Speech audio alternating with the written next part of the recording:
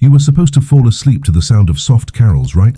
Silent night, warm cocoa, maybe the faint rustle of wrapping paper from the living room. Instead, you blink, and the mattress beneath you has vanished. The blanket, gone. Your body jolts, slamming against a wooden seat that reeks of mildew and coal. And then you hear it. The whistle. Not the cheerful, cinematic kind, but a shriek. The kind of sound metal makes when it's begging to snap in half. Surprise, you're not in bed anymore. You're trapped on the Polar Express 1890 edition. The version no one sings about because it ends in a frozen graveyard of steel and steam. Oh, and before you even think of getting cozy, don't. The crash hasn't even started yet. By the way, if you're going to get wrecked with me in this nightmare, at least subscribe to the channel. Misery loves company. And if you're insane enough to want more Christmas in your life, check the pinned comment for a calendar. Yeah, a calendar. Because apparently counting days until disaster is festive now. The lamps overhead swing violently with every clunk of the wheels. Gaslight, not electricity. A low hiss fills the carriage, making you wonder if you're already inhaling poison. The windows are so frosted you can't see the world outside, but you can feel it. Cold seeps through the cracks, numbing your fingers, stinging your ears. Someone coughs. A child giggles. Then the floor vibrates. Not steady like a train should, but uneven, as if the tracks themselves are fighting back. You look around. Every seat is filled with children in wool coats, faces red from the chill. Their laughter doesn't match the setting.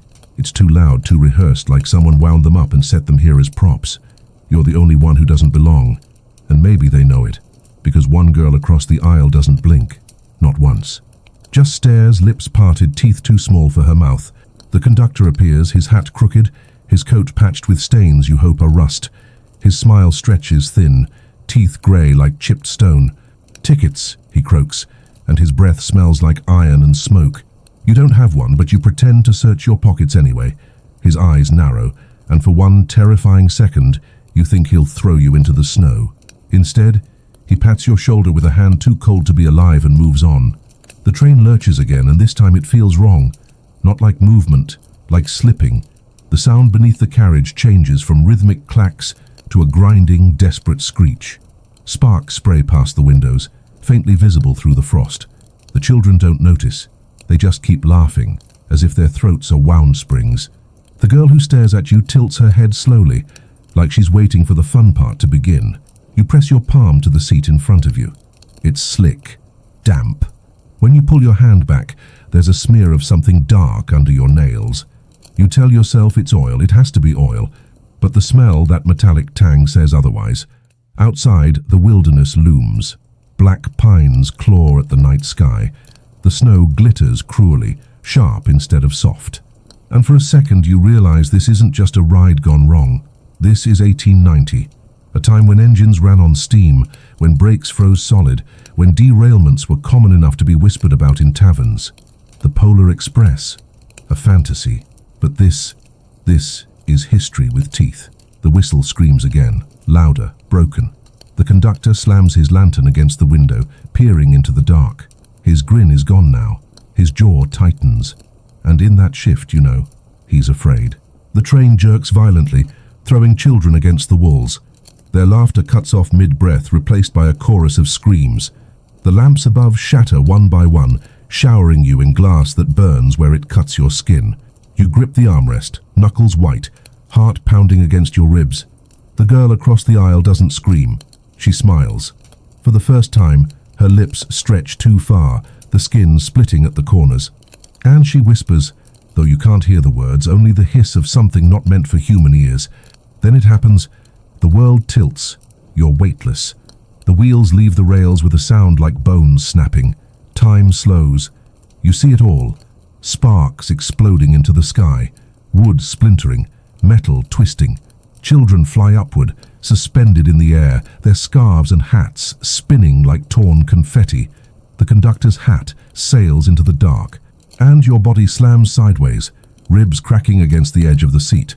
The impact is thunder, steel shrieks. The carriage tumbles, windows exploding into jagged mouths of glass. Snow pours in, icy knives slicing your face and hands. The screams blur into one endless howl, and then silence. When your eyes open, You're upside down. The train lies broken, scattered across the wilderness like a carcass devoured by wolves. Smoke hisses from the engine, curling into the starless sky. You taste blood, metallic and warm, sliding down your throat. The children, scattered, silent, except for the girl. She crawls toward you across the ceiling, or what used to be the ceiling, her head cocked at an impossible angle. Her voice returns, low and steady now. Welcome to Christmas. You drag yourself out, crawling through twisted steel, hands shredded on the wreckage.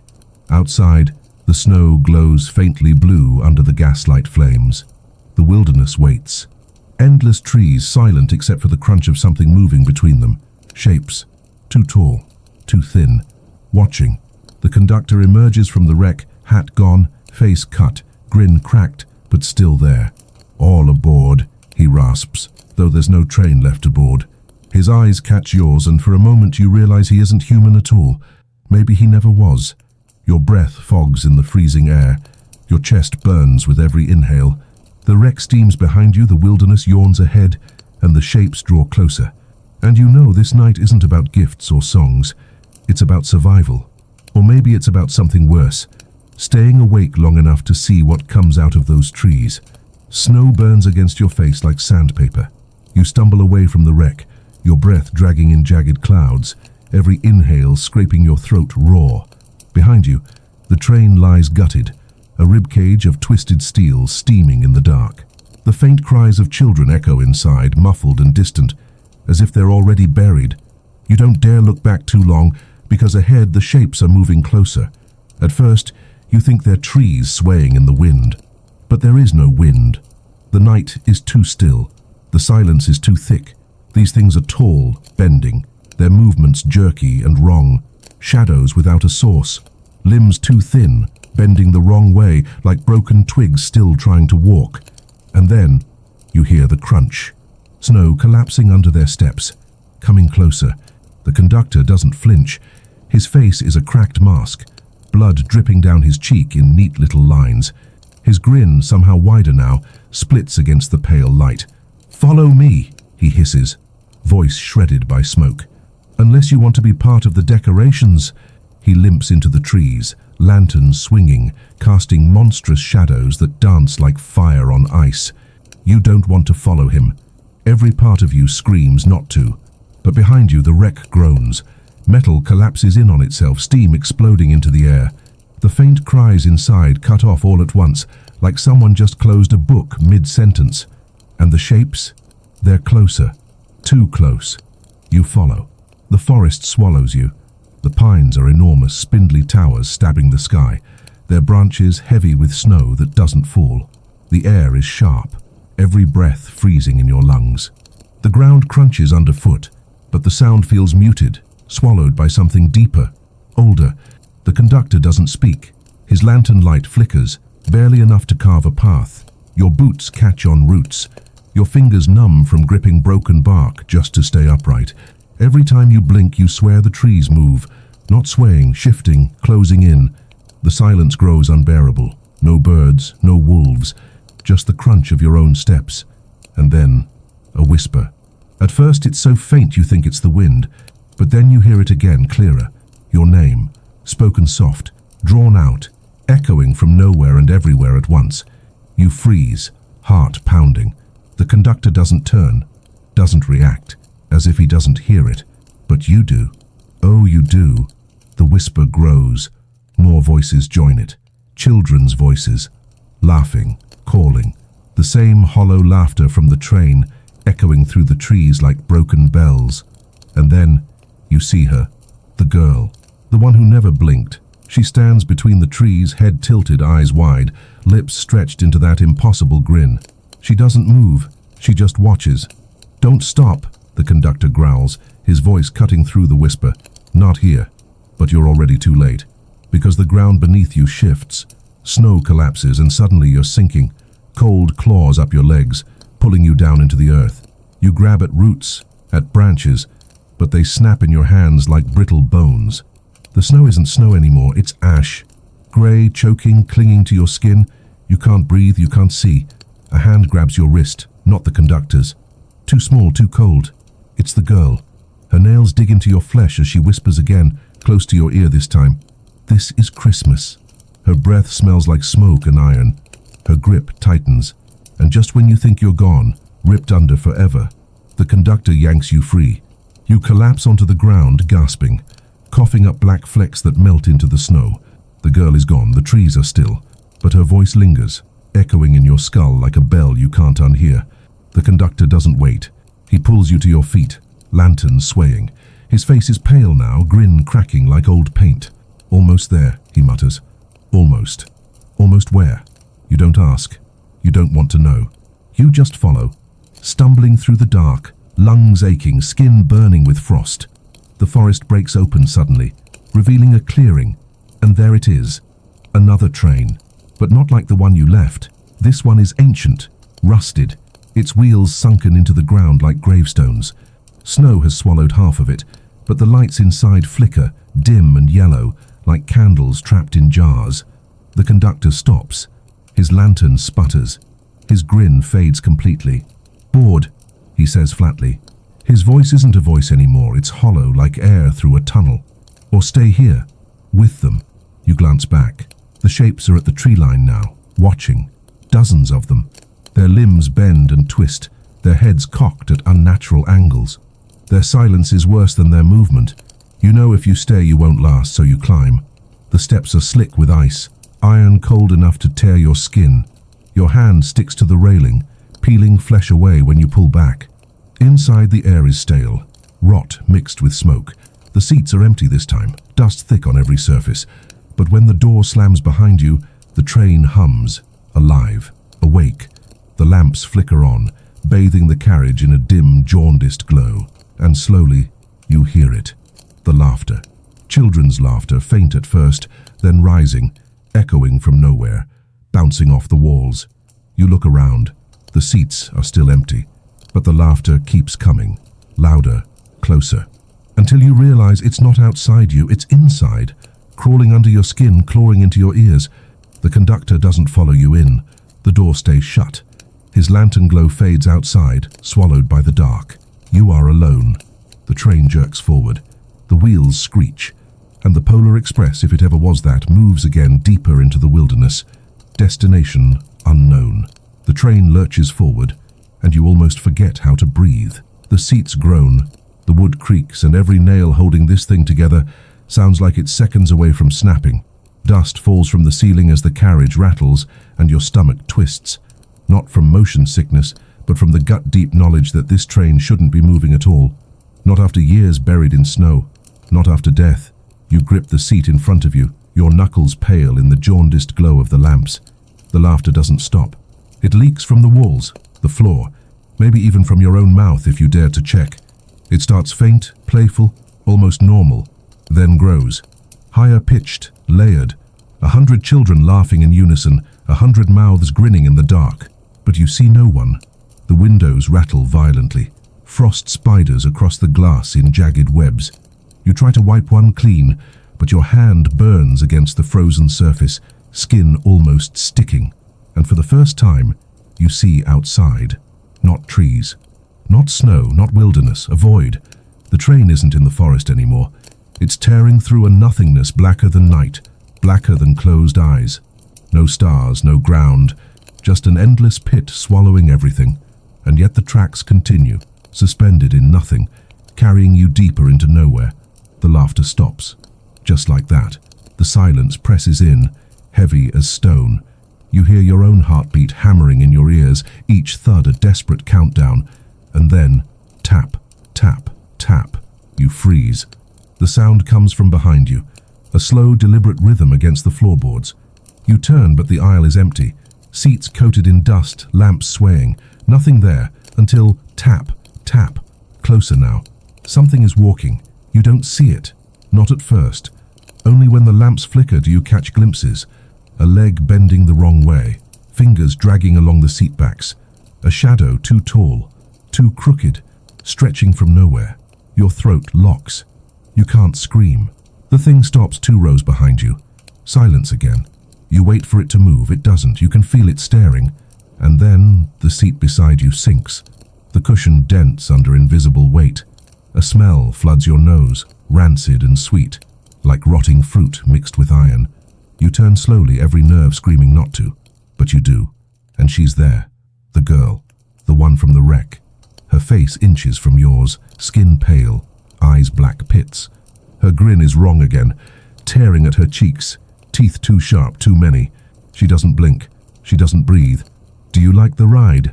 she whispers. Her voice is inside your skull, buzzing, burning. You shove yourself out of the seat, stumbling down the aisle. The lamps burst one by one as you pass, glass raining down, sparks sizzling against your skin. The laughter returns, shrieking, filling the carriage so loud your ears ring. You slam against the door at the end, clawing at the handle. Kate won't budge. You pound it with your fists until they ache, but the door stays shut. When you look back, the girl is gone. The seats are empty again. Dust, settling, silence. But you know better. The train groans, leaning to one side as if the tracks themselves are crumbling. You brace against the wall, breath shallow. The void outside swirls now, shapes moving within it. Not stars, not light, just darker shadows swimming through the black. Too big, too slow. And you know if they notice you, it's over. The carriage jerks, the lamps swing violently, and then the door bursts open. You stumble into the next car, collapsing onto your knees. This one is different. The seats are gone. Instead, cages line the walls. Iron bars, thick and rusted, chains hanging from hooks. Inside each cage, bones, small bones, child-sized. Skulls with teeth still growing, tiny hands clutching at nothing. You gag, bile burning your throat. The air reeks of rust and decay. And then the rattling begins. The cages shake violently, chains clanging, bars bending. Bones rattle against iron, spilling onto the floor. And in the noise, you hear voices, high-pitched, begging, pleading. "Don't leave us. Stay here. You're one of us now." Hands reach through the bars, skinless, skeletal, clawing at your clothes. You rip yourself free, stumbling toward the far door. Every cage slams against the walls, the train rocking harder, faster. The bones fall apart, crumble, then reassemble in seconds, rising into shapes that shouldn't move but do. You sprint, boots slipping on scattered skulls, fingers graze your ankle, cold and sharp. You slam into the door, shove it open, and fall into the next car. The instant it shuts, the rattling stops. Silence again. This carriage is wrong. No lamps, no cages, just mirrors. Floor to ceiling, lining both sides. The train hums, the void outside swirls, but all you can see is yourself, dozens of yourself reflected back, pale, shaking, broken. You step forward, and every reflection moves, except one. You freeze. It stands 2 mirrors down, head tilted, grin wide, not copying you, waiting. Its lips move, but you don't hear words. You feel them, crawling inside your head like insects. Sleep. You stumble back, heart hammering, hands over your ears. But it doesn't help. The word keeps repeating, louder, heavier, until your knees buckle, your eyes burn, begging to close. And for a second you want to. You want to sink into it, let go, drift into endless dark. But then you hear the whistle, not the broken scream from before. A new one, sharp, clear, cutting through the void. The sound jolts you awake, your eyes snapping open. The reflection is gone. The mirrors are empty now, just glass reflecting endless void. And the train, it's going faster, too fast. The floor tilts, throwing you against the wall. The screech of the wheels is unbearable, sparks spraying through the cracks. You know what's coming? You've felt it before. Another crash. The train is screaming, not the whistle, the train itself. Steel ripping, wood cracking, wheels grinding into sparks. You can feel it in your teeth, a vibration that rattles your skull, like your bones are about to shatter just from being here. You slam against the mirror-lined wall as the carriage tilts harder, the void outside twisting, hungry, swallowing every spark the train spits. Your breath tears out in shallow gasps, but there's no oxygen here. The air feels thick, syrupy, almost alive. Each inhale burns your chest. Your body wants to give up, to just close your eyes and let this cursed ride end. But you can't, not with what you see outside. The void is no longer empty. Shapes move within it, colossal shadows swimming in the black like whales drifting through an ocean of nothing. But these aren't whales. Their bodies ripple, folding and unfolding, always the wrong shape, like origami done by a trembling hand. Every time you blink, they change. Some have wings, some have arms too long to measure. Some are just masses of eyes staring directly at you. The train jerks hard. Mirrors shatter, raining glass that slices your skin. But the shards don't fall, they float, suspended in mid-air. Each one reflects not you, but them. The things in the void closer now, too close. And when you move, they move too, not like reflections, but like predators pacing just out of reach. Your stomach knots. You know if the train crashes now, it won't be into snow, it'll be straight into them. The carriage tilts again, nearly vertical. You scramble up the aisle, clutching at broken seats, glass slicing your palms. The door at the far end pulses with light. Yellow, warm, almost inviting. The opposite of everything behind you. Salvation, maybe. But between you and that door, she waits. The girl. She stands in the aisle, her body jerking with the rhythm of the train, head cocked at an impossible angle. Her grin splits her face wide, cheeks tearing, gums raw. Blood drips down her chin, but her eyes stay locked on you, black pits glistening in the lamp glow. "You should have stayed in bed," she whispers, voice broken into static, every syllable splitting your skull. "This is where Christmas ends." She takes one step toward you, and the train bucks violently. You slam into a shattered mirror, glass biting deep into your arm. Pain flares hot, grounding you just enough to stumble forward. The girl lunges, too fast, too wrong, her limbs bending as she crawls more than runs. You don't think. You just dive. Your shoulder smashes into the glowing door. It bursts open, and you tumble into the next carriage as the girl's fingers claw the frame, nails tearing splinters from the wood. She hisses, low and guttural, but the door slams shut behind you, trapping her on the other side. The sound cuts off instantly. Silence again. This carriage is different. It's bright. Too bright. Rows of candles line every surface. On the floor, on the seats, hanging in mid-air like stars. Their flames don't flicker. They burn steady, unblinking. And in their light you see people. Dozens of them. Not children this time, adults. Pale, motionless, sitting in perfect rows. Their faces blank, eyes closed, hands folded neatly in their laps. Dressed in old clothes, wool coats, ragged scarves, bonnets yellowed with age. They look like passengers frozen in time, statues waiting to breathe. The train howls outside. The void presses against the windows, but here inside it's silent, sacred, almost peaceful, almost. You creep forward, boots crunching against wax dripped thick across the floor. The air smells like melted fat, thick and choking. One of the passengers exhales, just one, a slow, ragged breath. Then another opens their eyes, then another. Within seconds they all do. Dozens of pairs of eyes snap open wide, glassy, all staring at you. None blink. Their heads turn in unison, following you as you move down the aisle. Their mouths open, but no words come out, just the faint hiss of air like the whisper of a match dying. Your legs shake, but you keep moving. The far door glows faintly. That's all that matters. Reach it. Get out. But then one of them stands. A man in a torn overcoat, his skin stretched thin across bone. He rises stiffly, head twitching like a puppet on tangled strings. His jaw unhinges with a crack, opening too wide. From his throat pours not a scream, not a word, just the sound of the train whistle. Long, broken, piercing. The others join him. Every passenger stands, mouths yawning open, unleashing the same whistle. The sound shakes the carriage, rattles the candles, fills your skull until it feels like your brain is melting. You drop to your knees, hands over your ears, but it doesn't help. It's inside you. The whistle is everywhere. And then the floor drops. The train tips forward, plummeting into the void. The passengers remain standing, unaffected, their mouths wide, their whistle song endless. You slide down the aisle, slamming into seats, your body battered against every edge.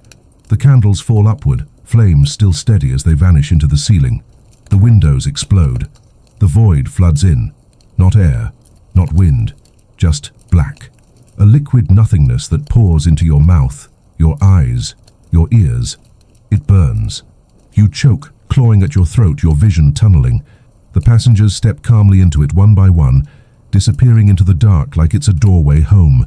You cling to the last seat, knuckles white, lungs on fire.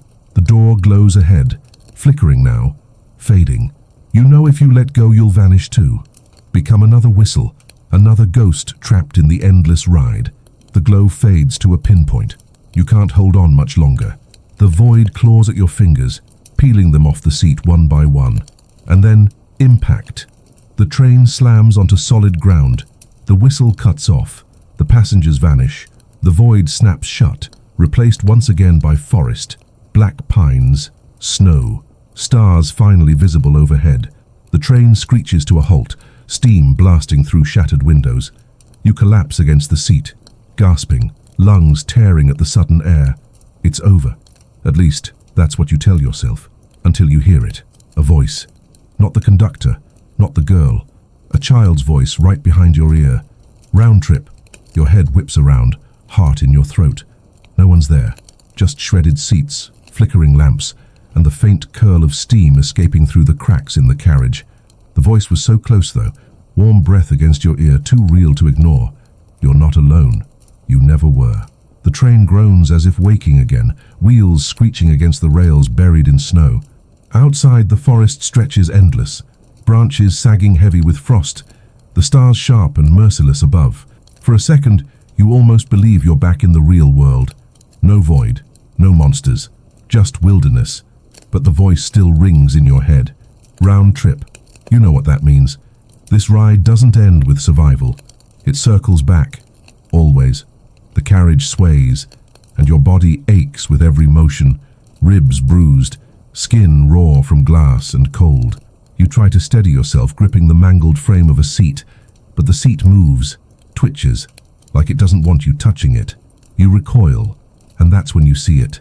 The cushions pulse, a slow, steady rhythm, like breathing. You press a hand against the torn fabric and it beats. A pulse, a heart, buried in wood and cloth. The seat is alive. You stumble backward, colliding with another seat. It too pulses beneath your weight, faster now, sinking with your own heartbeat. The entire carriage vibrates, alive, awake, as if you've been sitting inside a creature's ribcage all along.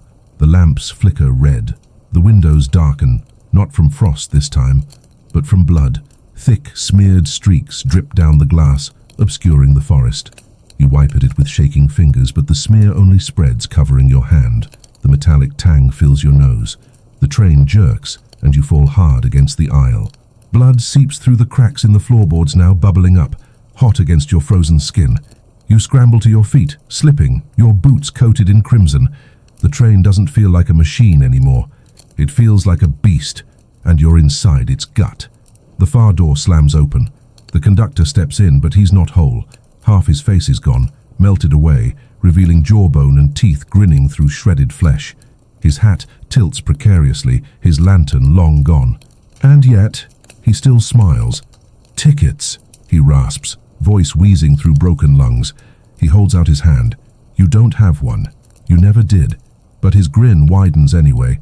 His fingers lengthen, bones stretching into claws. He reaches closer, closer, until the entire train bucks violently, throwing him against the ceiling. The carriage flips. You're airborne again, glass slicing your arms, blood spraying with every impact. The world tumbles, floor to ceiling, ceiling to floor, until the train slams onto its side. Wood shatters, metal bends, sparks hiss through the darkness. You lie in the wreckage, ears ringing, chest heaving. For a second, silence. Then, the laughter returns, faint at first. A single child giggling in the distance, then another, then dozens. It rises, shrill and mocking, echoing through the broken carriage. You crawl toward the shattered windows, dragging yourself out into the snow. Cold stabs your skin, harsher than before. The wilderness stretches around you, endless trees glowing faintly under the moonlight. But the wreckage behind you isn't still. The train heaves, groaning like a wounded animal, its metal frame pulsing. Steam blasts upward like breath. It's not dead, not yet. The laughter circles you now, from the trees, from the snow, from everywhere. You spin, heart hammering, eyes darting from shadow to shadow, and then you see them, children, dozens of them, Standing between the trees, faces pale, eyes wide, clothes ragged and frozen to their skin. Their smiles stretch unnaturally, teeth too sharp, too many. Their laughter doesn't match their mouths. Some laugh while their lips never move. Some scream silently while laughter pours from their throats. They don't blink. They don't breathe. They just watch. You back away, stumbling through the snow, your boots sinking deep. The train groans louder, steam spraying, almost like it's calling to them. And one by one the children move. Not toward you, toward the wreck they swarm it. Climbing over shattered steel, crawling into broken windows, vanishing into the pulsing carcass of the train. Their laughter echoes inside until it sounds like the engine itself is giggling, mocking you with every breath of steam. You freeze, because one child doesn't move. She stands apart. The girl. Always her. Head tilted, grin splitting her face wide. Her dress is soaked with snow, her eyes endless black pits. She doesn't join the others. She just stares at you. And then she speaks. "You're late." The words cut colder than the air. Late for what? She doesn't say. She just turns slowly, stepping back into the forest, not toward the train, away, and you realize, this is it. Your choice. Follow her into the trees or follow the others into the train. Either way, the ride isn't over. Your chest burns, your legs tremble, but something deeper pulls you forward after her. You stumble between the trees, her pale figure drifting ahead like a ghost. The forest grows thicker, darker. The laughter fades behind you, replaced by whispers, low, constant. Too many voices to count. They echo from the trees themselves, from the snow beneath your feet, from the air you breathe. Whispers telling you to stop, to sleep, to sink into the frost and let it cover you. Your eyelids grow heavy. Your body begs to collapse. But the girl doesn't stop. She glides deeper into the dark, her grin glowing faintly like a wound in the night. And just when you think you'll lose her completely, the trees break open into another clearing. At the center stands a station, old, crumbling, its roof half collapsed, covered in icicles. A rusted clock hangs above the entrance, its hands spinning backward. No lamps, no fire, just the faint glow of the moon reflecting off shattered glass. The girl stops at the entrance, turns to face you. Her grin is wider now, splitting into her cheeks, blood dripping down her chin. She lifts her hand, pointing to the door. Boarding time. The station looms ahead like a corpse dressed for a holiday it doesn't remember. The roof slants dangerously, beams snapped, icicles daggered down like teeth waiting to fall. Snow drifts against the cracked stone steps, untouched, as if no living thing has crossed here for a century. Yet the clock above ticks backward, steady, mechanical, defying its own decay. The girl waits at the entrance, her silhouette sharp against the pale moon. She doesn't move, doesn't breathe, just points. Her grin glistens wet in the half-light, split lips dripping down her chin. The longer you look at her, the more wrong she becomes. Her neck stretches too far. Her shadow doesn't match her body. And her eyes, empty, endless, pull you forward. You climb the steps, boots crunching against snow that feels heavier here, like it's pulling you down. The door looms, wood swollen with ice, iron handles cold enough to burn your palm. You hesitate, breath fogging in sharp bursts. You know what's waiting inside. You don't know how, but you do, and still you push. The door groans open and the smell hits you first.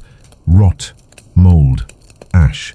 Like every Christmas tree that ever died, left to sag in basements, mixed with the stench of damp coal. Your stomach turns, bile rising. The air is thicker here, pressing against your chest, dragging your breath. The station hall stretches wide, cavernous but empty. Benches splintered and overturned. Windows shattered, moonlight spilling through jagged holes. Old posters peel from the walls, advertising trains to places that don't exist anymore. Names smudged, destinations blurred. The floor is littered with tickets, yellowed and brittle, scattered like dead leaves. You pick one up. The paper crumbles in your hand, disintegrating to dust that sticks to your skin. Words smear across your palm. Round trip. The whisper returns, louder now, echoing in the hollow hall. Round trip, round trip, round trip. Each syllable comes from a different corner, bouncing, overlapping, crawling inside your skull, until you can't tell if you're hearing it or thinking it. You stagger forward, boots crunching tickets beneath you. The benches shift. At first, You think it's the wind, but then you realize there is no wind here. The benches move on their own, sliding, scraping, aligning into rows again, and slowly, figures appear. Passengers. One by one they fade into view, transparent at first, then solid, flesh stretched thin, eyes hollow, mouths frozen open. They sit neatly, hands folded, waiting, each one clutching a ticket. The whisper grows louder, layered now with voices that aren't whispers at all, but chants. Round trip, round trip, round trip. You freeze, because one of them turns. Her eyes lock onto yours, not empty, not hollow, burning, alive. She rises slowly, her movements jerky, like bones grinding against rusted hinges. Her mouth stretches wide, and this time sound pours out. Not a whistle, not laughter, but a scream, a train horn, shrieking from her throat. The others join her, dozens rising, their voices blending into a mechanical chorus. The station trembles, dust raining from the rafters.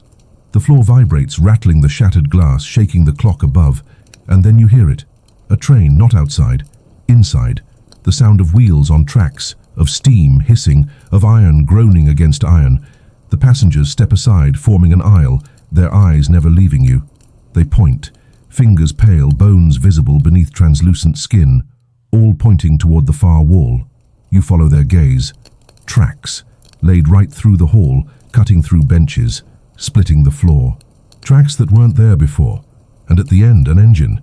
It steams in the dark, massive and black, its headlights glowing faint like dying eyes. Rust eats at its frame, snow crusted across its steel. The whistle shrieks again, shaking the hall, rattling your bones. The girl appears beside it, hand resting against the iron like it belongs to her. Her grin is wider than ever, cheeks torn to the bone. She tilts her head, eyes locked on you. Boarding time, she repeats. The passengers chant louder, stomping now, their feet slamming in rhythm. Round trip, round trip, round trip. The sound shakes the hall, the clock above spinning faster and faster, its hands blurring until they're nothing but a circle.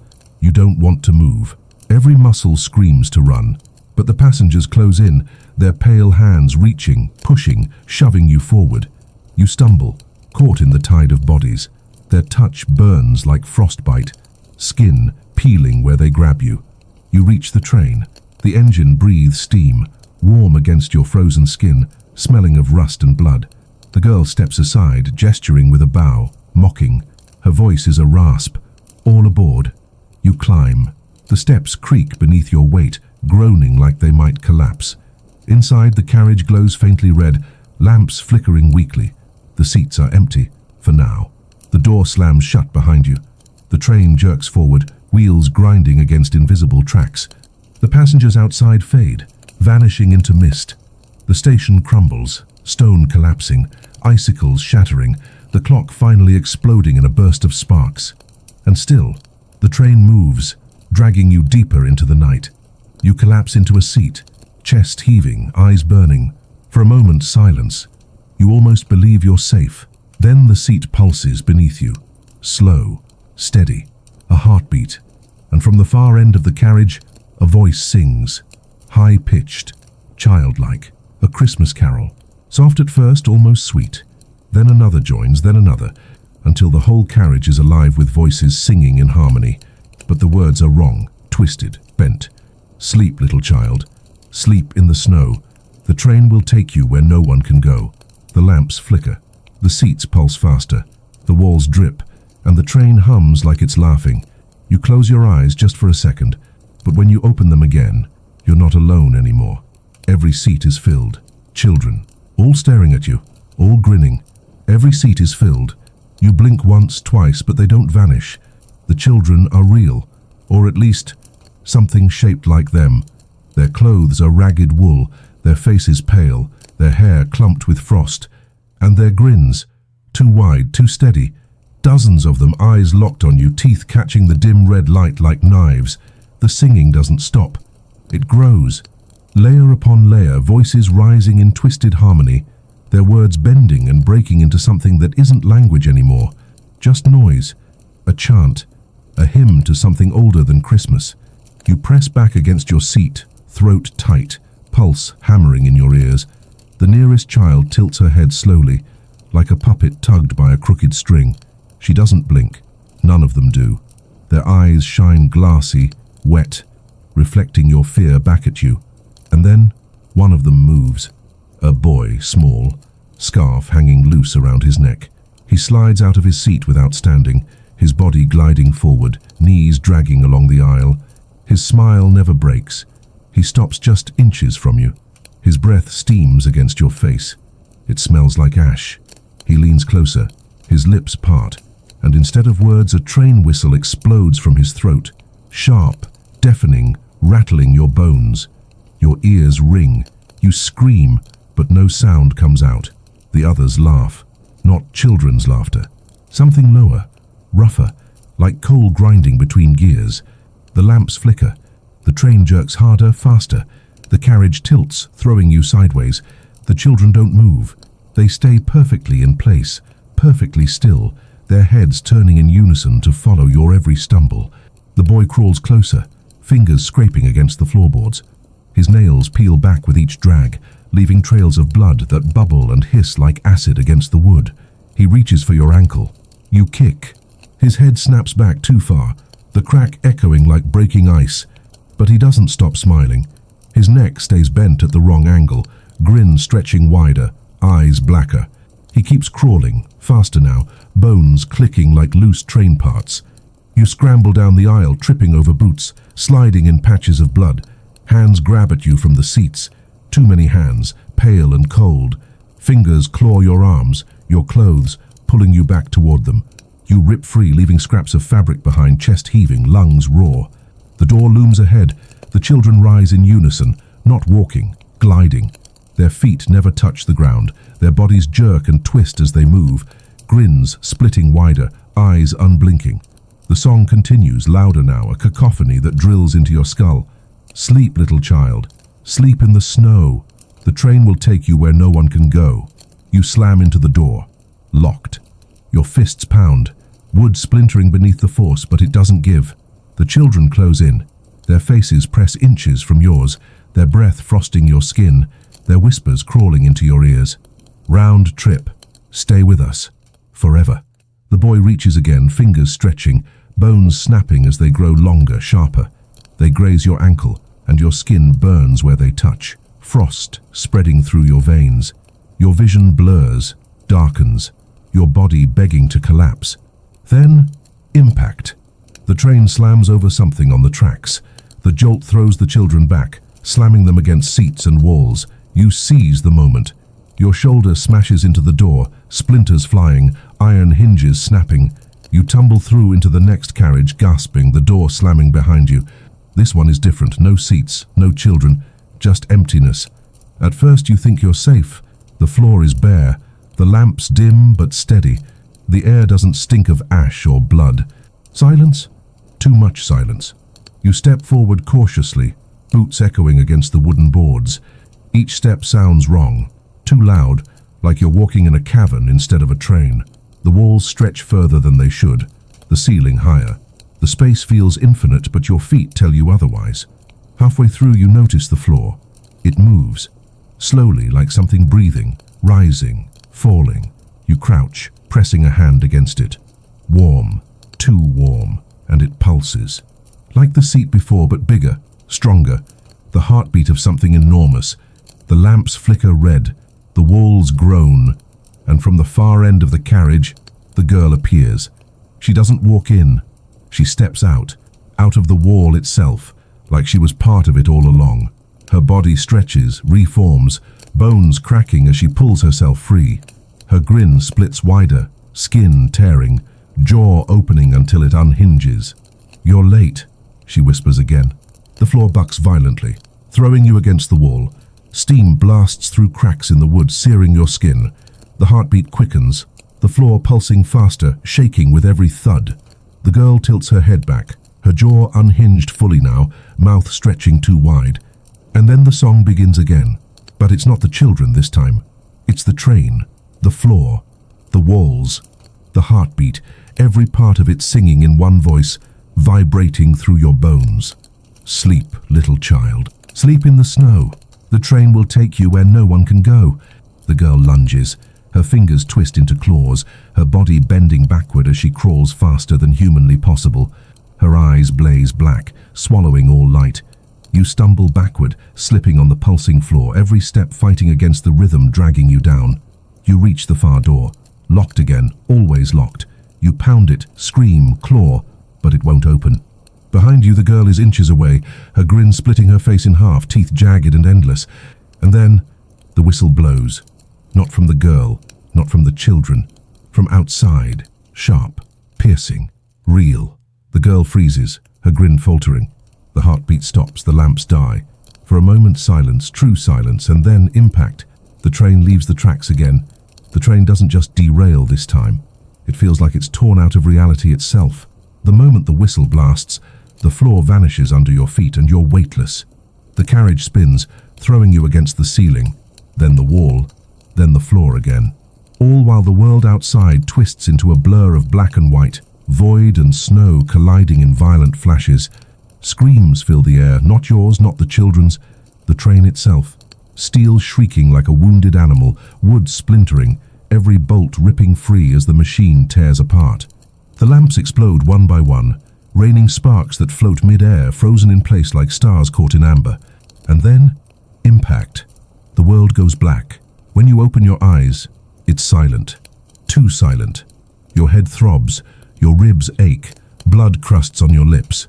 You're lying on your back, staring at a ceiling that shouldn't exist. Not wood, not steel, stone. You sit up slowly. The train is gone. Completely gone. No wreckage, no steam, no pulsing seats. Just stone walls stretching high above you, cracked and crumbling, dripping with moisture. The air is damp, heavy, colder than the wilderness outside. It smells like mildew and rust. You're in a tunnel. Tracks run along the floor, vanishing into darkness on both ends. Old, rusted, half-buried in moss. Torches line the walls, burning faintly, their flames green instead of gold. Shadows stretch long across the stone, twitching, bending, even when the flames don't move. You stand swaying on weak legs.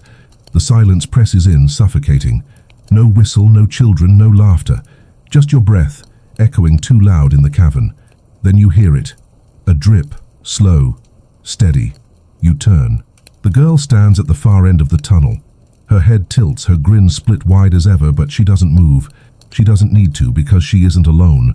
They step out behind her. The children, dozens, maybe hundreds. Their forms twitch in the green firelight, shadows stretching taller than their bodies.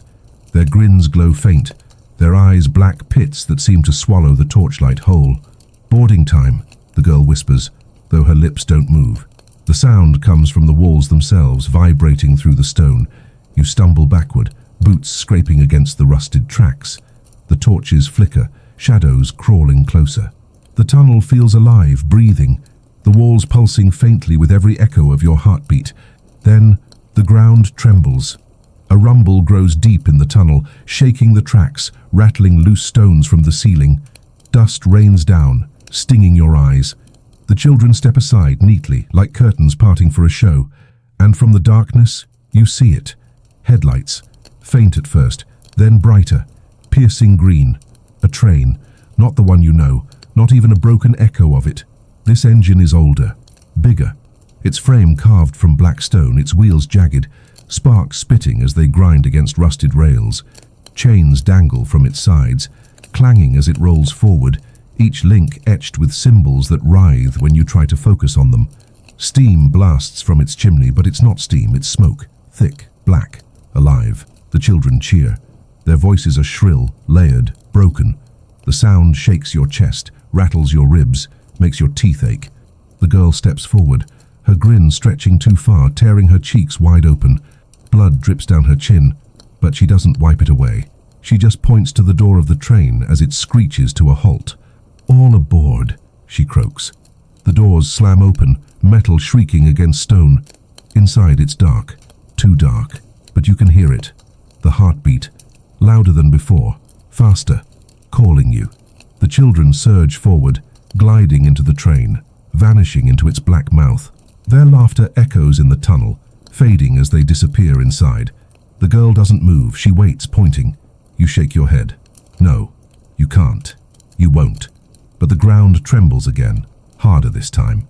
Cracks split the stone floor, glowing faintly green. Steam blasts from the train, covering you in burning mist. The torches extinguish one by one, swallowed by shadows. The tunnel groans, shifting like a throat about to swallow. You have no choice. You run.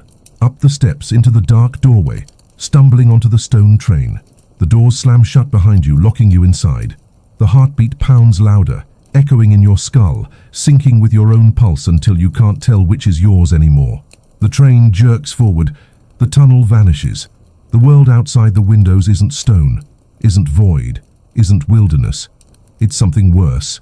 Faces, dozens, hundreds, pressed against the glass, pale and stretched, eyes wide, mouths open in silent screams. They slide along the windows as the train barrels forward, smearing frost and blood. Some are children, some are adults, some are things that never were human, all staring at you. The lamps inside flicker, glowing sickly green. The seats pulse again, stronger this time, their rhythm choking your lungs. You collapse into one, your body too weak to resist. The heartbeat digs into your chest, pressing, crushing, and then you hear her voice, not whispering, not chanting, singing. The girl's song drifts through the carriage, sweet and high, almost beautiful, but the words are knives. This is the last ride. This is the end. Sleep in the iron, where nothing will mend. You look up. She's sitting across from you now, her head tilted, her grin endless. And this time, she's holding a ticket. Your name is on it. The ticket rests in her tiny, frost-bitten hand, edges burnt, paper blackened but still whole. The letters scrawled across it glow faintly, like embers refusing to die. And yes, your name is carved into it, not written, carved. Each letter etched deep enough that the fibers of the paper seem to bleed. You shake your head. You don't want it. You never bought a ticket. You never boarded this willingly. But the girl only tilts her head, grin splitting wider, her black pit eyes unblinking. The train jerks violently, wheels screeching against the tracks. The lamps flicker green, then red, then black, plunging the carriage into a heartbeat of total darkness before reigniting. The girl hasn't moved. The ticket is still there, waiting. Take it, she whispers. Her voice isn't a voice, it's inside you, clawing behind your eyes, vibrating in your skull until your teeth ache. Take it, or stay standing forever. The seats around you pulse harder, faster, sinking with her words. They don't feel like seats anymore. They feel like lungs, breathing, hungry. If you don't sit, if you don't accept, you'll be crushed between them like bone in a vice. You reach forward, slowly, hesitant. The ticket burns before you even touch it, the heat blistering your fingertips. But you take it. You don't know why, you don't want to. Your body moves on its own, trembling, weak. The moment your fingers close around it, the paper bites. You hiss, yanking your hand back, but the ticket clings to your skin. Tiny hooks pierce your flesh, burrowing deep. Blood wells up, drips down your wrist, but the ticket drinks it, soaking red, the letters glowing brighter. Round trip, the girl hisses. The train roars. Steam blasts through the vents, burning your skin. The windows rattle violently as faces press harder against them, mouths opening wider until jaws dislocate, teeth clattering against the glass. Their silent screams shake the carriage, their eyes rolling white, their breath fogging the inside. You try to tear the ticket free. You claw at it, nails ripping, skin tearing. It doesn't come off.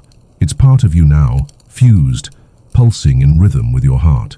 Every beat of blood feeds it. Every second you hold it, you feel weaker, smaller, like it's eating pieces of you one by one. The girl stands. Her grin stretches further, skin tearing down to her jawbone, teeth clattering in the exposed flesh. She leans close, so close you feel the frost crawling from her mouth across your cheek. Now you belong, she croaks. No more bed, no more cocoa, just the ride. You lunge to the side, scrambling away, slamming against the far wall of the carriage. But the girl doesn't follow.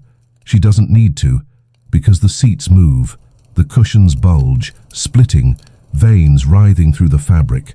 Hands push out of the seams, pale and skeletal, fingers clawing for you. You scream, ducking as one brushes past your face, nails grazing your skin, leaving cold fire in their wake. The train tilts, throwing you down the aisle. You slam into the floor, ticket hand first. The paper glows bright, burning through your veins, spreading frost through your arm. It climbs higher, up your wrist, into your elbow, sinking icy claws into your chest. You stagger to your feet, clutching your chest, vision blurring. The girl watches, her grin steady, her voice soft. Sleep. Your eyelids grow heavy, too heavy. You stumble forward, arms outstretched, clawing at the air. The floor pulses, the walls groan, the windows shatter, letting black wind pour in. The faces outside swarm through the openings, pressing against you, mouths open, eyes rolling. They don't climb in. They melt, flow. Their bodies seep through the cracks like smoke, wrapping around you, pulling you down.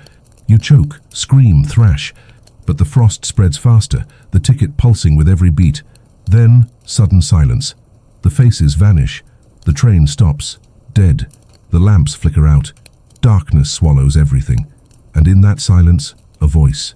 Not the girl's, not the conductor's, not the children's. Deeper, older, everywhere. Ticket received. The floor drops. You fall. Not onto tracks, not onto snow, onto stone. Hard, cold. You groan, pushing yourself up. The ticket is gone. Your hand still bleeds, but the paper has vanished, its weight lingering in your veins. You look around. Another station, but not broken this time. Whole, alive. Torches burn bright along the walls. Banners hang from the rafters, embroidered with symbols you don't recognize. Benches line the hall, filled with passengers. Not corpses, not shadows. People, normal. They sit calmly, talking quietly, adjusting coats, clutching luggage. Men in top hats, women in bonnets, children giggling softly, swinging their legs. Like a Christmas scene torn straight out of 1890. You blink. It feels wrong, too normal. Then you notice. None of them blink, not once. And every single one clutches a ticket. You glance at your hand. Your veins glow faint red under your skin, pulsing. Your ticket might be gone, but they see it. They know you have it. And their smiles widen, small, polite, almost human. Almost. The station clock strikes midnight. The whistle shrieks. The floor trembles. And another train arrives. This one gleams black and gold, pristine, polished, perfect. Gas lamps shine on its sides. Wreaths hang above the doors, hollies strung along its windows. It looks like salvation, like the Polar Express you thought you'd boarded in the first place. The doors open. The passengers rise in unison. Every head turns. Every smile stretches. Every eye locks on you.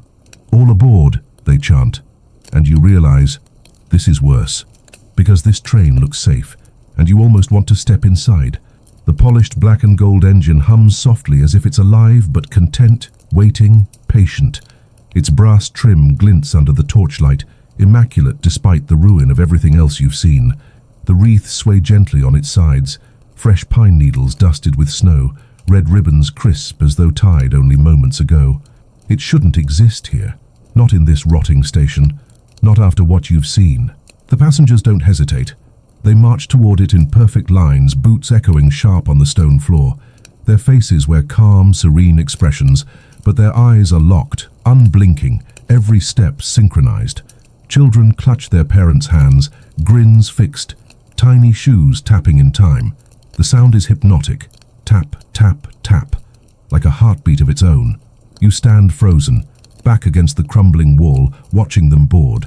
Each climbs the steps, tickets clutched tight, and vanishes into the glow beyond the doors. Not once does the train fill. The flow never slows.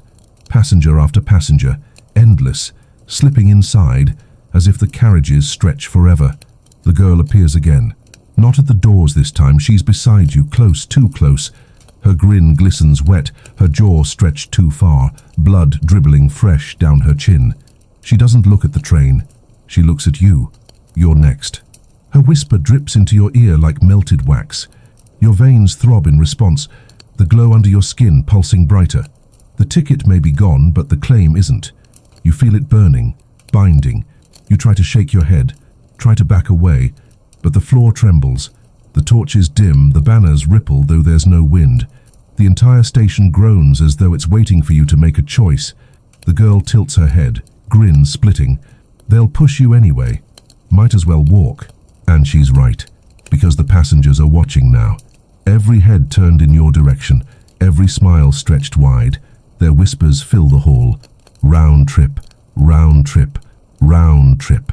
The chant builds. Their voices grow louder, sharper, until it feels like the air itself will split open.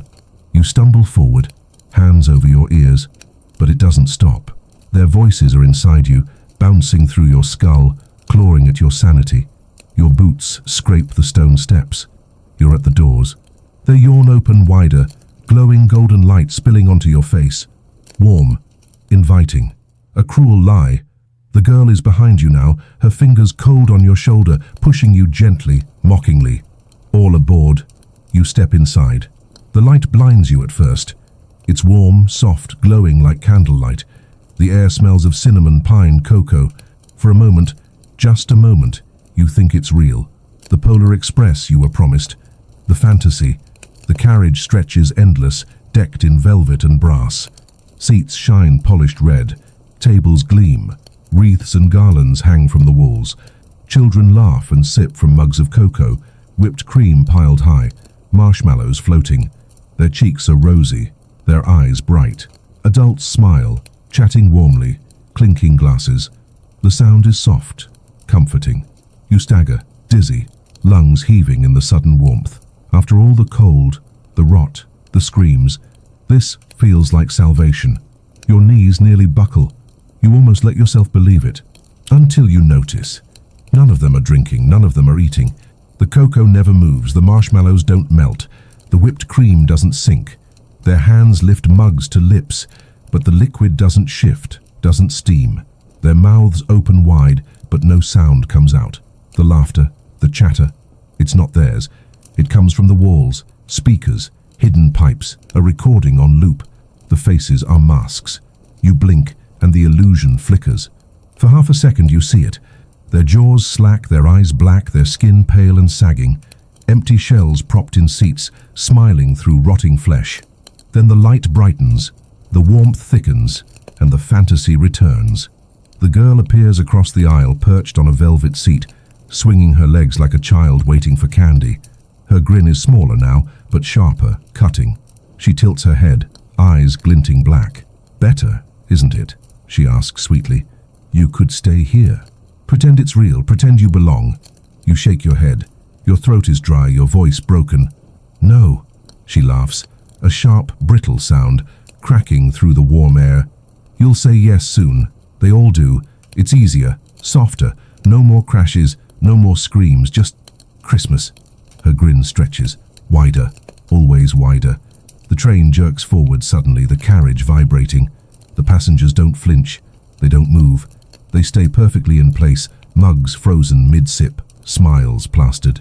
The sound of laughter skips for a moment, repeating the same note twice like a broken record. The illusion cracks again. You see them as they really are. Corpses, rotting, grey-skinned, hollow-eyed, jaws slack. The cocoa mugs empty, dust inside. The garlands brittle, leaves crumbling, wreaths crawling with mold. The air reeks of rot and damp. The warmth is gone. Cold slams back into your lungs, and every head turns toward you. The passengers rise in unison. Their masks fall away, teeth clattering against the floor. Their eyes are pits blacker than the void. Their grins stretch too wide, skin splitting as they move. The girl leans forward, her voice low. "All aboard, forever." The lamps burst, plunging the carriage into darkness, and then you feel it. Hands, dozens, clutching your arms, your legs, your chest, dragging you down into the seat. The cushions pulse beneath you, beating faster, sinking with your veins. The cocoa mugs topple, spilling dust that writhes like maggots. The garlands twist, branches snapping into claws. You thrash, scream, claw at the air, but the hands hold tight, pulling you down, sinking you into the pulsing flesh of the seat. It's warm, too warm, like sitting inside a body, like being swallowed alive. The girl's voice fills your ears as the train roars forward. Wheels screeching, whistle shrieking into the night. Round trip. The seat doesn't just hold you, it swallows. The cushions split open under your weight, fabric tearing like wet skin, stuffing spilling out. But it isn't stuffing, it's veins, pulsing, slick, alive. They coil around your wrists, your ankles, your waist, binding you to the chair. The harder you struggle, the tighter they squeeze, digging into your flesh until you can feel your heartbeat syncing with theirs. Your chest heaves, lungs choking on the stench pouring from the seat. Not mildew, not mold, blood. Old coppery, clotted blood that reeks of rust and screams. You gag, thrashing, but the veins climb higher, wrapping your throat, your jaw. Your head is yanked back, eyes locked on the ceiling. And that's when you see it. The lamps aren't lamps, they're skulls. Dozens nailed into the ceiling, hollow sockets glowing with faint green fire. Their jaws hang slack, whispering faintly, lips long gone, but voices still alive. The whispers crawl across the ceiling, drip into your ears, each one murmuring the same two words in endless loops. Round trip. The passengers rise around you, not all at once. Slowly, stiffly, like puppets on tangled strings. Their heads turn in unison, necks snapping audibly as they face you. Their eyes gleam black, their smiles stretch until skin splits, teeth snapping. They step closer, step by step, perfect rhythm. You scream. The veins tighten. The girl sits on the seat across from you, swinging her legs, grinning wider than ever. Her face is wrong again, skin pale, teeth too many, eyes endless. But her voice is soft, almost kind. You asked for it, she says. You wanted Christmas. You wanted the Polar Express. This is it, just not the version they wrote about. Her laughter cuts sharp, splintering through the air like glass breaking. The passengers join her, their voices warped, echoing until the carriage shakes with sound. The skull lamps burn brighter, green fire spilling down the walls, dripping like wax, and then you feel it. The seat pulses harder, faster, too fast. Your veins burn, your chest pounding, your heartbeat no longer yours. The train is taking it, drinking it, feeding on you. Every thud of blood in your body drains into the chair, into the walls, into the endless engine screaming beneath you. The whistle blows, but it doesn't sound like a whistle anymore. It sounds like 100 voices shrieking at once, wailing through the night, begging for release. The girl leans closer, her grin hovering inches from your face. Her breath is frost. It stings. Do you know what makes the train move? She whispers. It isn't coal, it isn't steam. Her claw-like finger taps your chest. It's you. The veins plunge deeper. They pierce your skin, digging into muscle, into bone. You feel them burrow into your heart, wrapping it tight, squeezing. Your vision blurs, stars bursting across your eyes.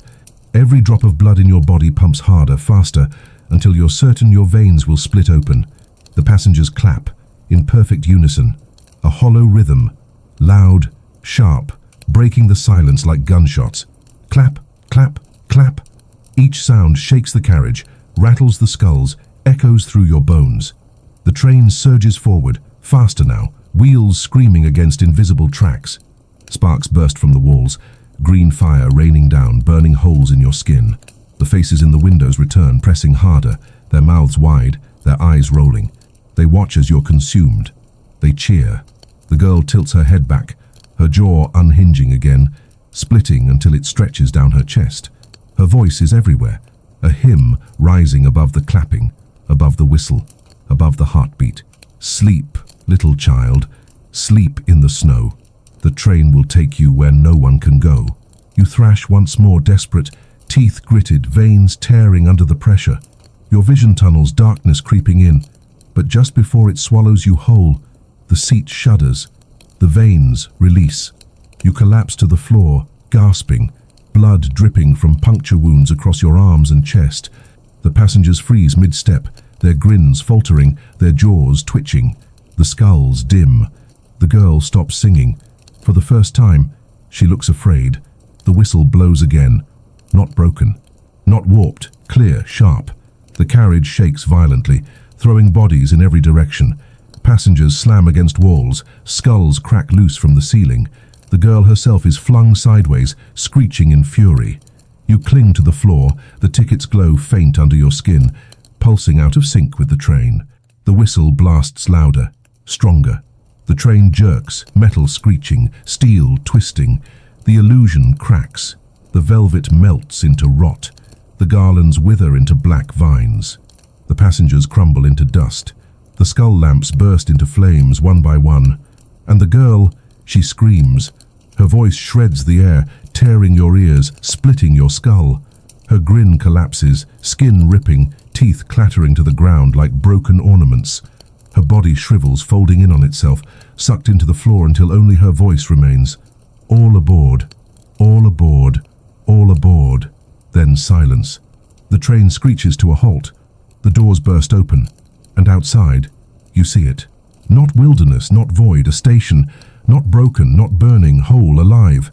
Snow drifts gently, lanterns glow warm, families bustle, laughing, carrying gifts, coats pulled tight against the cold. A real Christmas, a real world. For the first time since this nightmare began, you see life, but you don't move. You can't, because you know this isn't the end. You glance at your hand. The glow is still there, faint, pulsing. The train isn't done with you yet. The station outside looks too good, too warm, too alive. Lanterns hang in neat rows along the platform, glowing amber against the falling snow. Families bustle, bundled in scarves and coats, their laughter real, too real, cutting sharp through the air like bells. Children clutch gifts wrapped in bright paper. Parents smile, faces lit soft in the glow. The train itself exhales steam like any ordinary engine, hissing and humming as though nothing unnatural ever happened. For the first time since this nightmare began, you see normal. The version of Christmas you thought you'd woken into. Cocoa, scarves, lights, a storybook ending. And that's how you know it's wrong. Because you're still glowing. The faint red pulse creeps through your veins. Your hand twitching every time the beat syncs with the hum of the engine. You're tethered, bound. The ride isn't over, not even close. The passengers beside you stir, not corpses anymore, not puppets. They look alive again, flesh flushed, eyes bright. They gather their coats, their bags, their laughter, and file calmly toward the door. The illusion holds strong, as if the last 10 carriages of rot and blood never existed. They don't notice you. They don't see your shaking hands, your torn skin, the glow pulsing beneath it. They just walk. You want to follow. You need to follow, but your body doesn't move. Something in the seat behind you tightens, a cold pressure against your spine. Not a hand, not a strap. Something unseen, pulling, holding, like the train itself doesn't want to let you leave. The families on the platform wave. Children tug at their parents' coats, pointing toward you. Smiles. All smiles. But their eyes don't glint with warmth. They glint black. The illusion flickers, just for a heartbeat. Their teeth stretch too far. Their faces sag, their eyes hollow. For one blink, the laughter is a scream. Then it's gone again. Normal. Perfect. The girl appears at the far end of the platform. Not inside this time, outside. She walks among the families unseen, her pale form slipping between them like smoke. Her head tilts as she locks onto you, her grin steady, too wide, always too wide. She lifts her hand, points at you, then points at the tracks. You shake your head. No, you're not stepping onto those tracks. You've seen what they lead to. You've lived it. But the glow in your veins burns hotter, stronger, pulling. The conductor's voice slices through the air, hoarse, ragged, but commanding. All aboard!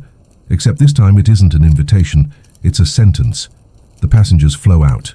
The doors remain open, and for a moment the station feels empty, still, too still, until you realize every single figure on the platform, every parent, every child, every smiling stranger, is staring at you.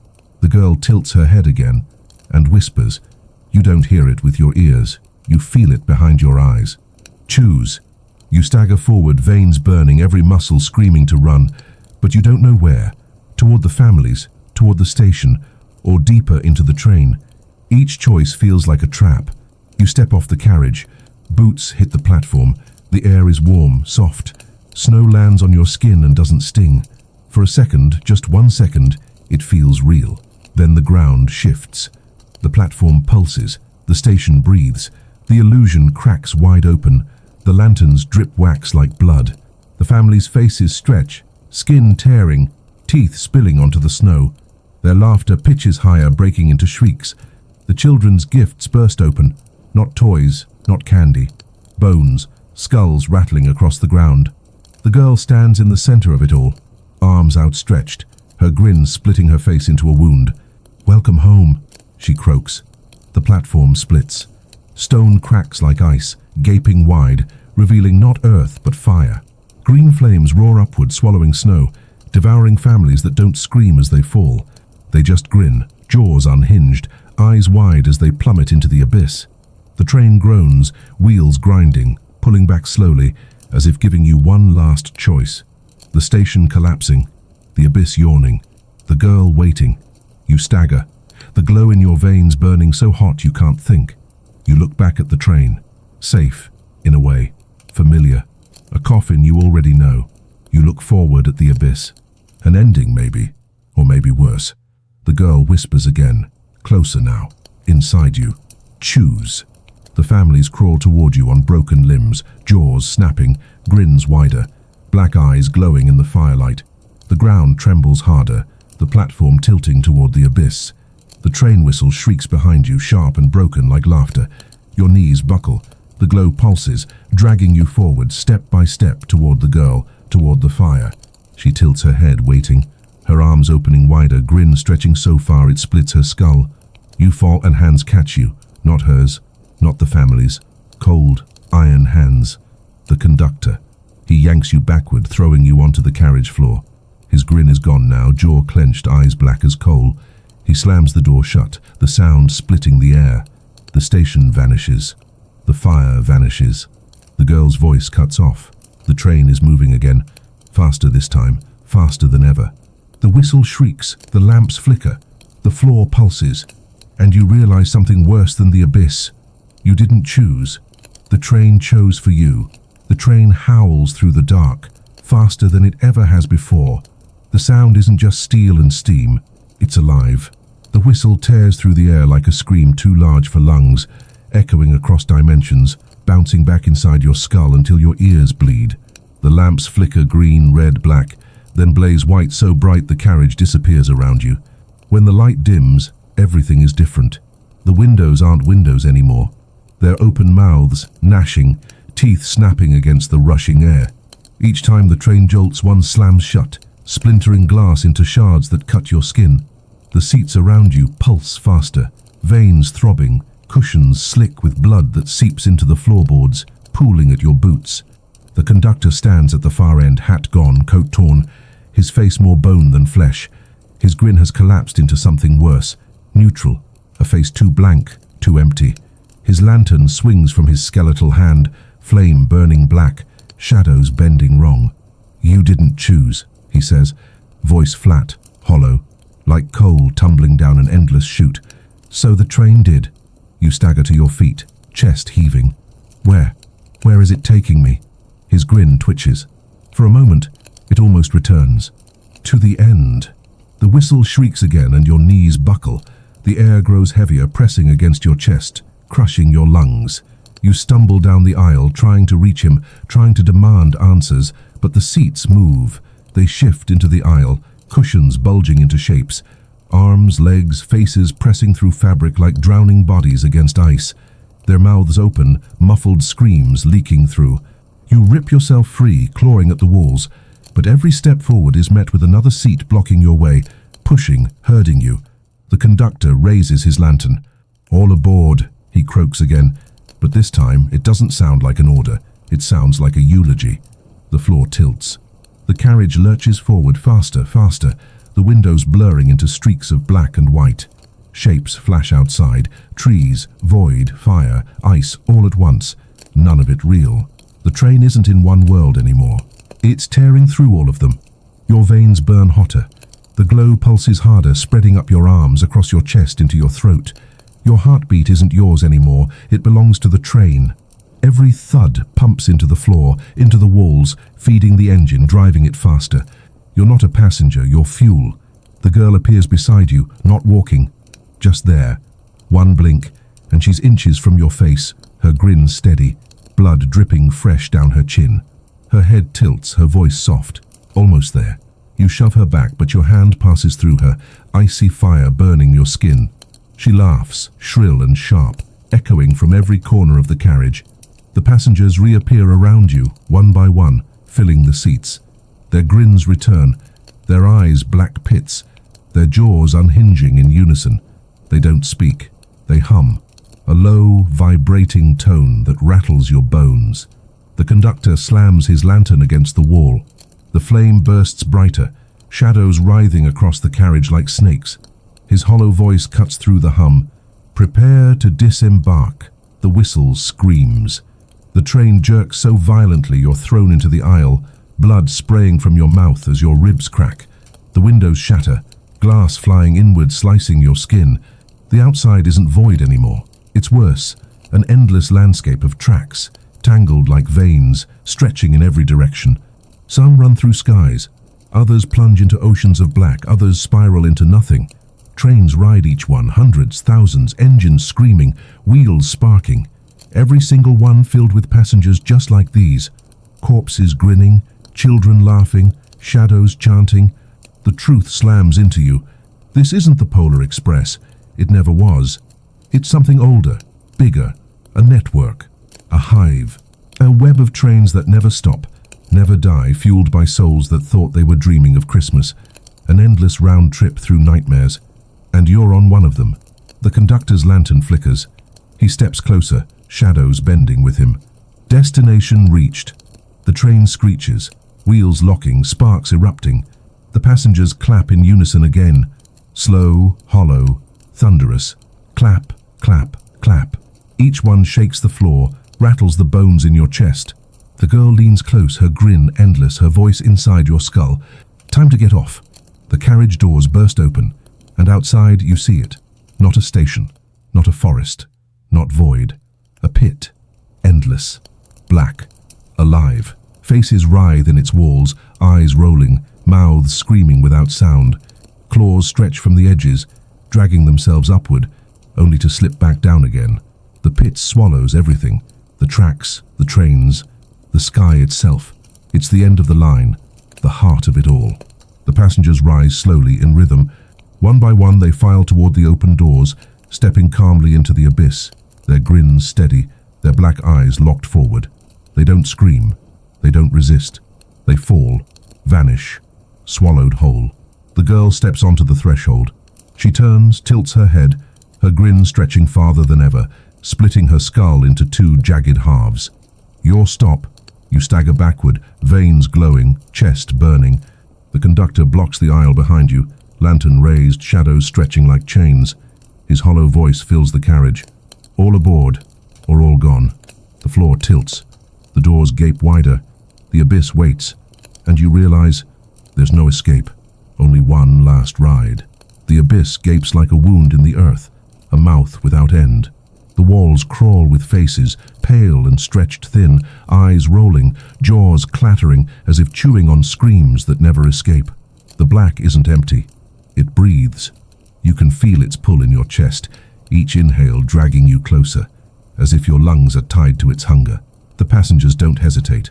One by one, they step calmly into the void. They fall without flailing, without fear, their grins steady, their black eyes locked on nothing. Their bodies vanish into the dark, swallowed without sound. Not even a splash, not even a scream. Just gone. The girl stands at the edge, her body jerking with every movement, head tilting too far. Her grin has split so wide her skin tears down her neck, revealing bone glistening under green light. She doesn't hide it. She doesn't care. She points into the abyss, then at you. Your stop. The glow in your veins burns brighter, searing up your arms, across your chest, into your throat. Your heart doesn't beat for you anymore. It beats for the train. Faster, louder, sinking with the roar of the engine, with the hum of the abyss. Every thud drags you forward, inch by inch. The conductor looms behind you, his lantern blazing black, shadows spilling across the walls like chains. His grin has returned, cracked and jagged, a skull's smile. His voice is flat, hollow, final. All aboard, or all gone. The floor tilts. The doors gape wider. The abyss pulls harder. You claw at the walls, nails splitting, blood smearing the wood. The veins in your arms bulge, glowing red, burning hotter, until the skin splits and steam pours from the wounds. The glow is tearing you apart, piece by piece. You look at the abyss, then at the train. Both want you. Neither lets you live. The girl laughs, sharp and shrill, echoing from everywhere. Jump or stay, doesn't matter, round trip. The words drill into your skull, pounding, repeating, louder than the whistle, louder than your own screams. Round trip, round trip, round trip. You stumble forward, feet dragging against your will. The abyss breathes deeper, its pull irresistible. You're seconds away from falling when something changes. The whistle blows, not broken, not screaming, clear, sharp, human. The train shudders. The glow in your veins flickers. The abyss pauses. The girl stops laughing, her grin faltering for the first time. Her head tilts back too far, cracking audibly as her black eyes widen. The conductor lowers his lantern. His grin fades. He whispers, almost like a warning, "Not yet." The train lurches backward, screeching as the wheels grind sparks across the tracks. The doors slam shut, cutting off the abyss, sealing it outside. The passengers vanish into dust. The girl screams, a sound so high it splits your ears, then slams against the door as if locked out. Her grin stretches impossibly far, her jaw snapping in rage. "You can't run! You can't! Round trip!" The whistle cuts her off. The sound burns through the carriage, shaking every nail, every bolt, until her voice shatters into static. The train surges forward again, faster, tearing away from the pit, dragging you back into the dark. You collapse to the floor, chest heaving, blood dripping from glowing wounds.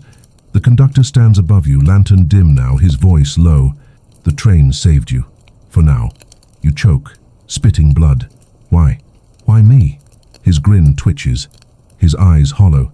Because you're not fuel yet. You're the driver. Your stomach drops. Driver? He nods slowly, bone face unreadable. The train doesn't move without a soul to steer it. The children feed it. The passengers bind it. But it needs one hand at the helm. And it chose you.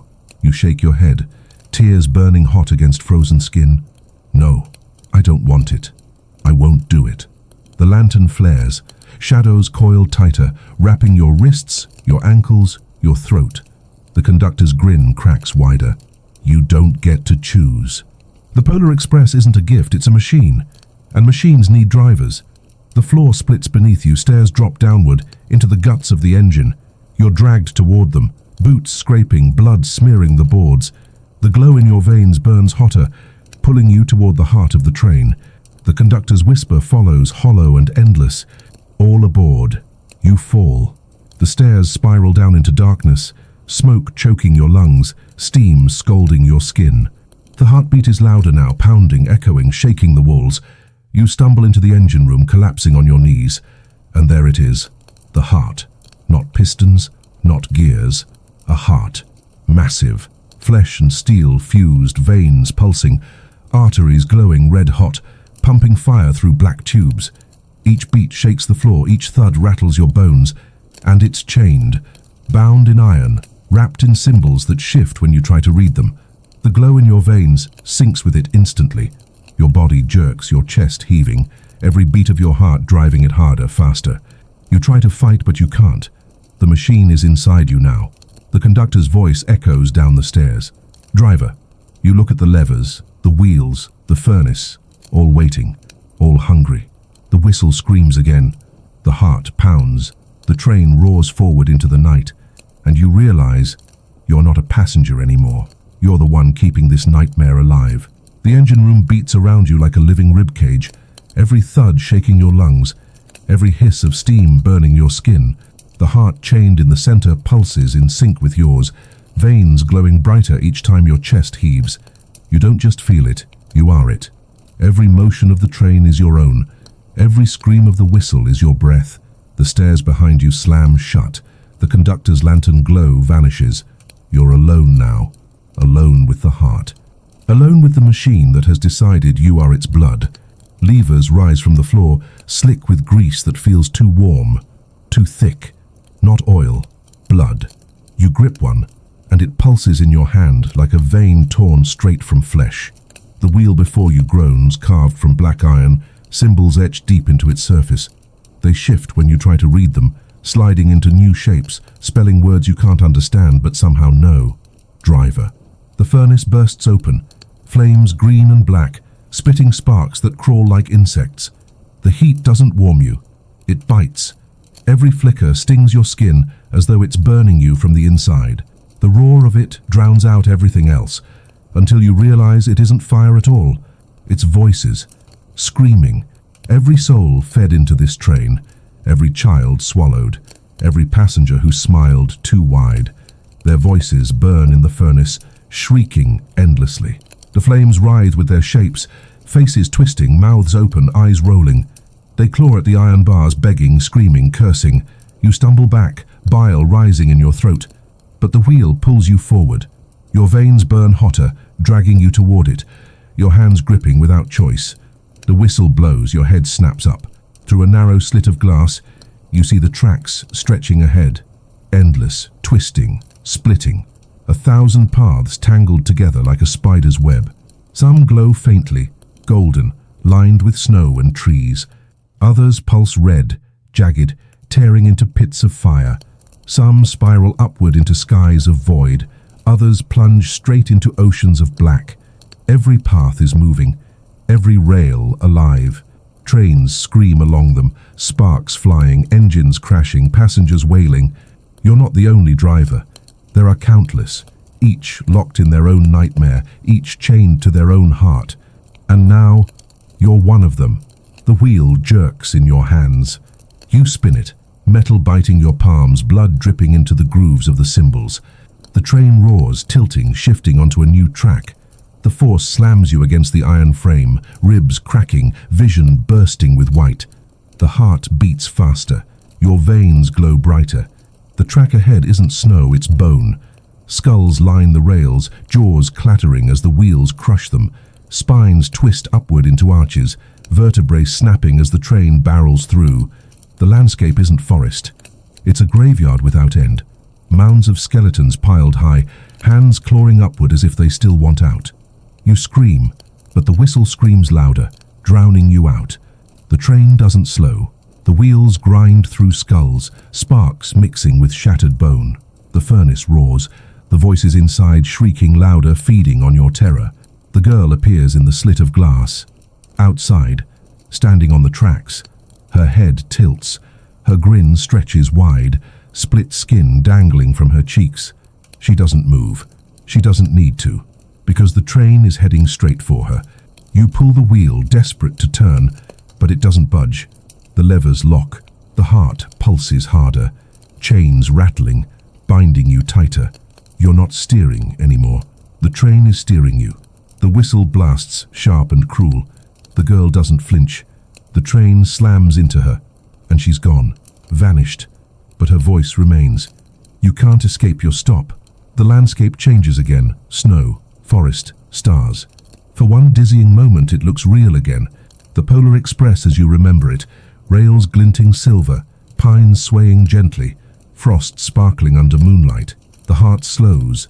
The furnace dims. The wheel loosens. You almost believe it's over. Then you notice the stars. They're not stars, they're eyes, dozens, hundreds, watching, blinking in perfect rhythm. The snow isn't snow, it's ash, grey and soft, coating the rails in a blanket of dust that smells of burnt flesh. The trees aren't trees. They're bodies, frozen stiff, arms outstretched, faces twisted in silent screams, their roots buried deep into the ash. You look down at your hands gripping the wheel. They're not your hands anymore. They're bone, flesh stripped, veins glowing through cracks, nails splintered into claws. The glow has eaten you alive. You're not a passenger. You're not even human anymore. You're the driver. The whistle blows. The train roars. The furnace screams. And ahead, the tracks split again. Left, right. Both impossible, both worse than the other. One plunges into fire, one climbs into void. The wheel waits for you to choose. But you know the truth now. There's no way off. The wheel jerks in your skeletal hands, cymbals writhing like worms in the grooves. To the left, the track plunges into a chasm of fire, flames roaring high enough to blister your skin even through the iron walls. To the right, the rails spiral upward into a sky of absolute void, a black so deep it swallows the stars, a silence so heavy it presses against your skull. The heart beats faster, chains rattling, every pulse dragging you toward a decision. The furnace screams louder, faces writhing in the flames, their mouths open wide, as if they're begging you to throw them somewhere, anywhere, just not here. The whistle shrieks, demanding. You grip the wheel, your glowing veins burning, bones creaking under the pressure. You don't want to choose. You know both paths are death, but the train won't move without your hand. Driver, the word echoes in your skull, louder than your thoughts, louder than the screams. You pull the wheel, left. The train screams as the wheels grind, sparks bursting from the rails, fire exploding across the windows. The heat slams into you instantly, searing your skin, boiling your blood. The furnace bursts open wider, green flames devouring the engine room, the faces inside shrieking with joy. The tracks vanish into the inferno. Towers of fire roar on either side, swirling into tornadoes of flame that claw at the train, tearing chunks of metal away like paper. The windows melt, dripping glass across the floor. The seats ignite, passengers bursting into fire, their screams blending with the furnace until it feels like the whole world is burning alive. You wrench the wheel, pulling harder, but it doesn't budge. The train won't turn, it barrels forward deeper into the fire. The heart pounds faster, your chest seizing, your veins glowing until you're blinded by your own light. And then you see her, the girl. She walks through the flames, untouched, her pale dress blackened with soot but not burning. Her grin stretches wide, her teeth sharp, her eyes endless pits. She doesn't melt, she doesn't scream, she just points forward. Keep going. The train tilts violently, rails crumbling under the heat, wheels sparking louder, shrieking. You cling to the wheel, bones cracking, smoke choking your throat. The fire roars higher, swallowing the sky, until you can't see anything beyond the flames. The whistle blows again, the girl laughs sharp and shrill, echoing inside the inferno. Faster! The heart bursts. For one impossible moment, you feel it explode inside you. Flesh and steel shredding, veins ripping apart, fire pouring into your chest. You collapse, screaming, blood spraying, your vision white with pain. The furnace swallows you whole, flames crawling across your skin, burning you alive. And then, silence. The flames vanish. The smoke clears. You're still alive. The train rattles, sparks fading, rails glowing red hot behind you. The fire is gone, replaced by ash. The landscape stretches endless and grey, the air heavy with soot, the sky blank. You're not in the inferno anymore. You pass through it. The girl stands in the aisle now, closer, her grin dripping blood. She tilts her head, voice soft. You chose fire. Brave. Her jaw cracks wider. Her teeth glint. But there are more stops. The whistle blows. The tracks split again. This time the right path spirals upward into the void you avoided before. A tunnel of black so complete you feel it pulling your soul. The left path winds into a forest. Familiar but wrong. Black pines clawing the sky, snow glowing faintly red, shadows moving between the trees. The heart beats faster. The furnace screams louder. The wheel jerks in your hands. Another choice. You hesitate. Chest heaving, blood dripping from glowing veins. The fire didn't kill you. It changed you. Your bones are cracked, your flesh burned, but the train didn't let you die. It wants you alive. It needs you alive. The girl steps closer, her eyes locked on yours, her grin splitting wider. Choose. You look at the forest. You look at the void. Neither is escape. Neither is safety. But the train won't move without you. The wheel pulses in your hands, symbols shifting, spelling one word over and over again. Driver, driver, driver. You scream, pulling the wheel, right. The train jerks violently, sparks flying, rails screeching as the engine tilts upward. The whistle screams sharper than ever, as the carriage shakes, throwing bodies against the walls. The void swallows you whole. The windows go black. The lamps flicker and die. The furnace roars, flames twisting into shapes you can't comprehend. Faces screaming without sound. The heart beats slower now, heavier, each thud echoing into the silence outside. The void presses against the glass. Not emptiness, a presence. Watching, waiting, eyes open. Not dozens, not hundreds, millions. A sea of eyes stretching in every direction, blinking in unison, their pupils blacker than anything you've ever seen. They don't blink at you, they blink with you, sinking, studying, copying. The girl leans against the furnace, her grin steady, her eyes wide. They like you. You choke on your breath, shaking your head. What are they? Her grin stretches farther, skin splitting, teeth clattering. Audience. The void shakes. The train rattles. The eyes lean closer. And you realize they're not watching the train. They're watching you. The whistle blows, the eyes blink. The train plunges deeper into the void. The eyes don't just watch, they blink in rhythm with the train, each heavy shutter slamming through your chest like a hammer. When they open again, you feel something missing, like each blink is pulling a thread from you, unraveling your mind stitch by stitch. The void isn't empty, it's feeding. You cling to the wheel, skeletal hands trembling, the glow in your veins flickering like a dying lantern. The heart pounds slower now, heavier, dragging you down with every beat. The furnace hisses with whispers instead of screams, voices layered, chanting in tongues that make your teeth ache. The girl stands at your side, her head tilted, her grin steady. She doesn't look at the eyes. She looks at you. They're learning, she says softly, watching how you drive, watching how you brake. One eye presses against the glass, massive, lidless pupils swallowing the entire window. You freeze as it stares directly into you, drilling through your skull, pulling at your memories. Images flash across your vision, your bed, your blanket, cocoa steaming on a table, home, real Christmas. Then it rips them away. Gone. You scream, clawing at your head, but the eye blinks and pulls back. Another presses forward, smaller this time, faster. It flashes something else. Faces. Children you recognize, the passengers, their laughter, their screams, their mouths stretched wide, teeth splitting skin. Gone again. Every eye takes something. Every blink steals a piece of you, leaving you emptier, hollower.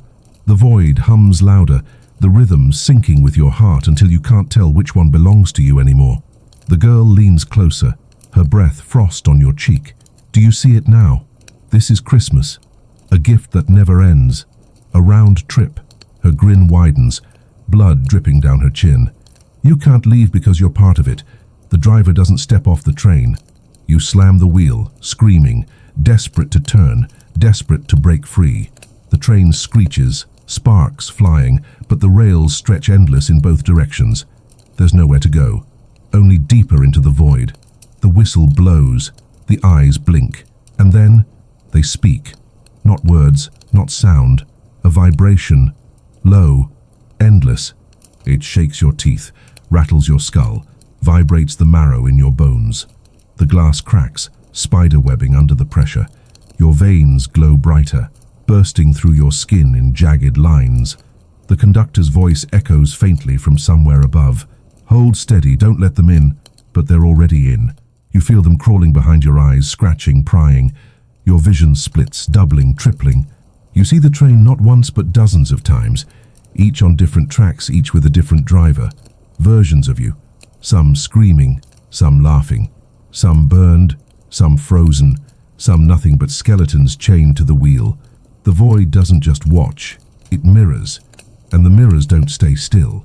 One reflection steps out of the glass, another follows. Soon the engine room is crowded with versions of yourself, bloody, burned, broken, all gripping phantom wheels, all glowing with the same cursed veins. They stare at you with hollow eyes, grins stretched too wide. The girl claps her hands, delighted. Look, more drivers, more toys. They move closer, dozens of you, each one more grotesque than the last. One missing its jaw, one with no eyes, sockets dripping black, one all bone, veins carved into the surface like molten cracks. They whisper in voices that are yours but wrong. Round trip, round trip, round trip. You stumble back, slamming against the furnace. Flames lick your spine, faces screaming louder, begging you to feed them more. The wheel jerks in your hands, dragging you forward again, pulling you toward the tracks. The eyes outside blink. Your reflections blink with them. And in that moment, you understand. The train isn't yours. Your its. Every driver is the same. Every you in every reflection is just another soul the machine swallowed, strapped to the wheel, forced to steer until nothing human remains. You weren't chosen. You were trapped. The round trip isn't a ride. It's a loop. A cage. Forever. The girl leans close, whispering sweetly, her grin splitting farther than human skin allows. Now you see. Now you belong. The whistle blows. The void roars. The reflections lunge. Hands. Your hands claw at you from every side, skeletal fingers digging into your flesh, tearing at your bones. You scream, thrashing, fighting against yourself, your own grinning faces dragging you down. The girl laughs, shrill and sharp, her voice cutting through the chaos. Driver, driver, driver, drive! The wheel jerks. The train tilts. The eyes lean closer, pressing harder against the glass. The reflections scream in unison, voices blending into the whistle until the sound becomes one endless, unbearable shriek. The glass shatters. The void pours in. The glass shatters inward like a tidal wave of knives, shards slicing your face, your chest, your arms. But the pain barely registers because what follows isn't air. It's the void itself, thick, alive, crawling like smoke with claws. It pours into the carriage, filling every crack, every corner, wrapping around your throat, your lungs, pressing you flat against the iron wall. It's not cold, not warm. It's empty, like drowning in silence, like choking on the absence of breath. Your reflections vanish, swallowed whole, their grins smearing into the dark as if they were never real. The girl, however, does not vanish. She thrives. She floats in the black, her body flickering between child and corpse, between shadow and flesh, her grin stretching impossibly wide. Her laugh cuts through the silence, sharp, brittle, a glass needle drilling into your skull. They're here for you, she croaks. They've always been here for you. The void thickens, pressing harder until you're pinned against the wheel. The symbols etched into its iron glow brighter, feeding on the dark, carving deeper into your skeletal hands. Each one burns, carving itself into your bones, binding you tighter. The heart pounds louder. The furnace screams, but the void doesn't care. It devours. Faces form in the smoke, eyes, mouths, children's skulls with hollow sockets. They stretch toward you, lips opening wide, whispering without sound. Your ears ring with pressure, your teeth ache, your vision blurs. The glow in your veins pulses faster, trying to resist, but it's fading, being consumed. The conductor's voice rises faintly, distant, muffled. Hold steady or you'll lose yourself. But how do you hold steady when there's nothing left to hold? The girl leans closer, her face inches from yours, her breath frost across your cheek. Let it in, she whispers sweetly. It hurts less that way. Everyone fights. Everyone loses. Round trip. You thrash, clawing at the void, your skeletal fingers ripping through smoke that reforms instantly. It presses deeper into your lungs, suffocating, your chest bursting with pressure. You can't scream, you can't breathe. And then, you see, not with your eyes, with theirs. The void opens your mind like a book, every page written in fear. You see every driver before you, every soul bound to the wheel, each one crushed under the same fate. Centuries of them, millennia. Their screams burned into the furnace, their blood fed to the heart. All of them thought they were chosen. All of them thought they could escape. None did. You see the network of trains again, endless. Every track leads here, every whistle screams the same hymn, every passenger feeds the same machine. The void is not outside the train. The void is the train. The girl's voice splits the silence, sharp as shattered glass. You thought you were on a ride, but you were always cargo. The whistle blows, not from the engine, from you. The sound rips out of your chest, your throat, your bones. A scream so loud it splits the void for one impossible moment. The black shrinks back, faces twisting, eyes rolling, smoke writhing. The girl laughs louder, shriller, delighted. Yes, you're learning. The wheel spins on its own, dragging your hands with it, symbols branding deeper into your bones. The train jerks violently, rails twisting, sparks bursting. The void outside shifts, tearing, revealing not stars, not fire, not snow, all of it at once. Forests burn, oceans boil, mountains crumble into ash. Skies collapse into endless eyes. Every nightmare collides, twisting into one endless horizon. The heart bursts louder, beating so hard it shakes the entire engine. The furnace explodes with faces, shrieking louder than the whistle, their voices clawing through the air. The void shrinks closer, pressing harder, trying to force itself through your skin, into your veins, into your soul. And then, the conductor appears, not through the door, through the smoke. His form splits the void, lantern blazing black flame, shadows slamming against the walls. His grin is jagged, his eyes hollow, but his voice is firm. Driver, take control, or you will be replaced. Replaced. The word burns through you. You know what it means, the reflections, the versions of you. The void has 1,000 waiting to take your place. If you fail, you'll be swallowed and forgotten. Another echo feeding the machine. You grip the wheel tighter, bone fingers cracking, symbols burning into your hands. The glow in your veins surges, blood boiling, heart pounding in sync with the engine.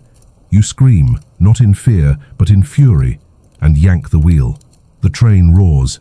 The void shrieks. The smoke shreds, pulled back through the broken windows, clawing and tearing but ripped away by sheer force. The furnace flames blast higher, faces screaming louder, their agony fueling the fire. The heart slams against its chains, pounding faster, stronger. The girl shrieks, her grin cracking, blood spraying down her chin. She claws at the air, trying to hold the void in place, but it's gone, dragged out, expelled. Silence. The carriage rattles. The lamps flicker weakly, green fire dimming. The windows are empty now. No eyes, no smoke, just darkness. The conductor lowers his lantern. His grin fades. You've survived a stop, most don't. The girl hisses, her grin twisting back into place. It won't matter. There are more stops, always more.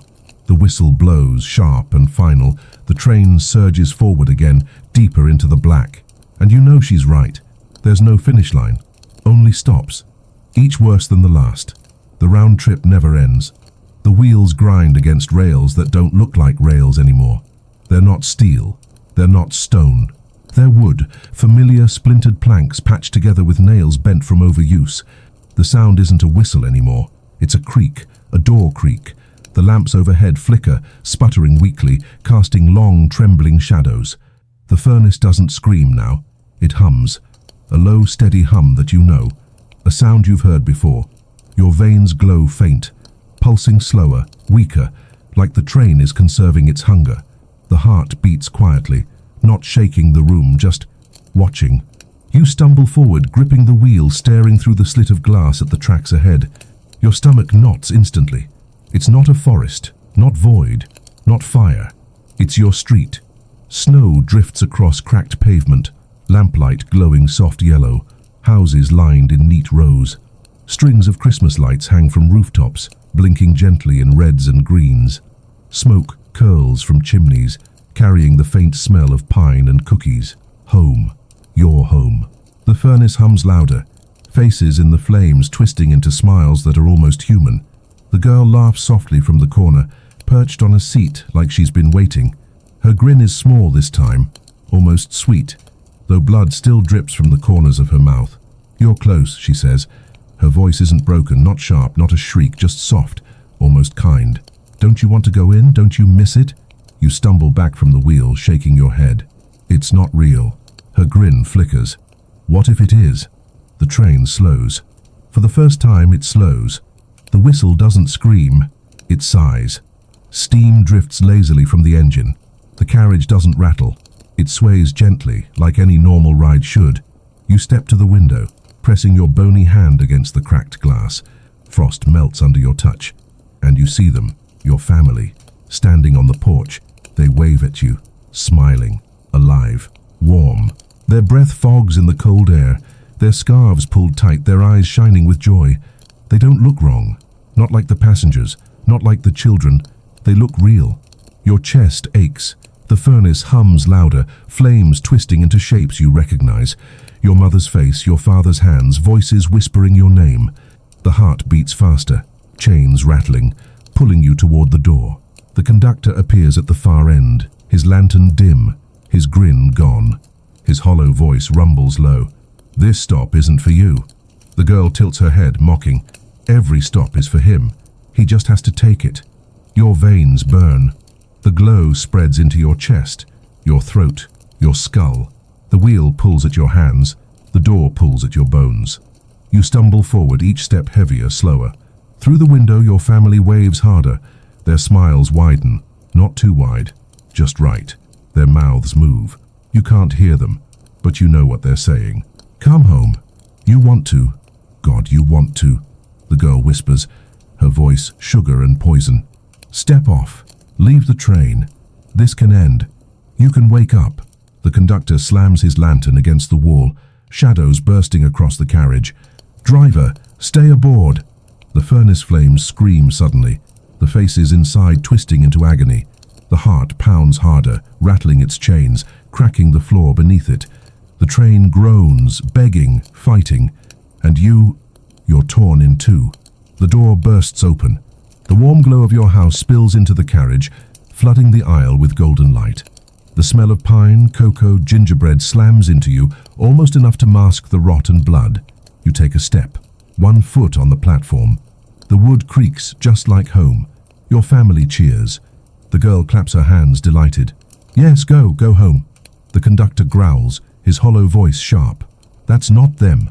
That's bait. You freeze. Your veins flicker. The glow sputters, pulsing slower. For the first time you feel a choice, a real choice. Step off, go home, end it, or stay, drive, feed the machine. The furnace roars, the flames screaming.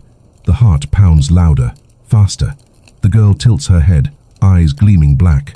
Choose. Your family stretches their arms, their smiles shine brighter, their voices echoing now, clear, sweet, loving.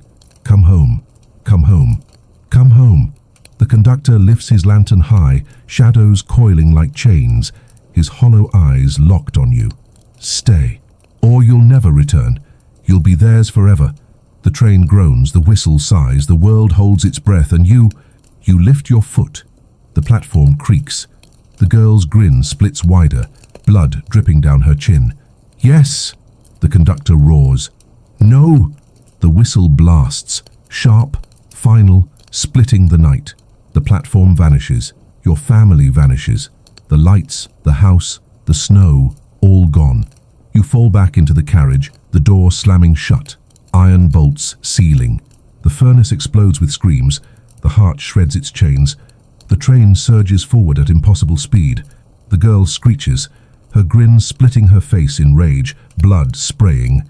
You should have jumped. The conductor lowers his lantern, his hollow face unreadable. His voice is softer now, almost pitying. No one ever goes home. The train roars, the whistle screams. The tracks twist ahead into new shapes, darker, sharper, hungrier. And the round trip continues. The tracks don't stretch outward anymore. They twist inward. Not into forests, not into fire, not into void, but into you. Through the cracked glass, you don't see landscapes now. You see fragments, memories. Your street again, but broken into pieces. Houses floating like islands in the dark. Your old school, the walls crumbling, windows glowing red.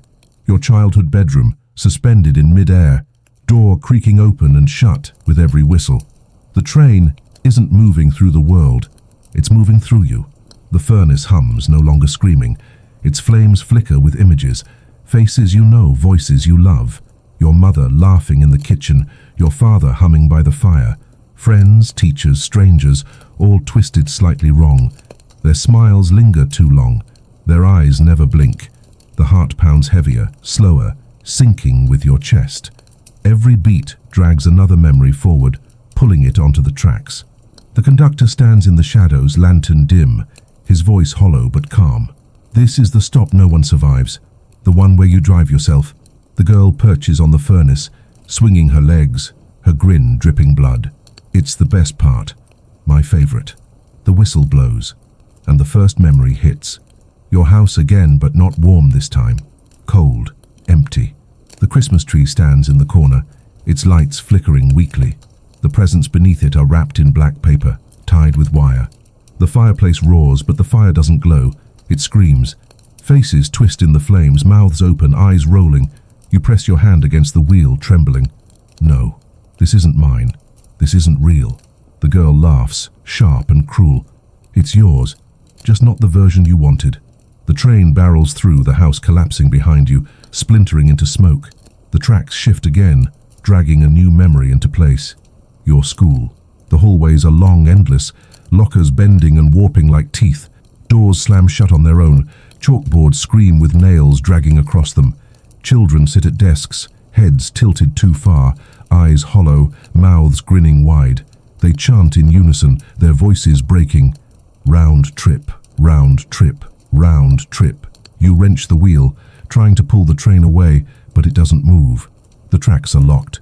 The heart beats louder, chains rattling, binding you tighter. The conductor's voice cuts through the chanting. Don't let them in, but they already are. The children in the desks turn their heads in unison, staring at you through the window. Their jaws stretch, cracking, unhinging, their grins splitting into their throats. They scream without sound, their mouths filled with ash. The train plows through, their bodies shattering into dust, their laughter lingering long after they're gone. The girl claps, delighted. More, more! The furnace bursts, flames twisting into another memory. Your bedroom, the one place that should have been safe. The walls glow faint red, the ceiling dripping black water. The bed sits in the center, sheets torn, blankets soaked with blood. A figure lies beneath them, still, breathing shallow. You freeze. You know that figure. It's you. The furnace roars, the heart pounds, the whistle screams. The figure sits up slowly, the blanket falling away. Its face is yours, its veins glowing faint red, its grin stretched too wide. It stares at you through the window, head tilted, eyes endless black. It whispers your voice, but wrong, hollow. Driver. The wheel jerks in your hands. The glass shatters. The other you climbs through the broken window, crawling into the engine room on twisted limbs, its grin dripping with blood. You stagger back, skeletal hands trembling, veins burning. No, you're not me. You're not. It tilts its head, grin splitting further, voice echoing yours. I'm what you'll be when the round trip finishes. Just another driver, just another corpse. The girl laughs, clapping. Yes, that's the truth. Look at yourself. Look at what you are. The conductor's lantern flares, shadows slamming against the walls. His voice is sharp, urgent. Fight it, or you'll be replaced. The other you lunges, claws tearing, bones snapping. You thrash, shoving it back, but its strength is yours, stronger, hungrier. It pins you against the furnace, flames licking your skin, voices screaming louder. The wheel spins on its own, the train rattling violently. The heart bursts, blood spraying across the room, chains snapping one by one. The other you leans close, its grin inches from your face. Round trip. You scream, slamming your skull into its head. Bone cracks, blood sprays, the creature shrieks. You grab the wheel, ripping it hard, symbols burning deeper into your hands. The train roars, the furnace explodes. The other you is thrown back, slammed into the heart. Chains whip out, wrapping it, binding it tight. Its screams echo with yours, voices blending until you can't tell which belongs to you anymore. The heart pounds louder. The furnace screams, the whistle shrieks, and the memory shatters. Darkness again. The girl stares, her grin dripping, her voice softer now. You can't run from yourself. Every track ends there. The conductor lifts his lantern, his hollow eyes locked on you. The worst stops are always inside. The train rattles, sparks bursting, rails twisting into new shapes. The whistle blows, sharp and final. Another stop waits. The tracks ahead glow faintly, not red, not green, white, bone white. They glisten like polished ivory, stretching into a horizon of mist. The whistle doesn't scream this time. It moans. Long, low, a sound that rattles through your ribs and drags something heavy out of your chest. The lamps flicker weakly, the furnace sputters, the heart slows. For the first time, the train feels tired, old, worn down by centuries of hunger. The girl leans against the wall, her grin smaller now but sharper, like a blade honed fine. Here we are, she whispers. My favorite station. The conductor lifts his lantern, shadows spilling across the engine room, chains rattling faintly. His hollow voice is flat. The yard. You stumble forward, gripping the wheel, staring through the cracked slit of glass, and you see them. Engines, hundreds, thousands, rusted, broken, splintered, some half buried in bone, some derailed and tipped into pits of ash. Their carriages lie twisted, wheels shattered, smoke curling weak from chimneys that haven't burned in decades, and inside each, faces, drivers, still at the helm. They're not alive, not dead. Their bodies are skeletal, their veins glowing faint like yours, their hands locked to wheels, their jaws frozen open in endless screams. Some have no faces left, just skulls grinning wide. Others are nothing but shadows bound to levers, their screams vibrating through iron. The yard stretches forever, an endless graveyard of trains and their drivers, all still moving, all still screaming, every whistle blending into a broken symphony that never ends. The furnace flickers green, flames whispering in voices you know. Like you, like you, like you. Your stomach turns. No, I'm not. The girl cuts you off, her grin dripping blood. Not yet, but you will be. Everyone ends here, everyone. The heart pounds harder, your veins burning.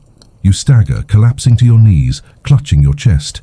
For a moment you hear them, the drivers, their voices crawling into your ears, their screams turning into words. Join us. Drive forever. Round trip. The whistle blows, sharp and broken, and the train screeches onto a siding. The rails twist, dragging you between the rusted corpses of other engines.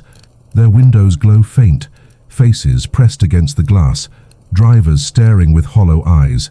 They don't blink. They never will again. The conductor lowers his lantern, his hollow eyes locked on you. This is what happens when you lose. The girl laughs softly, tilting her head. He's already lost. You slam your fists against the floor, the glow in your veins flaring, blood boiling. No, I won't end here, I won't. The furnace bursts open, faces shrieking louder, flames twisting into skeletal hands that claw toward you. The heart pounds so hard it cracks the floor, chains snapping loose. The wheel jerks violently, dragging your bone fingers with it. The train lurches forward, deeper into the yard, sparks spitting from the wheels. The ground shakes as rusted engines rattle to life, whistles shrieking, drivers screaming louder, their voices echoing through your skull. The girl's grin stretches wider, splitting her cheeks, blood pouring down her chin. See? You're already one of them. You stagger to the window, staring at the rows of engines. The drivers look back at you, their hollow eyes reflecting your glow. Some grin wider, some scream louder, some reach through broken glass, skeletal fingers stretching toward you. The conductor raises his lantern, black flame roaring higher. His voice is sharp, urgent. Fight it, or the yard will claim you. The wheel spins faster, cymbals burning into your bones, the furnace roaring with screams, the heart bursting with blood. You clutch the wheel, veins glowing so bright they blind you, and then the girl steps closer. She doesn't grin this time. She whispers, soft, gentle, almost kind. Let go. Your chest seizes. The glow surges. For a moment, you almost do. The whistle shrieks, splitting your skull, rattling your bones. The conductor slams his lantern against the heart, shadows lashing out, binding it tighter, dragging it back into chains. His hollow voice roars above the screams. Driver, take control. You yank the wheel, hard. The train jerks violently, sparks exploding, rails twisting, dragging you away from the yard. Engines shriek behind you, drivers screaming, their hollow voices echoing, clawing at your mind. Come back, come back. Round trip. The furnace bursts, flames swallowing the faces. The heart pounds slower, chains rattling back into place. The lamps flicker weakly, glowing sickly green. You collapse to the floor, gasping, blood dripping from glowing wounds. The conductor lowers his lantern, his voice flat. You've seen your future. The girl crouches beside you, her grin returning, wide, bloody, endless, and you can't change it. The whistle blows again. The train roars forward, faster now, the rails twisting into new shapes. The yard fades behind you, its screams lingering, its drivers still watching, still waiting. You close your eyes, but you see them anyway. You at the wheel, forever. The yard fades into black, its rusted carcasses and screaming drivers swallowed by the dark. But the echoes don't leave.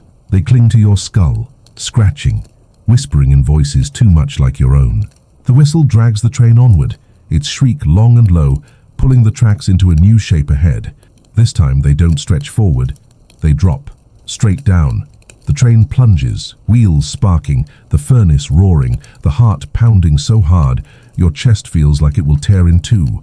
The air whips past, howling like 1,000 voices in free fall. Your skeletal fingers dig into the wheel, bones cracking, the symbols carved deeper with every second. The conductor grips his lantern tighter, black fire spilling across the cabin. The pit of flight, he says, hollow, heavy, where the drivers who tried to leave were taken. The girl laughs, her grin splitting wider, blood dripping fresh. My favorite stop, all the broken toys. The train slams onto new rails at the bottom, sparks exploding like fireworks. Through the cracked glass, you see it. Bodies. Not passengers, not children, drivers. They crawl across the ground, their glowing veins burned out, their skeletal hands clawing at dirt that isn't dirt. It's ash, grey and endless. They drag themselves in circles, jawbones clattering, eyes black voids that never blink. Some are twisted around broken wheels, chained forever to phantom controls. Others lie flat, mouths stretched open in silent screams, their ribs rising and falling like engines that never stop. They aren't steering trains anymore. They are trains. Their spines curve into rails, their jaws split into tunnels. Their veins stretch into tracks that pulse faint under the weight of unseen wheels. Every attempt at escape turned into fuel. Every driver who tried to leave became part of the machine. The furnace flames roar, faces laughing now, mocking. Like you, like you, like you. Your veins burn, pulsing faster. The glow spreads higher, into your skull, your vision blurring red. The wheel drags at your hands, the heart pounding harder. For a moment you swear you feel your spine bending, your ribs creaking, your body straining towards something it shouldn't be. The girl leans close, her grin dripping. Run, and you'll end up here. Crawl forever. Track forever. No round trip. Just pieces. The whistle blasts sharp, and the train screeches forward, rolling deeper into the pit.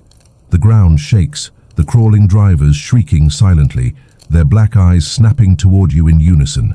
They lift their arms, skeletal fingers stretching, trying to grab hold of your carriage, trying to drag you down into the ash. You wrench the wheel, desperate, blood spraying from your bone-cracked hands. The rails twist, groan, but they don't change. The train doesn't climb, it only plunges deeper. The conductor's hollow voice cuts through the chaos. Don't look at them, don't listen, or you'll join. But you can't stop. You see them, all of them, their faces, their screams, and you recognize them. Not strangers. You, every one of them. Dozens of versions of yourself, crawling, broken, chained, bodies twisted into rails and wheels. Each one a life where you fought, where you said no, where you tried to escape, and everyone ended the same, swallowed, recycled, turned into track. The girl shrieks with laughter, her voice sharp as knives. Look how many times you've already lost. You stagger back from the wheel, chest heaving, your body shaking. No, that's not me, that won't be me. The girl tilts her head, grin splitting further, blood spraying. It already is. The furnace bursts, flames clawing upward, faces shrieking louder.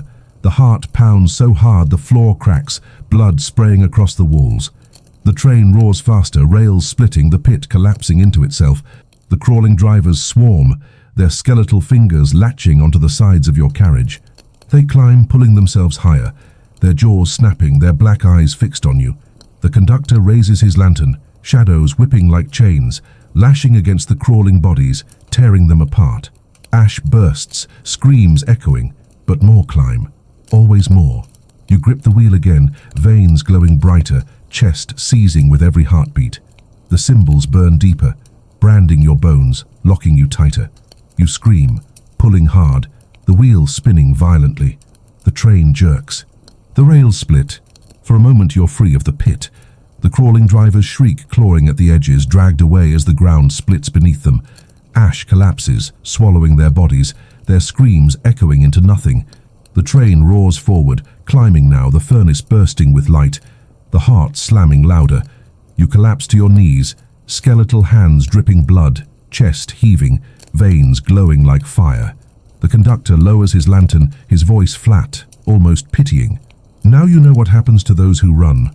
The girl crouches, her grin dripping, her eyes endless. And now you know you'll never stop running. The whistle blows again.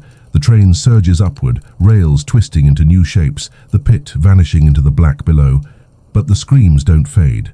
They're still in your skull, they always will be. The rails settle. For the first time since you began driving, they look straight. Not spiraling, not splitting, not plunging into fire or void. Just straight. The whistle blows low, calm, almost gentle. The heart slows its pounding, the furnace dims, the lamps glow steady green. For a moment, it feels like peace. But you don't trust it. Not anymore. The girl leans against the wall, swinging her legs like a child waiting for candy. Her grin is softer this time, but blood still drips from the corners, staining her pale dress. "This is the easiest stop," she says sweetly. "Everyone loves it here." The conductor lifts his lantern, shadows crawling across the floor like roots. His hollow voice rumbles low. The car of content. The train slows. The whistle sighs. The doors creak open with a warmth that feels too good, too normal. And you see them, rows upon rows of passengers, alive, whole, smiling. They sit neatly in their velvet seats, coats buttoned, scarves tucked tight, mugs of cocoa steaming in their hands. They talk in soft voices, laughter bubbling like bells. Children giggle, swinging their legs, eyes bright with joy. Adults murmur about Christmas trees, gifts, snow. Everything sounds right. Everything looks perfect. But the longer you watch, the wrongness creeps in. Their mugs never empty. Their marshmallows never melt. Their cocoa never cools. Their words repeat, looping like a broken record. It's Christmas. The best time of year. I've never been happier. Their smiles never falter. Their eyes never blink. The furnace hums low, content. The heart beats slow, steady. Like it too is soothed by the scene. Your veins burn faint, your hands trembling on the wheel. This isn't violence. This isn't horror. This is worse. The girl's grin widens, sharp again. See? They're not screaming. They're not crawling. They're happy. They never fought, so they never broke. You shake your head, chest tight. They're not alive. Her laugh is sharp, brittle, cutting. Does it matter? They think they are. That's enough. The conductor raises his lantern, his hollow eyes locked on you. This is the stop most drivers envy. No pain, no fight, just endless joy. One of the passengers notices you. A child. He turns his head, his grin wide but soft, his cocoa steaming in his hands. "Join us," he says, his voice clear, calm. "It's easy here. You don't have to drive." The others turn too, row after row, smiles steady, eyes wide, voices overlapping. "Join us. Stay with us. Be happy." The train creaks under their words. The whistle sighs again, not screaming, just inviting. The furnace flames glow golden, faces inside smiling instead of shrieking. The heart slows further, chains rattling loose, as if it too wants to rest here forever. You step back from the wheel, chest heaving. For the first time since the ride began, you feel tired, truly tired. Your bones ache, your veins burn, your lungs scream. The passengers don't fight. They don't bleed. They just sit, smile, pretend. The girl leans close, her grin dripping blood. "Don't you want it? Just sit down, drink cocoa, forget the wheel, forget the round trip." The conductor's lantern flares, shadows slamming against the walls. His hollow voice cuts sharp. "It's a trap." The passengers laugh, soft and sweet. "It's Christmas," they say in unison. "The best time of year." Your legs tremble. You stumble toward the open door, staring at the velvet seats, the cocoa mugs, the endless smiles. It looks so easy, so soft, so safe. The girl claps her hands, delighted. "Yes, sit down, be happy, be like them." The conductor's voice roars louder than ever. "If you sit, you'll never stand again. You'll never wake again. You'll rot smiling." The passengers stretch their hands toward you, pale, gentle, inviting. "Join us." The furnace flames burst higher, faces smiling wider, their whispers sweet. It's Christmas. The heart pounds faintly, slower, weaker, chains snapping loose one by one. It wants you to stop, it wants you to rest. And for a moment you almost do, you almost step inside, you almost sit, you almost let yourself smile, until you see it. One passenger at the far end, not smiling, not drinking, staring. His grin is cracked, forced, blood dripping from the corners. His cocoa is mold, his marshmallows black, his eyes wide with terror.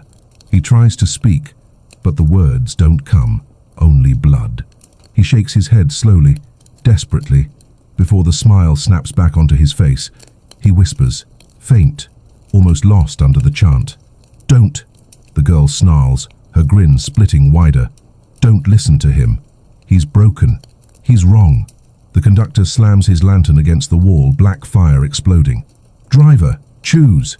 The passengers chant louder, smiles wider, eyes endless. Join us. Be happy. Drink cocoa. Forget. Your veins burn, your bones ache, your chest seizes. You stand on the edge, one foot inside, one out. The round trip screams for you to rest, to stop, to smile forever. The whistle blows, sharp, final. You grip the wheel and slam it shut. The doors slam, iron bolts locking. The passengers vanish, the cocoa mugs shatter, the laughter cuts to screams. The furnace roars, the heart bursts, the train surges forward again, tearing away from the car of content. The girl screeches, her grin splitting into blood and teeth. Coward. The conductor lowers his lantern, his hollow voice calm. Survivor. The whistle screams again, the rails twist into new shapes. And you know, the next stop will be worse. The tracks groan as the train slows again. Not a gentle sigh this time, not a shriek of fire or void, but a grinding. Metal on metal, bolts snapping, iron teeth chewing through themselves. The sound makes your bones ache, your veins flicker, your jaw tighten until it cracks. Through the slit of glass you see smoke, thick, black, rolling in columns high into the dark. Sparks burst overhead, falling like burning snow. The whistle doesn't scream. It hisses. Steam leaks into the cabin, choking you with the stench of oil and rust. The conductor lifts his lantern, its flame sputtering in the thick air. His hollow voice is heavier than before. The workshop. The girl claps her hands, her grin splitting blood across her face. Yes, yes, my favorite. This is where we build them. The furnace bursts open, flames roaring, faces twisting into jagged smiles. They don't scream this time. They laugh, mocking, cruel. The heart pounds harder, chains rattling so loud the iron floor shakes. The doors slam open, and you see it. An endless factory. Engines hang from rusted chains overhead, their wheels spinning slowly, sparks spraying into the black. Massive gears grind against each other, teeth snapping, spraying molten iron that splatters across the floor. Conveyor belts groan under the weight of bodies. Passengers, children, families, each one limp, pale, their veins glowing faint. They slide down the belts one by one into machines that grind and twist and cut. Flesh tears, bones snap, screams echo, and what comes out the other side aren't corpses.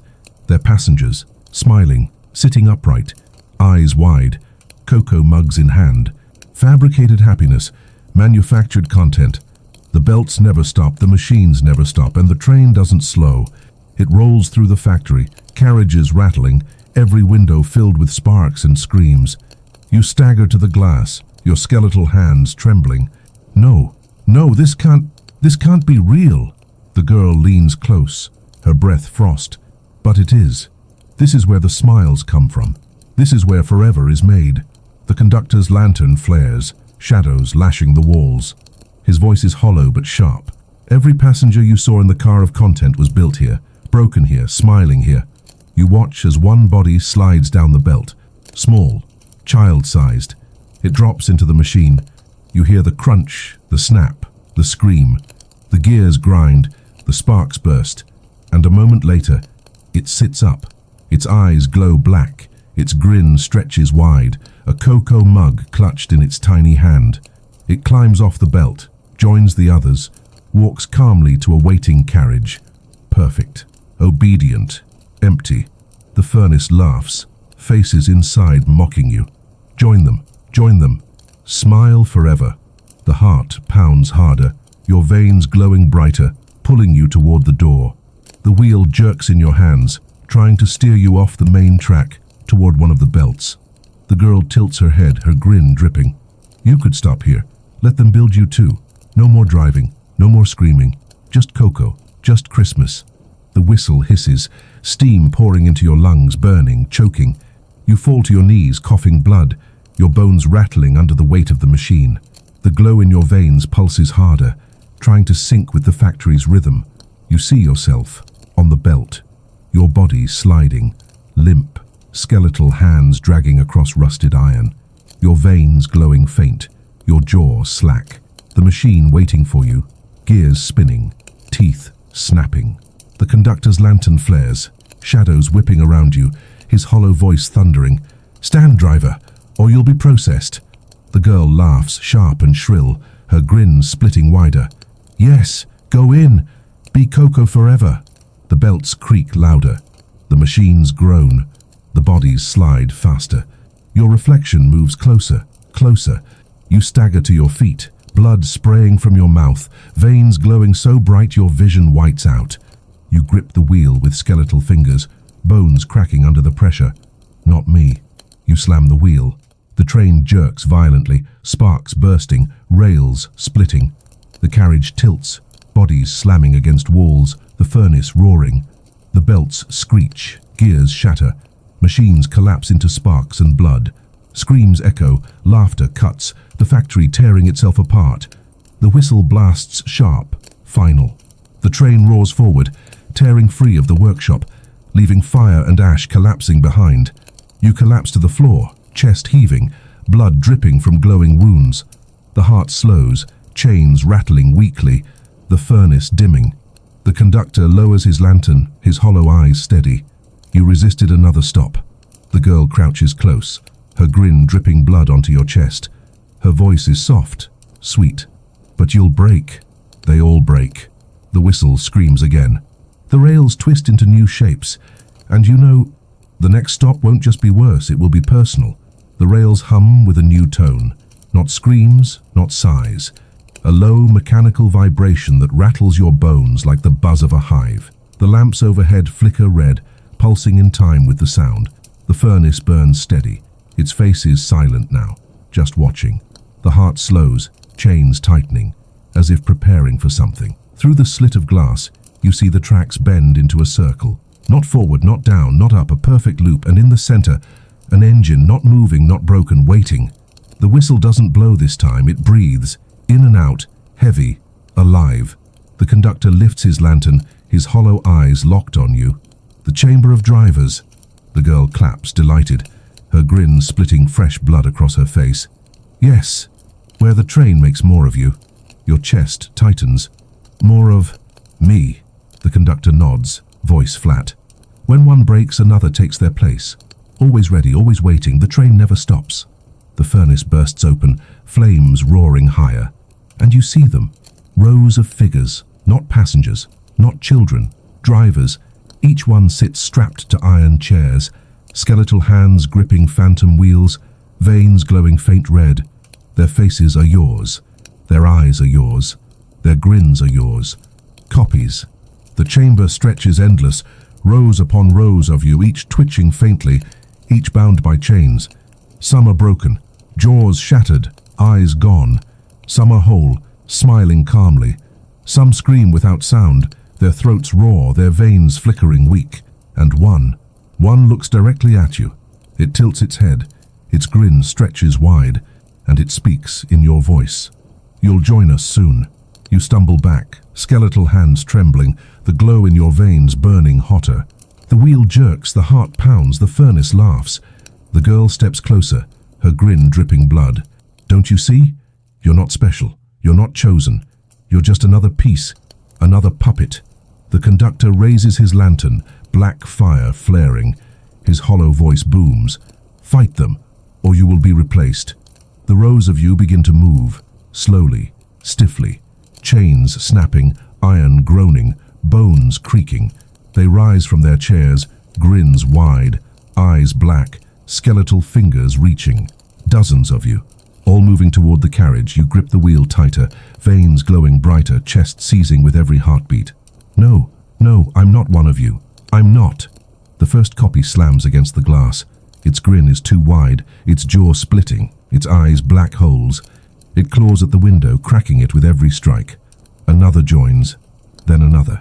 Soon the chamber is filled with the sound of dozens of you hammering, scratching, breaking. screaming your voice.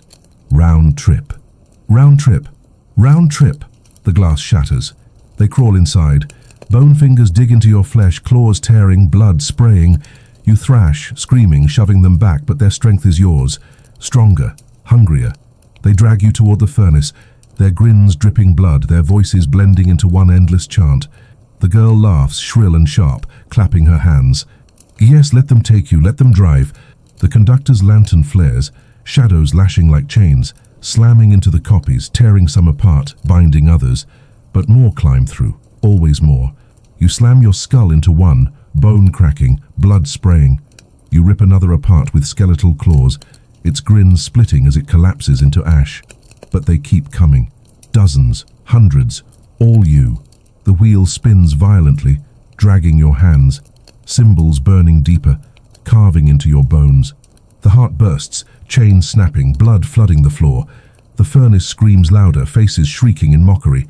The copies swarm, voices screaming in unison. You're not the driver. You never were. They drag you down, onto the floor, into the blood. Chains whip from the walls, binding your limbs, locking you in place. The furnace flames stretch higher, shadows burning your eyes. And one climbs onto the wheel. Your face, your grin, your eyes. It grips the wheel with steady hands, veins glowing brighter than yours. The whistle blows sharp, final, as if approving. The girl tilts her head, her grin endless. See? You're replaceable. The conductor roars, his lantern blazing black. Fight, or be erased. You thrash against the chains, screaming, blood spraying, your veins burning hotter, brighter, until your entire body glows red. The heart pounds in sync with you, bursting chains, spraying more blood. The wheel jerks violently, slamming your copy against the wall, crushing its skull into ash. You rip yourself free, chains snapping, bones shattering. You stagger to your feet, blood dripping, veins blazing. You grip the wheel with both hands, screaming, pulling harder than ever. The train roars, the chamber shreds. Copies burst into ash, their grins dissolving, their eyes rolling back. Rows of chairs collapse, iron chains snapping, the chamber crumbling into smoke. The whistle blasts sharp, endless, drowning out the screams. And then, silence. The chamber is gone. The furnace dims. The heart slows. The lamps flicker weakly. You collapse to the floor, skeletal hands trembling, chest heaving, veins glowing faint. The conductor lowers his lantern, his hollow voice quiet. You fought them. Few do. The girl crouches beside you, her grin dripping blood. Her voice is soft, almost kind. But you'll break. They all break. The whistle blows again. The train surges forward, rails twisting into darker shapes, and you know, the next stop won't be about replacing you. It will be about erasing you. The tracks vanish into fog. Not snow, not smoke. Fog. Thick, white, swallowing everything ahead until it feels like you're driving straight into nothing. The lamps overhead flicker, then dim. The furnace doesn't roar, it whispers. The heart slows, its chains rattling with a sound too much like breathing. The whistle doesn't scream this time. It sighs, long, final. The conductor lifts his lantern, the black flame flickering faint. His hollow voice is heavy. The erasure stop. The girl leans against the furnace, her grin dripping fresh blood, her voice sing-song and sweet. Oh, this one's special. Not everyone gets here, but you did. Lucky you. Your skeletal fingers tremble on the wheel, your glowing veins pulsing faint. What happens here? The conductor tilts his hollow head. Here, the train decides you never were. The furnace bursts open. Flames twist into shapes, memories. Your memories, your bed, your family. The cocoa mug you swore was real. The passengers, the screams. All of it flickers in the fire, brighter, then weaker, then gone. One by one, they vanish. The heart pounds slower, its rhythm faltering, almost like it's skipping beats. Your chest seizes with it, your breath shallow, your vision dim. Through the slit of glass, you see the fog shift. Shapes move inside it. Not passengers, not drivers. Shadows, blurred, faceless.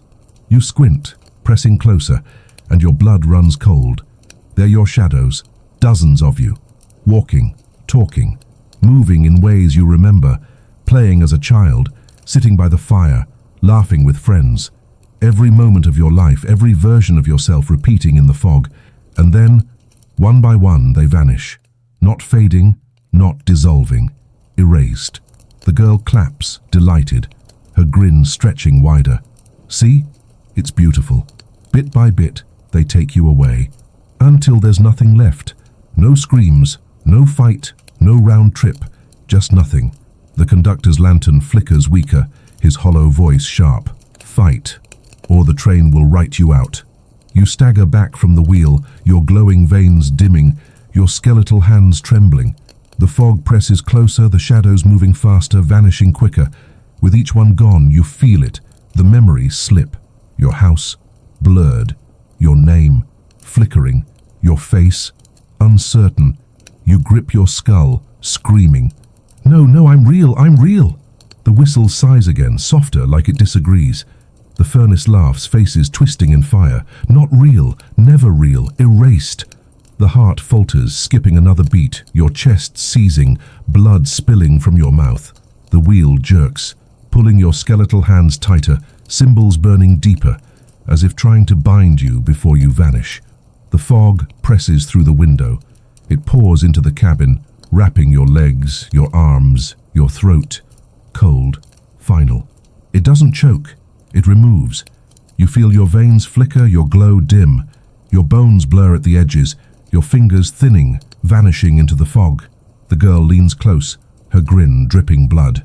Just let it happen. It doesn't hurt. It's quieter than screaming. The conductor slams his lantern down, shadows bursting, fighting back the fog.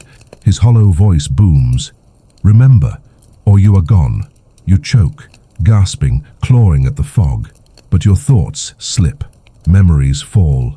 Your street, your house, your family, one by one gone, erased. You stagger to the furnace, flames twisting with your past. You grab them, burning your skeletal hands, blood spraying. No, I won't forget. I won't. The flames burst higher, the faces screaming louder. For a moment, your memories flicker back, your street, your family, the cocoa. Real or not, they return. The heart pounds harder, chains rattling. The glow in your veins flares brighter, burning against the fog. The shadows in the mist scream. Hundreds of you vanishing all at once.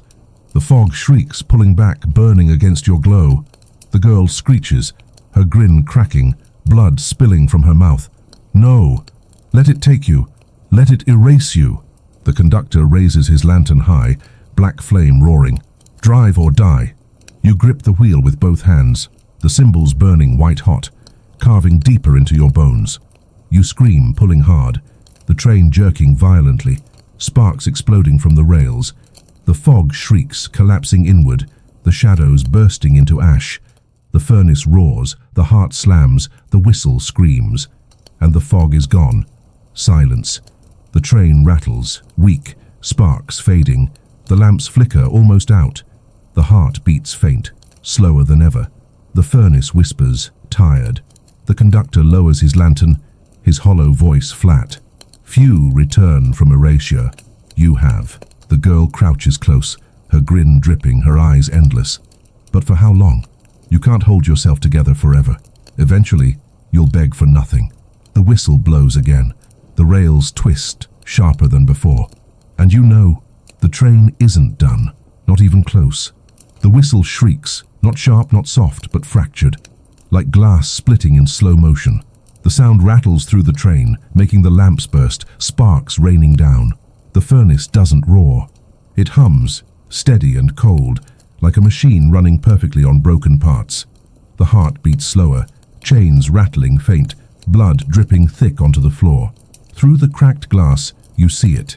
Your life, not a forest, not fire, not void, not passengers, streets, houses, schools, bedrooms, all lined neatly along the tracks like stations. A map of your existence, but wrong, too clean, too sharp. Every memory rebuilt in iron and glass, stitched together like a puppet show. The train slows, pulling you toward the first stop, your childhood home. The snow sparkles, the lights glow, the window flickers with the warm fire you swore you remembered. But as the train rolls closer, the cracks show. The snow isn't snow, it's ash. The fire doesn't warm, it screams. And the windows aren't glass, they're eyes, blinking, watching you. The girl grins wide, her teeth dripping black. Your favorite place, isn't it? Home. The conductor lifts his lantern, shadows dripping like oil. His hollow voice cuts sharp. Not home, never home, test. The doors burst open and you see them, your family. Standing in the doorway, faces soft, eyes warm, voices sweet. They wave at you, smiling. Come back, it's Christmas. But their feet don't touch the ground. Their shadows don't move. Their smiles don't flicker. Perfect. Too perfect. The furnace bursts, flames twisting into their shapes. Their mouths open wide, their voices screaming over each other. Stay with us, it's safe. The girl claps, delighted. Go on, sit down, drink cocoa, be theirs again. The conductor's lantern flares, black fire lashing against the walls. His voice booms. If you step off, you'll never return. Your chest heaves, glowing veins burning, your skeletal hands trembling on the wheel. You want to. God, you want to step off, to sit, to believe, but you know, you've seen what comes next. The whistle blows, sharp and final. You slam the wheel. The doors slam shut, iron bolts locking. Your family vanishes, their smiles snapping into screams before the house crumbles into ash. The furnace roars, the heart pounds harder, the train lurches forward, the next stop waits. Your school. The hallways stretch endless, lockers groaning, doors slamming. Children sit at desks, their heads tilted too far, their grins too wide. They chant in unison, their voices hollow. Round trip, round trip, round trip. You grip the wheel tighter, veins burning. The furnace shrieks, flames twisting into chalkboard scrawled with your name over and over again, until the words blur into ash. The girl leans against the furnace, her grin endless. Remember this? Lessons, homework, teachers, all useless, all gone. But here it never ends. The conductor slams his lantern down, shadows whipping across the room. His hollow voice booms. Ignore it. Drive. The whistle blasts. The train surges forward, smashing through the school. Desks shatter, lockers split. Children scream, their grins snapping wider, their jaws cracking. The building collapses into ash behind you. The next stop waits. Your bedroom. The train slows, groaning. Through the window, you see your bed, your blanket, your posters. Familiar, safe. For a moment, you believe it. For a moment, you almost step off, until the figure sits up in your bed. It's you, but not whole, not alive. Skeletal hands clutch the sheets, glowing veins pulsing faint, eyes black pits. Its grin stretches wide, jaw unhinging. It stares directly at you, tilts its head, whispers your voice. Driver. The glass shatters. The other you crawls into the cabin, skeletal fingers clawing at your throat, dragging you down. You thrash, screaming, blood spraying. The furnace bursts, flames shrieking, the heart pounding so hard the chains snap. The conductor roars, lantern blazing black. Fight it! You slam the wheel, cymbals burning deeper into your bones. The train jerks violently, sparks exploding. The other you shrieks, its grin splitting, blood spraying as it's crushed against the wall, shattering into ash. The whistle screams. The bedroom collapses, and the tracks twist again. But now it isn't stops. It isn't buildings. It's your whole life. The rails bend into scenes. Your first steps, your first fall, your first Christmas, your first scream. All stretched along the tracks, all waiting for the train to roll through. The girl tilts her head, her grin dripping blood. See? You can't escape. You drive through yourself forever. The conductor lowers his lantern, his hollow eyes locked on you. If you survive this stop, you may survive the trip. Your veins burn brighter, blood dripping from glowing cracks in your bones. The wheel jerks harder, cymbals carving deeper. The furnace roars, the heart bursts, the whistle shrieks. And the train barrels forward, through your life, shattering it, erasing it, replacing it, until there's nothing left but tracks. The whistle doesn't scream this time. It predicts. A long, trembling sound, rising and falling like a question you don't want answered. The lamps flicker forward, not back, shadows stretching ahead instead of behind. The furnace flames twist into shapes you don't recognize, not memories, not echoes. Something else. Possibilities. The heart pounds erratic, faster, slower, skipping beats. Your chest heaves with it, your veins glowing brighter until they're almost blinding. You stagger to the cracked glass, skeletal hands pressed against the frame, and you see them. Not stations, not schools, not bedrooms. Cities, futures, lined neatly along the tracks like dominoes waiting to fall. The conductor lifts his lantern, his hollow eyes glowing faint. The rail of tomorrows. The girl giggles, swinging her legs like a child. Her grin is soaked in blood. My favorite part.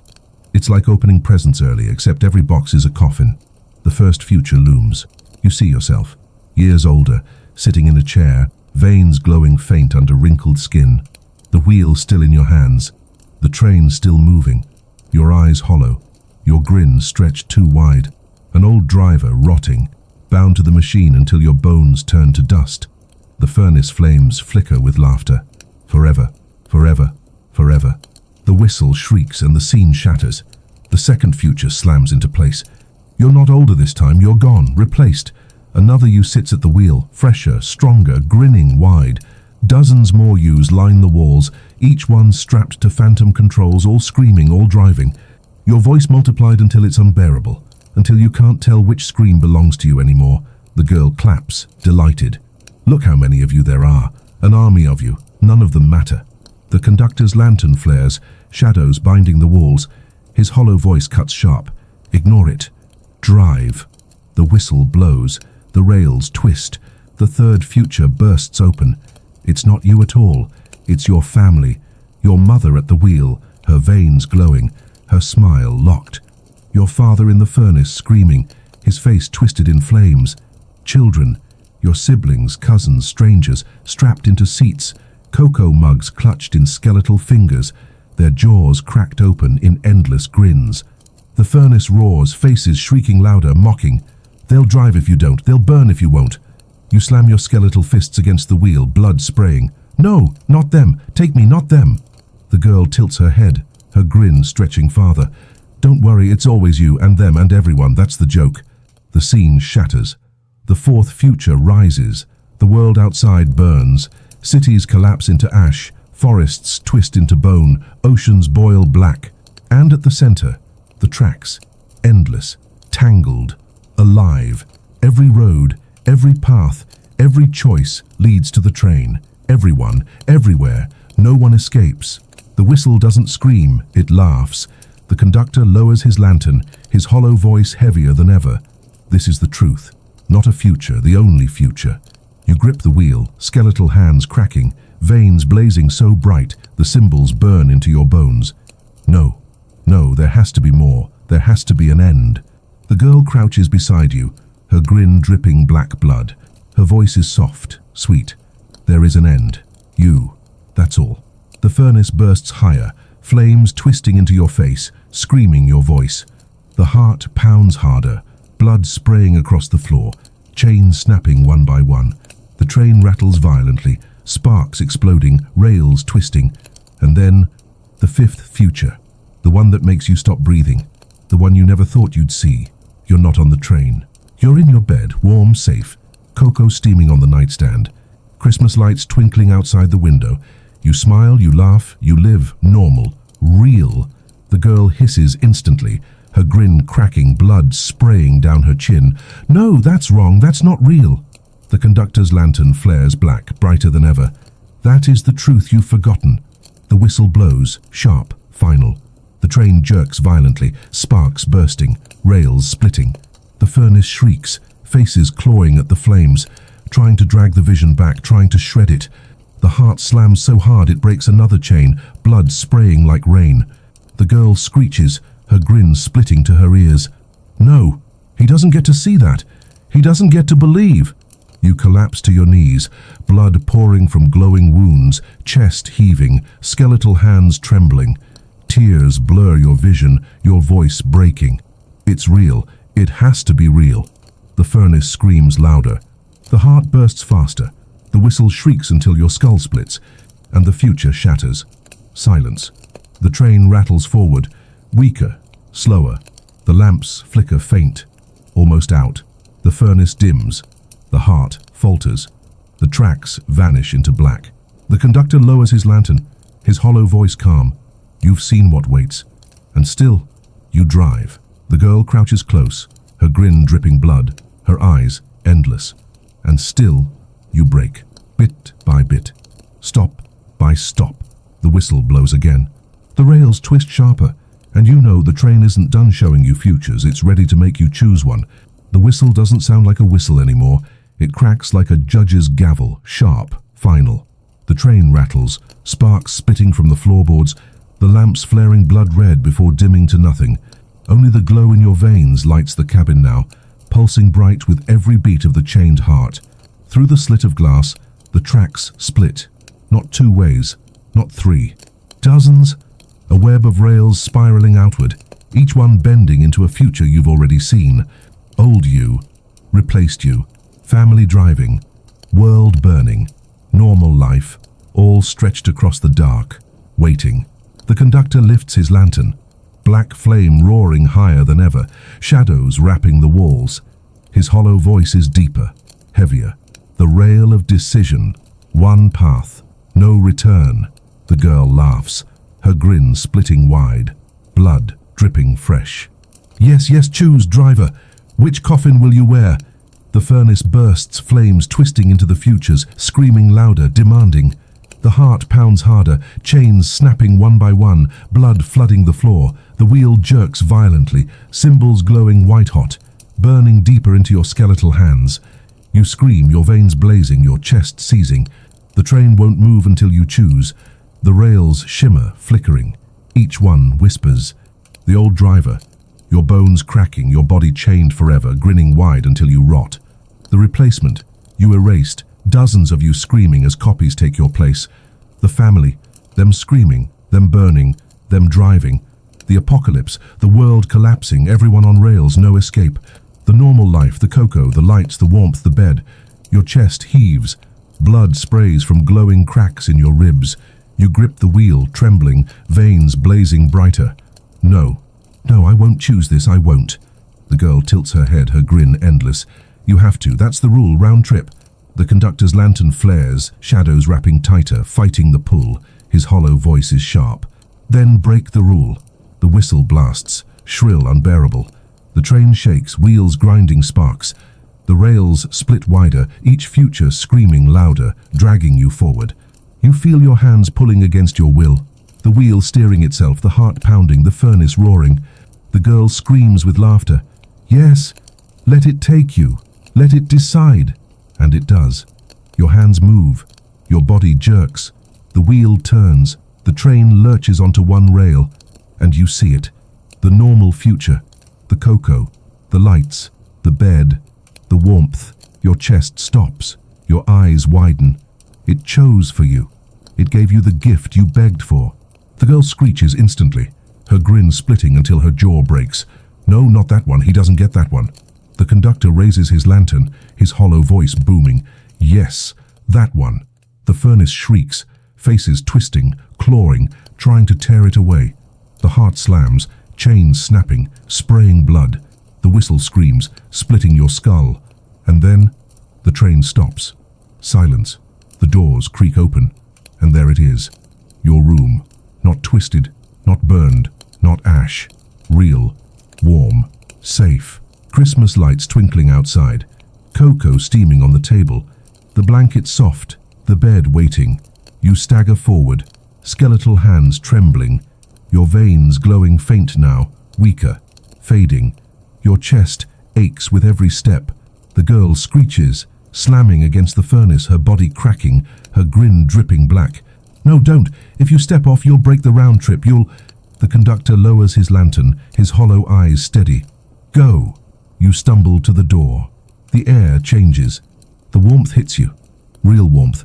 Not ash, not fire, not frost. Real. You step off. And for a moment, you believe. The door closes behind you. The whistle fades. The tracks vanish. You're in bed. Cocoa on the table. Blanket soft. Lights twinkling. You breathe. For the first time you breathe, and then you see it. On your hand. The glow. Faint. But still there. Your chest tightens. Your smile falters. The cocoa steams. The lights twinkle. The blanket warms. But you know, the train isn't gone.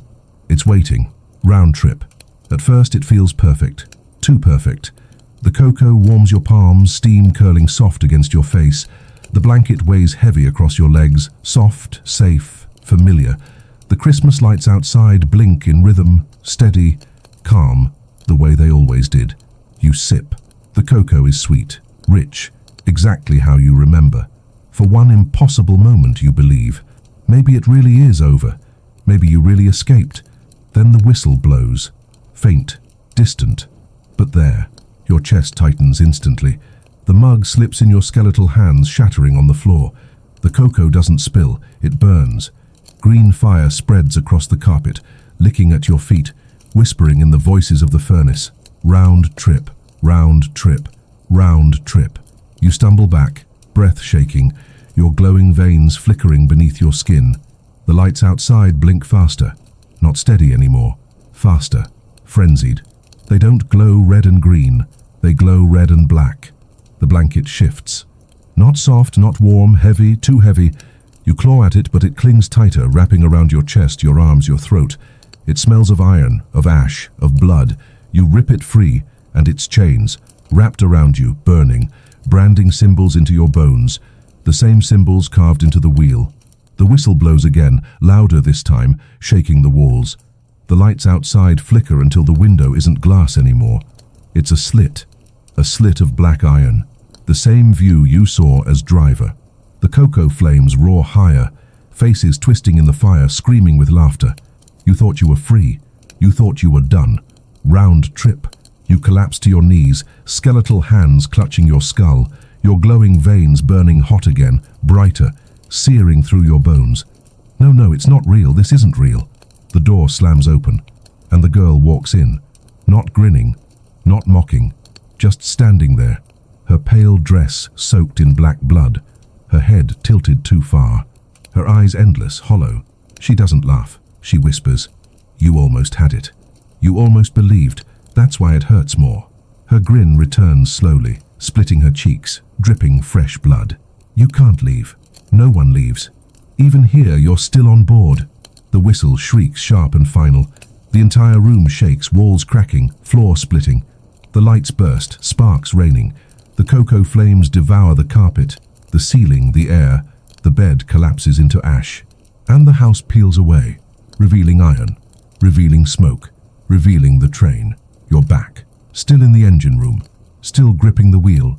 The furnace roaring, the heart pounding, the whistle screaming. The conductor stands in the shadows, lantern burning black. His hollow voice is steady. Did you enjoy your break? Your chest heaves, blood dripping from glowing wounds, your skeletal hands trembling. It was real. It felt real. The girl cackles, shrill and sharp, blood spraying from her grin. That's the trick, they always fall for it. The taste of home, the warmth of cocoa, the soft blanket. But it's all iron, all chains, all round trip. The furnace shrieks, faces laughing louder. The heart slams so hard the chains snap, blood spraying across the room. The wheel jerks, symbols burning deeper into your bones. The conductor raises his lantern high, shadows whipping the walls. Every driver faces this. Some stay. Most break. But you... He stops. The black flame flickers. His hollow eyes narrow. You resisted. The girl hisses, her grin cracking, blood dripping down her chin. Not for long.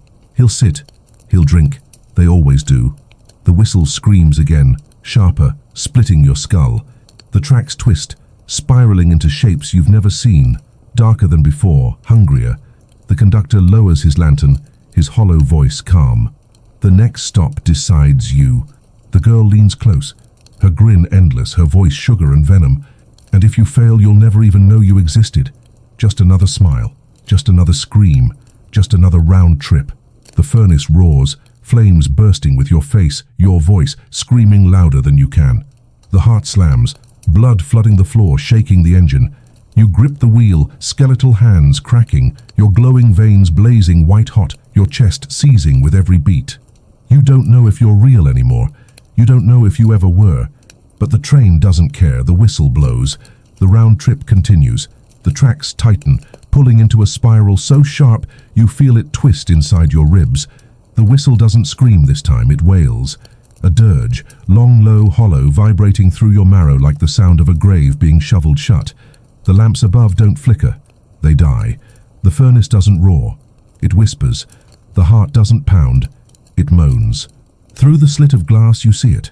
The core, not a station, not a city, not even rails. Just a pit. Blacker than void, deeper than fire, wider than the world. At its center, a cathedral of iron and bone, spires twisting like ribs, towers screaming with faces pressed into the steel. And inside, through shattered windows, you see them. Drivers, every driver. Not shadows, not reflections. Real. They hang suspended on iron hooks, their skeletal hands locked to phantom wheels, their veins glowing faint red. Rows and rows, stretching higher than the sky, deeper than the earth. Each one screaming, each one begging, each one you. The conductor raises his lantern, its black flame shaking violently, shadows whipping the cabin like chains. His hollow voice is grave. The hall of drivers, the heart of the round trip. The girl claps, delighted, her grin dripping black blood. My favorite. They're all still here. Everyone who thought they escaped, everyone who begged for mercy, still driving, still screaming. The furnace bursts open, flames shrieking, faces clawing at the bars. They scream in thousands of voices, all overlapping, all identical. Driver, driver, driver. The heart slams harder, chains snapping one by one, spraying blood across the iron floor. The wheel jerks violently, cymbals glowing white hot, carving deeper into your bones. You stagger, skeletal hands trembling, veins blazing so bright you can barely see, and then you hear them. Not whispers, not echoes. Voices, clear, loud, inside your skull. End it. Destroy it. Please. The drivers. All of them. Begging you. You stumble forward, chest heaving, blood spilling from glowing cracks. I can't, I'm trapped just like you. The girl leans close, her grin endless, her eyes black holes. You could free them, if you let go. Her voice drips sugar, but her grin drips venom. The train runs on you, on your blood, your bones, your screams. If you give yourself to it fully, if you stop fighting, it burns out, it dies, you and them, together.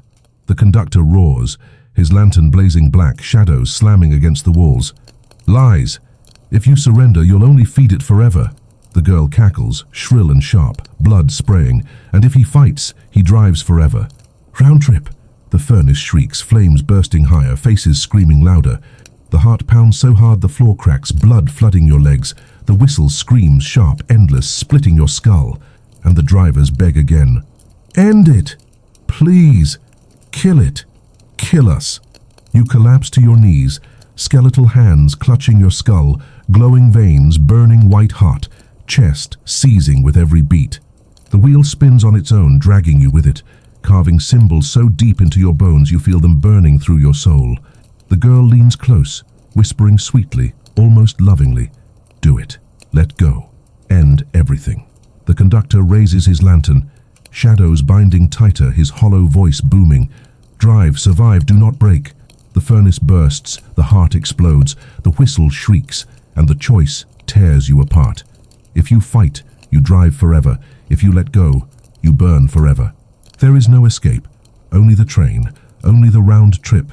The cathedral looms closer, the rows of drivers screaming louder, their hollow eyes fixed on you. Their jaws snap, their veins glow, their voices drill into your skull until you can't breathe. End it! End it! End it! The girl shrieks with laughter, her grin splitting to her ears. Yes! Break him! Break him now! The conductor slams his lantern against the wheel, shadows burning your bones. His hollow voice roars above the screams. Choose. The wheel jerks, the rails split, and the train plunges into the cathedral. The walls scream, the drivers wail, the furnace bursts, the heart shatters chains, and you grip the wheel, glowing veins blazing, your bones cracking under the weight. You scream until your throat tears, blood spraying, your skull splitting under the sound of the whistle. And in that moment, you know, this stop isn't about choice, it's about truth. The truth that you were never passenger, never driver, never free. You were always fuel. Round trip. The cathedral swallows the train whole. Iron ribs curve overhead like the skeleton of some dead god, dripping blood that isn't blood but molten black tar. Faces press against the walls, stretching the metal like skin, their jaws opening wide to scream but never closing again. The whistle doesn't echo anymore. It vibrates, trapped inside, bouncing endlessly between bone pillars until it feels like your skull is splitting into glass. The furnace bursts open, flames spilling into the aisle. They don't flicker orange or green this time, they flicker white, blinding, searing, filled with millions of faces, all screaming the same word in unison. Driver. The heart slams harder, faster, its chains snapping with every beat. The floor cracks beneath your feet, blood flooding ankle deep, glowing faint. Your veins burn brighter, glowing like molten cracks through your bones. Through the slit of glass, you see them, the drivers. Rows upon rows, suspended by hooks that pierce through their rib cages, their skeletal hands gripping phantom wheels. Their veins glow faint red, pulsing weak, their jaws wide, their hollow eyes locked on you. And then they move, not all at once. First one, then another. Chains rattling, hooks groaning. Then dozens, then hundreds. Their skeletal hands stretch out, their jaws snapping, their voices drilling into your skull. Join, join, join. You stumble back from the wheel, skeletal hands trembling, glowing veins burning white hot. The furnace screams, the faces laughing, mocking. The heart bursts harder, blood spraying across the iron walls. The girl skips into the aisle, her grin dripping black, her eyes endless. She twirls like a child at Christmas morning. Look, they want you. They've waited so long, they've missed you. The conductor slams his lantern down, shadows flaring, chains lashing against the walls. His hollow voice booms. Ignore them. Drive. But you can't ignore them. One driver pulls free. His chains snap. His hook tears from his ribs. He drops into the blood below, skeletal hands splashing, veins glowing faint. He crawls toward the train, his hollow eyes fixed on you. Another falls, and another. Soon dozens claw free, dragging themselves across the blood, their jaws wide, their grins stretched, their voices screaming. Driver, driver, driver. They slam against the carriage, their hands clawing through cracks, their jaws snapping against the iron. They don't want the train. They want you. You stagger to the furnace, screaming. No, no, I won't join you. The girl leans close, her grin splitting until it nearly rips her head in two. Her voice is sweet, sing-song. You already have. You've been here all along. The whistle shrieks, splitting your bones. The wheel jerks, cymbals burning deeper, carving into your soul. Your veins blaze so bright the room floods with light, blinding, searing. The drivers scream louder, clawing harder, their hollow voices shaking the cathedral. Join us! Join us! Join us! The conductor raises his lantern high, black flame bursting, shadows slamming into the mob, tearing them apart. For everyone shattered, 3 more crawl free. He roars, his hollow voice breaking. They want you because you resist. If you break, you're theirs forever. The girl cackles, shrill and sharp. If he resists, he drives forever. Either way, he's theirs. Your chest seizes, blood pouring from glowing cracks in your ribs, dripping into the flood below. The drivers shriek with hunger, their jaws snapping louder, their eyes rolling back as they taste your blood in the water. And then they swarm. Dozens of skeletal hands burst through the glass, through the floor, through the furnace, through the heart. They grab your arms, your legs, your throat, your ribs, pulling you apart, dragging you down. You thrash screaming, glowing veins blazing so hot your bones crack. You slam the wheel, sparks exploding, rails twisting, but the drivers don't stop. They claw harder, tearing your flesh, branding your bones with their marks. The furnace bursts higher, white flames twisting into your face, screaming your voice. The heart explodes blood across the room, chains snapping completely. The whistle shrieks sharp, endless, until the iron ribs of the cathedral rattle loose. The girl claps her hands, shrieking with laughter. Yes, break, break for them. The conductor slams his lantern against the heart, shadows wrapping tight, trying to hold it together. His hollow voice roars, "Fight, driver, or you'll never be remembered." Your chest burns, your skull splits. Your hands grip the wheel, bones cracking, cymbals carving until they reach your soul. The drivers pull harder, screaming louder, dragging you into the blood. And in that moment, you see them, all of them, every driver, every round trip, every scream, every failure, all still here, all bound, all erased. And you understand. You don't join them because you lose, you join them because no one wins. The whistle screams, the rails twist, the cathedral shatters, and you don't know if you're still driving or already hanging. The cathedral doesn't collapse like stone, it peels. The iron ribs tear open like wet paper, screaming as they bend, faces stretched across them ripping into ash. The towers of bone twist inward, snapping like broken teeth. The ground beneath the train splits, spilling not fire, not void, but nothing. An absence so deep it swallows even the sound of the whistle. The drivers fall first. One by one their hooks snap, their chains tear loose. They drop into the abyss, their skeletal hands clawing, their hollow eyes locked on you as they vanish into the dark. But not all fall. Some cling, some climb. Their jaws unhinge, their grins splitting until they stretch to their ribs. Their glowing veins burn faint, sputtering, desperate, and they crawl toward the train. The furnace shrieks white, flames bursting so high they scorch the ceiling. The faces inside scream, their voices overlapping into one unbearable howl. The heart pounds faster, its chains broken, blood spraying across the cabin. The lamps flicker and die, leaving only your veins to light the room. The conductor slams his lantern against the wall, black fire flaring, shadows whipping the drivers back. His hollow voice booms, "Drive or fall." But the wheel won't move. It spins on its own, jerking violently, dragging your skeletal hands with it. The cymbals burn deeper, searing through your bones, carving into your soul. You scream, blood spraying from glowing cracks in your ribs, your chest heaving. And then, hands, not yours, dozens. They burst through the glass, through the floor, through the walls. Skeletal hands, driver's hands, all gripping you, pulling you from the wheel, dragging you toward the broken ribs of the cathedral. Their hollow voices scream in unison. "Join us! Join us! Round trip!" You thrash, glowing veins blazing, your bones cracking under the pull. You slam your head back, shattering one jaw. You claw another apart, but more grab you, always more. The girl shrieks with laughter, her grin dripping black. She dances on the furnace, her pale dress soaked in blood. "Yes, go with them! Be theirs forever!" The conductor raises his lantern higher, black fire blazing so bright it burns the iron ribs. His hollow voice roars, "Resist, or you'll hang with them!" The drivers pull harder, dragging you to the edge of the carriage. Through the slit of glass you see the abyss, bottomless, endless, the cathedral crumbling into it, the drivers screaming as they fall. One of them climbs higher, his skeletal face inches from yours. His jaw splits wide. His voice, your voice. "It doesn't matter if you fight. You'll end here anyway." You slam your skull into his, bone cracking, blood spraying. He falls, screaming, his hollow eyes never leaving you. But more climb, more claw. The furnace bursts higher, white flames twisting into your face, screaming your voice louder than you. The heart pounds so hard it cracks the floor, blood flooding the cabin. The whistle shrieks sharp, endless, until your skull feels like glass shattering. The girl leans close, her grin endless, her voice sugar and venom. "Don't fight.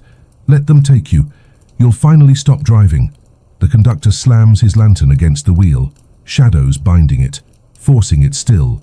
His hollow voice cuts sharp. "Pull, driver, pull or you're lost." You grip the wheel with both hands, bones snapping under the strain, glowing veins blazing white hot. You scream, every drop of blood burning, your ribs cracking under the weight. The wheel jerks, sparks exploding, the rails twisting into new shapes, and for a moment, the drivers let go. They fall, hundreds of them screaming as they drop into the abyss, their hollow eyes fading into the dark.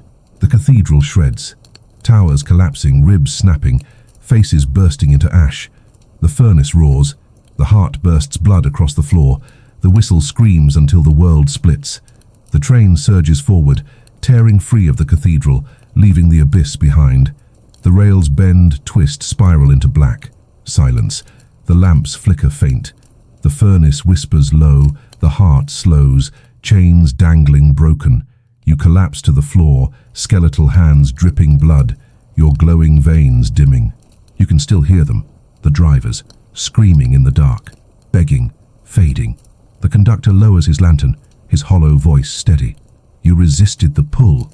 Few do. The girl crouches beside you, her grin dripping blood. Her voice is soft, sweet, almost kind. But they'll keep pulling. Every stop, every scream, until you break. The whistle blows again. The rails twist sharper. And you know, the next stop isn't about pulling you in. It's about tearing you apart. The whistle doesn't blow this time. It splits. One tone becomes two, then four, then dozens, shrieking in layered pitches that grind against each other like knives. The sound cuts through your skull, splintering your thoughts, making it impossible to tell where the noise ends and your screams begin. The rails outside fracture with it. Not one track, not two, hundreds. All branching outward, spiraling in every direction. Each glows faint red, pulsing like veins. Each leads somewhere you almost recognize. The lamps overhead shatter, sparks raining across the cabin. The furnace bursts open, white flames twisting into jagged mirrors that hang in the air, each one reflecting you, but not whole. Each shows a piece. One reflection is just your skull, glowing veins threading through hollow sockets. One is only your hands, bone fingers burned with symbols, clutching phantom wheels. One is your chest, ribs split open, the heart chained inside. Others are your memories, your family, your bed, your cocoa, fractured into shards, floating separate, screaming.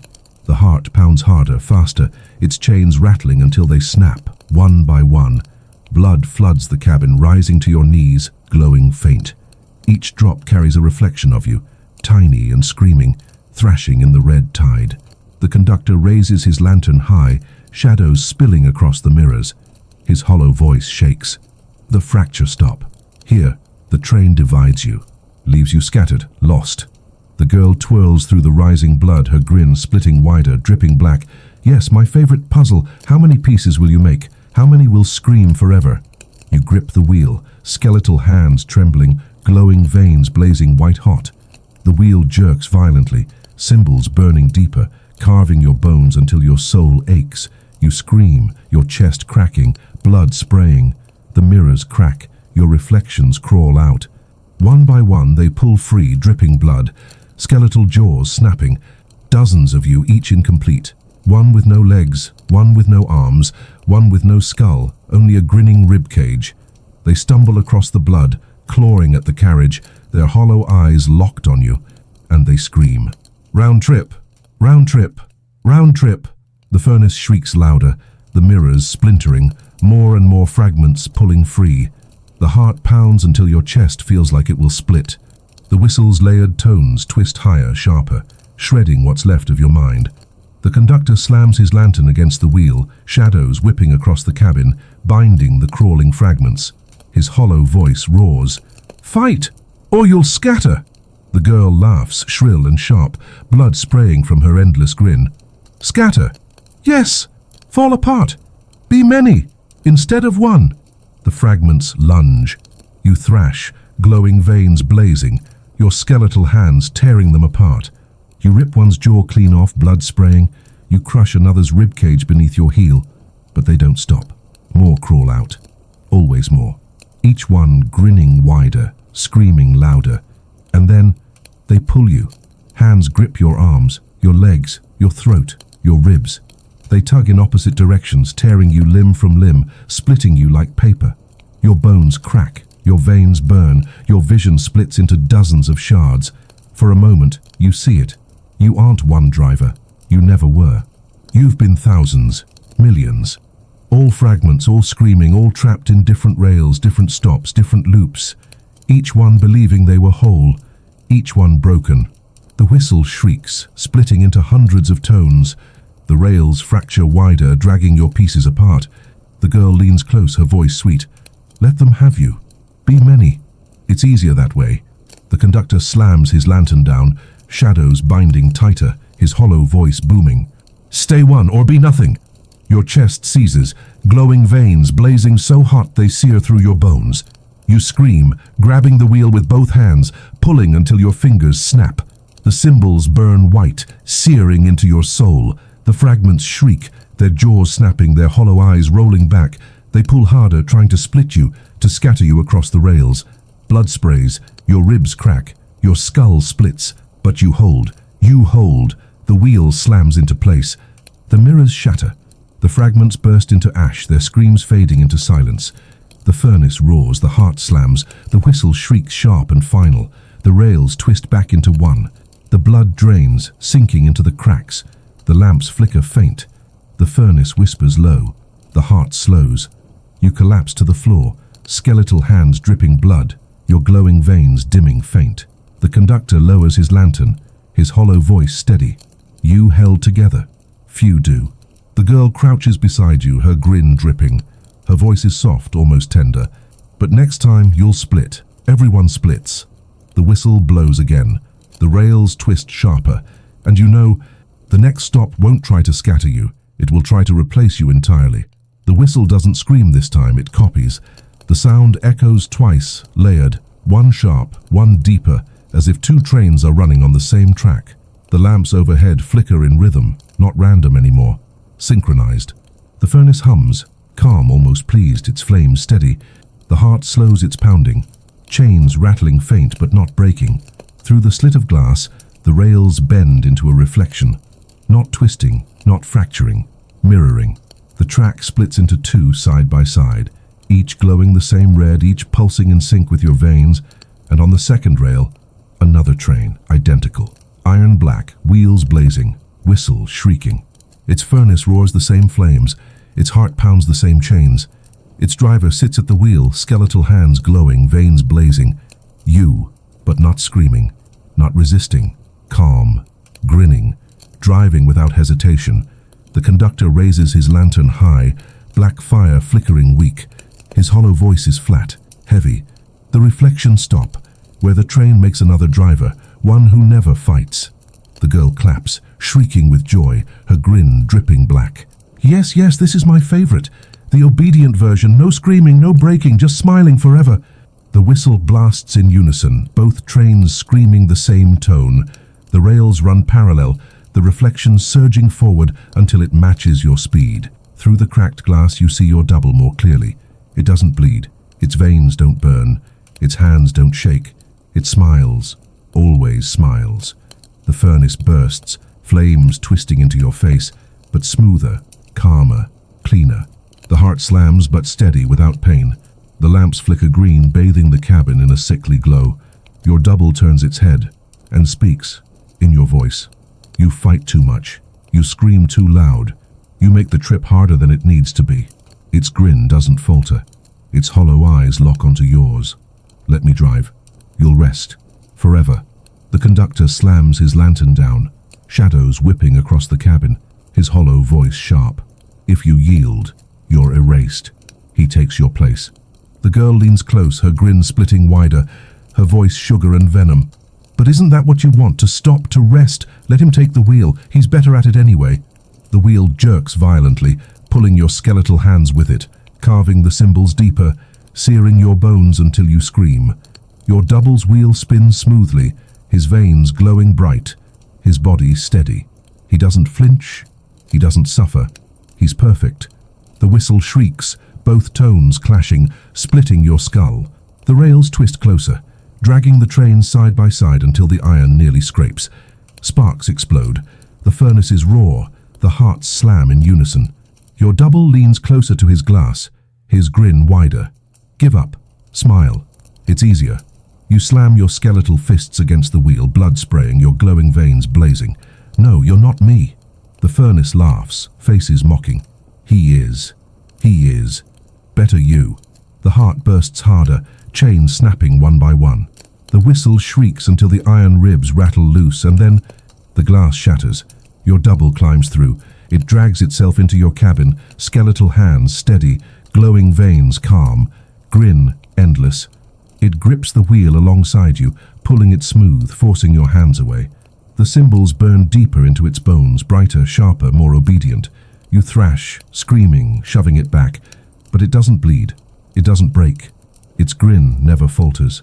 The girl screeches with laughter, clapping her bloody hands. Yes, yes, let him drive. He'll never fight, never scream. He's perfect. The conductor raises his lantern, shadows binding your double, tearing at its bones. His hollow voice booms. Fight him or vanish. Your chest seizes, your veins blazing hotter, your skull splitting under the sound of the whistle. You slam your skeletal head into your double's jaw, bone cracking, but it doesn't flinch.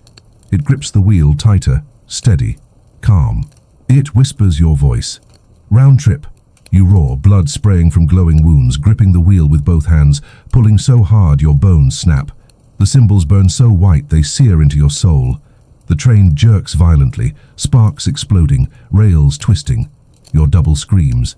For the first time, it screams. Its grin cracks. Its veins blaze too bright. Its bones snap under the strain. It shatters into ash. Its scream echoing until it fades into the whistle.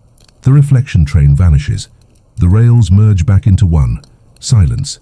The furnace dims. The heart slows. The lamps flicker faint. You collapse to the floor, skeletal hands dripping blood, glowing veins sputtering. The conductor lowers his lantern, his hollow voice calm. You resisted being replaced, few do. The girl crouches beside you, her grin dripping black. Her voice is soft, almost kind. But he'll be back. He always comes back. Every time you break, he's waiting. The whistle blows again. The rails twist sharper. And you know, the next stop isn't about replacing you, it's about consuming you whole.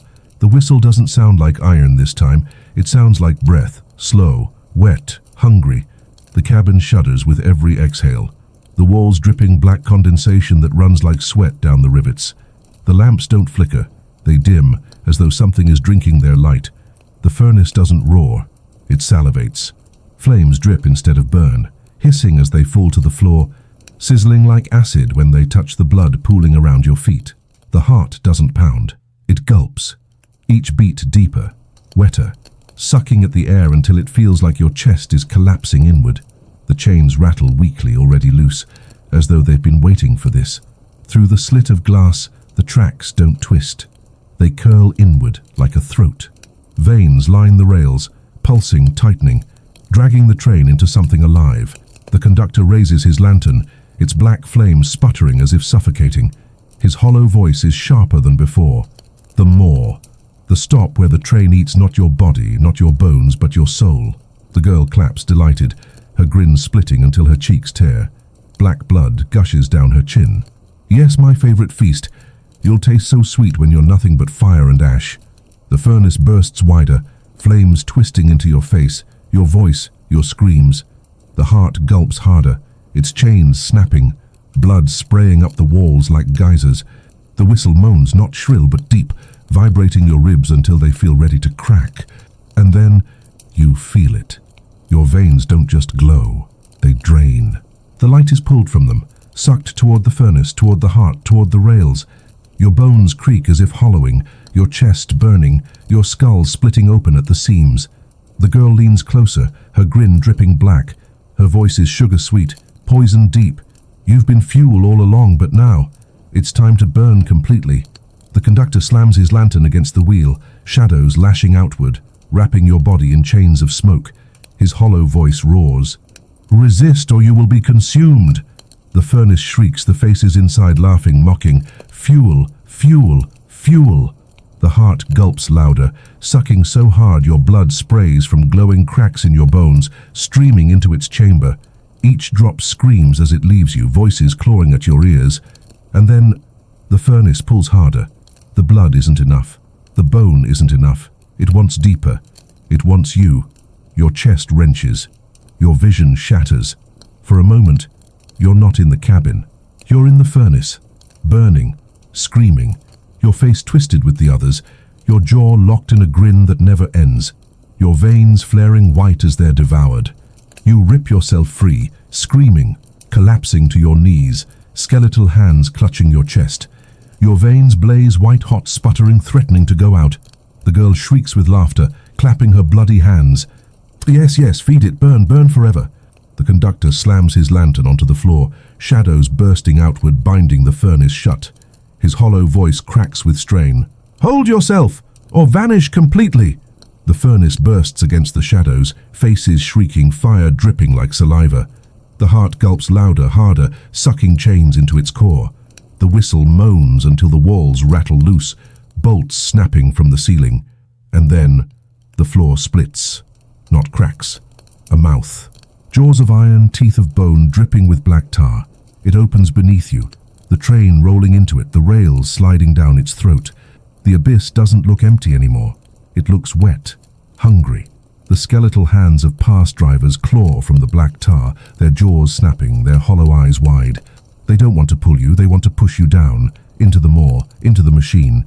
You grip the wheel, blood spraying from your skeletal fingers, the cymbals burning white hot. You scream, pulling, thrashing, the wheel jerking violently in your hands. Sparks burst, rails twist, the furnace shrieks, the heart gulps. The girl sings, her grin endless, her voice like a lullaby dripping venom. Burn, burn, burn away. Fuel the trip another day. The conductor roars, his lantern blazing black. Drive, driver, drive or dissolve. Your chest seizes, your veins blazing, your ribs cracking as the moor pulls harder. The jaws snap, the tar rises, skeletal hands shove you down. Your vision blurs, your skull splits, your soul stretches, tearing, screaming. And then you roar.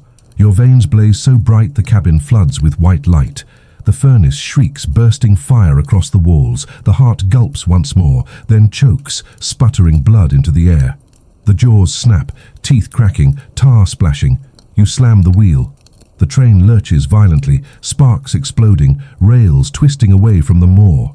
The whistle screams sharp, final, splitting the air until the jaws shatter into shards of iron. The moor collapses, the furnace dims, the heart slows, the lamps flicker weak. Silence. You collapse, skeletal hands trembling, your glowing veins flickering faint. Your chest heaves, blood dripping in rivers across the floor. The conductor lowers his lantern, his hollow voice steady. You denied being fuel. Few do. The girl crouches beside you, her grin dripping black blood. Her voice is soft, sweet, almost tender. But you'll burn anyway, everyone burns.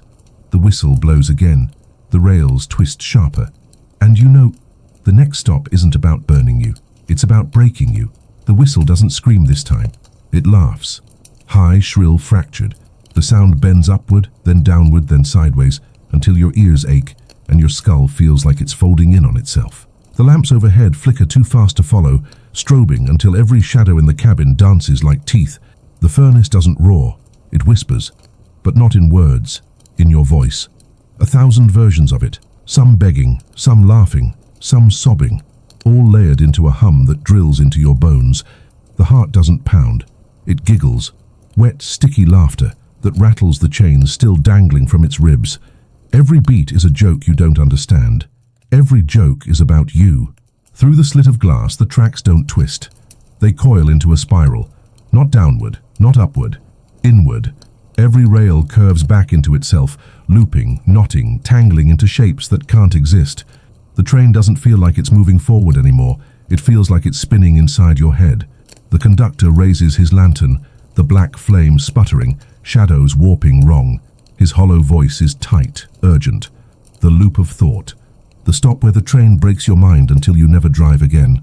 The girl skips across the cabin, her grin wider than her face should allow. Blood drips down her pale dress, soaking the hem black. Yes, my favorite game. Let's see how many pieces your mind can split into before it begs for mercy. The wheel jerks violently, your skeletal hands dragged with it, cymbals burning deeper, carving your bones until your thoughts scream. Your veins blaze white hot, your chest seizes, your skull fractures under the sound of your own laughter echoing back at you. And then, you're not in the cabin anymore. You're in your bed, warm, safe, cocoa steaming on the nightstand, the blanket heavy, the lights twinkling outside, but the cocoa whispers. The blanket laughs, the lights scream. You claw at your chest, glowing veins burning, your breath ragged. No, no, this isn't real. The girl's voice slithers from the cocoa, sweet and sharp. Of course it's real, don't you remember? You wanted this, you begged for it. The conductor's hollow voice rumbles from the walls, faint. It's a trick. Fight it. The bed twists beneath you, iron jaws snapping, chains coiling. The cocoa mug tips, spilling black fire across your chest. The lights outside blink too fast, spelling words against the glass. Round trip, round trip, round trip. You scream, ripping free, crashing back into the cabin. But the mirrors follow. The furnace bursts into reflections of you, grinning, crying, screaming, silent. The heart pounds in sync, its laughter echoing your broken thoughts. The whistle shrieks until the air bends, warping the cabin into impossible angles. The walls stretch. The floor tilts. The ceiling opens into teeth. And the voices. They don't beg. They mock. You think you're special. You think you can fight. You think you'll win. Each one your voice. Each one sharper than knives. The girl dances through them, her grin endless. Listen to yourself. You've been screaming the whole way, but it's always the same scream. Nothing changes. Nothing ever will. The conductor slams his lantern against the wheel, shadows bursting, chains lashing across the cabin. His hollow voice roars, "Focus! Hold to yourself!" But what is yourself? You see yourself laughing. You see yourself crying. You see yourself burned. You see yourself gone. You see yourself driving. Always driving. The wheel spins faster, dragging your hands. The symbols burning so bright they scorch your vision. Your skull splits with the sound of your own scream, repeated 1,000 times until it's not your scream anymore. It's theirs, the driver's, all of them, laughing. You slam your skull against the wheel, bone cracking, blood spraying. Your veins blaze, your chest seizes, your ribs split. You roar, tearing against the weight, trying to remember something real, anything, and then you see it. The cocoa, the blanket, the lights. But not twisted, not laughing. Real. For a breath, one impossible breath, you remember warmth. You remember home. You remember Christmas before the trip. The girl shrieks, her grin splitting until her jaw snaps. Black blood floods the floor. No, not that, not real, forget it, forget. The conductor raises his lantern, shadows bursting, binding the cabin. His hollow voice booms. Hold it. Hold the memory. Or break forever. You clutch it. Hard. Your skeletal hands tremble. Your glowing veins blaze so hot they sear into your bones. The furnace shrieks. The heart roars. The whistle splits. The cabin twists until it screams, then shatters. Silence. You collapse to the floor, glowing veins flickering, chest heaving, blood dripping in rivers. The lamps flicker faint. The furnace whispers low. The heart slows. The conductor lowers his lantern, his hollow voice calm. You resisted madness. Few do. The girl crouches beside you, her grin dripping black blood. Her voice is soft, almost kind. But you're already cracked, and cracks always spread.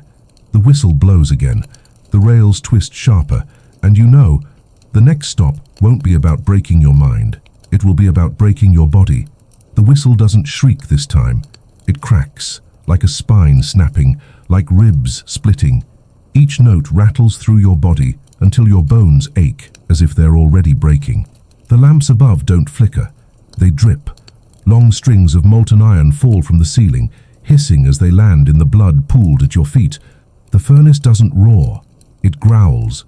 A deep animal sound vibrating through the floor, through your marrow, shaking your skeletal hands until your grip on the wheel feels weak. The heart doesn't beat. It tears. Every thump comes with a ripping sound, as though each pulse is shredding tissue that was never meant to move again. Through the slit of glass you see the tracks. Not rails, not metal, bone. Long spines laid end to end, vertebrae clicking together as the train rolls over them. They grind like teeth under the wheels. Blood seeps between the joints, glowing faint, hissing steam as it sprays upward. The conductor lifts his lantern, black fire pulsing like veins. His hollow voice is heavier than before. The breaking stop, where the train decides what your body is worth. The girl grins wider, blood spilling from her mouth down her pale dress. She skips across the cabin, humming like a child. Yes, my favorite. Snap him, split him, pull him apart until he begs to be rebuilt. The wheel jerks, dragging your skeletal hands with it, burning the symbols deeper into your bones. You scream, your veins blazing white hot, your chest cracking with every pull. The whistle cracks again, splitting your ribs like branches. And then it begins. The furnace bursts open, flames twisting into hooks of fire. They lash out, sinking into your bones, pulling. Your arms stretch, your ribs snap, your spine bends until it feels like it will tear free. You collapse forward, screaming, glowing veins spilling white fire across the floor. The heart gulps louder, its chains snapping loose. Iron tendrils burst from it, wrapping your legs, your throat, your chest. They tighten, crushing bones, splintering ribs, bending your skeleton into shapes it was never meant to hold. The girl claps, shrieking with laughter. Yes, yes, make him bend, make him fit. The conductor slams his lantern against the wheel, shadows bursting, wrapping your body in chains of black smoke. His hollow voice booms. Resist, or they'll rebuild you into the train.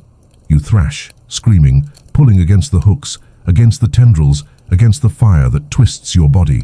Your skull cracks, blood spraying, your glowing veins blazing so bright the cabin floods with light. But the train doesn't stop.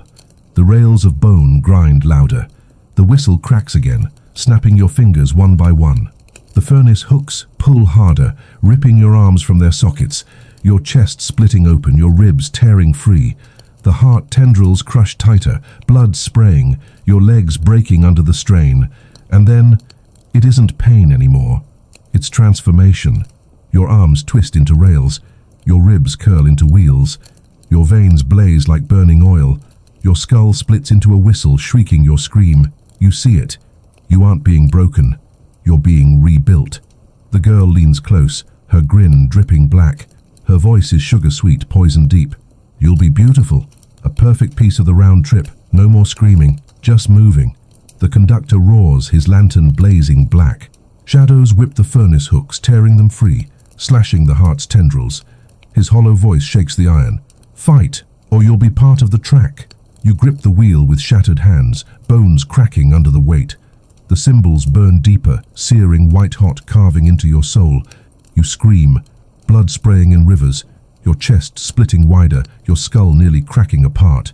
The furnace shrieks, the hooks tear harder, the heart roars, the tendrils crush tighter. The whistle cracks until your entire body feels like glass shattering. And then, you pull, harder than before. The wheel slams into place. Sparks burst. The rails twist, snapping the bone track beneath the train. The furnace screams, its hooks ripping free. The heart chokes, its tendrils snapping into ash. The whistle shrieks sharp, final, until the cabin splits with the sound. Silence. The furnace dims. The heart slows. The lamps flicker faint. You collapse to the floor, skeletal hands trembling, glowing veins flickering faint. Your body is cracked, broken, torn, but it's still yours. The conductor lowers his lantern, his hollow voice calm. You resisted the forge. Few do. The girl crouches beside you, her grin dripping black blood. Her voice is soft, almost kind. But cracks never heal. Next time you'll snap. The whistle blows again. The rails twist sharper. And you know, the next stop won't just break your body. It will break time itself. The whistle doesn't blow forward this time, it blows backward. A sound unwinds through the cabin like a tape reel spinning in reverse. Sharp notes tumbling back into silence, shrieks curling into low moans. The lamps don't flicker. They stutter. Light skips ahead, then rewinds, then freezes mid-blink. The furnace doesn't roar. It ticks. Each flame bursts like a clock hand jerking forward, then snapping back, then holding still. The heart doesn't beat. It rewinds. Every thump slams your ribs in reverse, sucking blood back into wounds that had already spilled it, stitching cracks only to split them again, breaking and healing in endless loops. Through the slit of glass, the tracks don't stretch ahead. They spiral backward. Long coils of rusted iron folding into themselves, each rail stacked atop the other like tangled roots. At their center, an hourglass. Not sand inside. Blood. It flows upward, then down, then freezes, dripping thick against the glass until you swear you hear it laugh. The conductor raises his lantern, the black flame sputtering as if caught in rewind. His hollow voice trembles, deeper, then higher, then layered in echoes. The temporal stop, where the train makes you live every round trip again, all at once. The girl twirls in the aisle, her grin endless, her voice sharp as glass. Yes, my favorite. He'll break faster this way. No one survives their own echoes. The wheel jerks, harder than ever. Your skeletal hands slam into it, glowing veins blazing white-hot, cymbals carving deeper into your bones. The whistle screams in reverse, the rails snap, the furnace bursts, the heart moans. And then, it happens. You're everywhere. At once. You're in the cocoa cabin, warm mug burning your hands. You're in the car of content, smiling corpses grinning in silence. You're in the workshop, watching children fed into machines. You're in the cathedral, drivers screaming from hooks. You're in the maw being eaten alive. You're in the loop, losing your mind. You're in the forge, breaking your bones. All stops, all screams, all futures, all pasts at once. The whistle shrieks in every pitch, every tone, every direction. The lamps burst, then reassemble, then burst again. The furnace roars, then whispers, then hums. The heart slams, then rewinds, then freezes mid-beat. Your skull splits, your chest tears. Your bones crack, then it all reverses. Then it all happens again, faster, louder, deeper. The girl claps, delighted, blood dripping from her grin. Yes, let him see it all. Let him scream forever. The conductor slams his lantern against the wheel, shadows whipping outward, binding fragments of you together. His hollow voice booms in echoes. Focus, anchor yourself, or scatter through time. But how do you anchor when you're everywhere? You see yourself drink cocoa. You see yourself torn apart. You see yourself smiling. You see yourself begging. You see yourself burning. You see yourself hanging. You see yourself gone. Your chest seizes, glowing veins blazing so hot they split your bones. You grip the wheel tighter, blood spraying in every direction. The furnace shrieks louder, faces screaming past and future all at once. The heart moans until your ribs rattle loose. And then you feel it. Time isn't a rail, it's a circle. And you've been driving it forever. The girl leans close, her voice sugar-sweet, dripping venom. See, it was never a trip. It was always a loop. Round trip, round trip, round trip. The conductor roars, his lantern blazing black. Shadows snap into the rails, trying to hold them steady. His hollow voice shakes the cabin. Drive forward! Break the loop! You slam your skeletal skull into the wheel, bone cracking, cymbals searing your soul. Your veins blaze white-hot, your chest splitting, your ribs shattering. You scream, pulling so hard the wheel burns through your hands. The whistle shrieks, the rails twist, the hourglass shatters. Blood pours upward, then downward, then freezes mid-air. Time cracks. The furnace bursts, the heart roars, the lamps stutter until they explode into silence. And then it stops. Silence. The cabin stills. The blood drains, the rails straighten. The whistle fades. You collapse to the floor, skeletal hands dripping, glowing veins dimming faint. Your chest heaves, every breath jagged, broken. The conductor lowers his lantern, his hollow voice steady. You resisted the loop. Few do. The girl crouches beside you, her grin dripping black. Her voice is soft, almost kind. But the loop never really ends. It just hides. It always comes back. The whistle blows again. The rails twist sharper. And you know, the next stop won't bend your past or your future. It will erase all of reality around you. The whistle doesn't sound like a train anymore. It sounds like silence given a voice. A hollow breath between seconds stretched until it bleeds. The cabin doesn't shake. It stops. No rattle, no hum, no pulse of wheels on rails. Just stillness so sharp it makes your teeth grind. The lamps don't flicker. They extinguish, one by one, as though something is swallowing them whole. The furnace doesn't roar. It coughs once, a weak spurt of black flame, then dies. The heart doesn't beat. It hangs open, chains dangling loose, dripping not blood but nothing. The drops vanish before they hit the floor. Through the slit of glass you see no tracks, no rails, no void, no forest, just white. Endless, blinding, empty white. The conductor raises his lantern, its black fire sputtering faint, fighting the nothing. His hollow voice is softer now. Less command, more confession. The erasure stop, where the train removes everything. Not just you, not just them, everything. The girl skips to the glass, pressing her face against it. Her grin stretches until her skin splits, black blood dripping down her neck. She laughs, but it's muffled, weak, as though even sound itself is afraid. Yes, my favorite. The nothing stop. The blank page. Watch it wipe everything clean. You stagger to the wheel, skeletal hands trembling, glowing veins flickering faint. You pull, but the wheel doesn't move. There's no resistance, no cymbals burning, no rails to grip. The train isn't on tracks anymore. It's floating in emptiness, and the emptiness moves closer. The whiteness isn't light. It's erasure, Everything it touches vanishes, not burning, not breaking, simply gone. The windows melt away, the rivets disappear, the walls fade.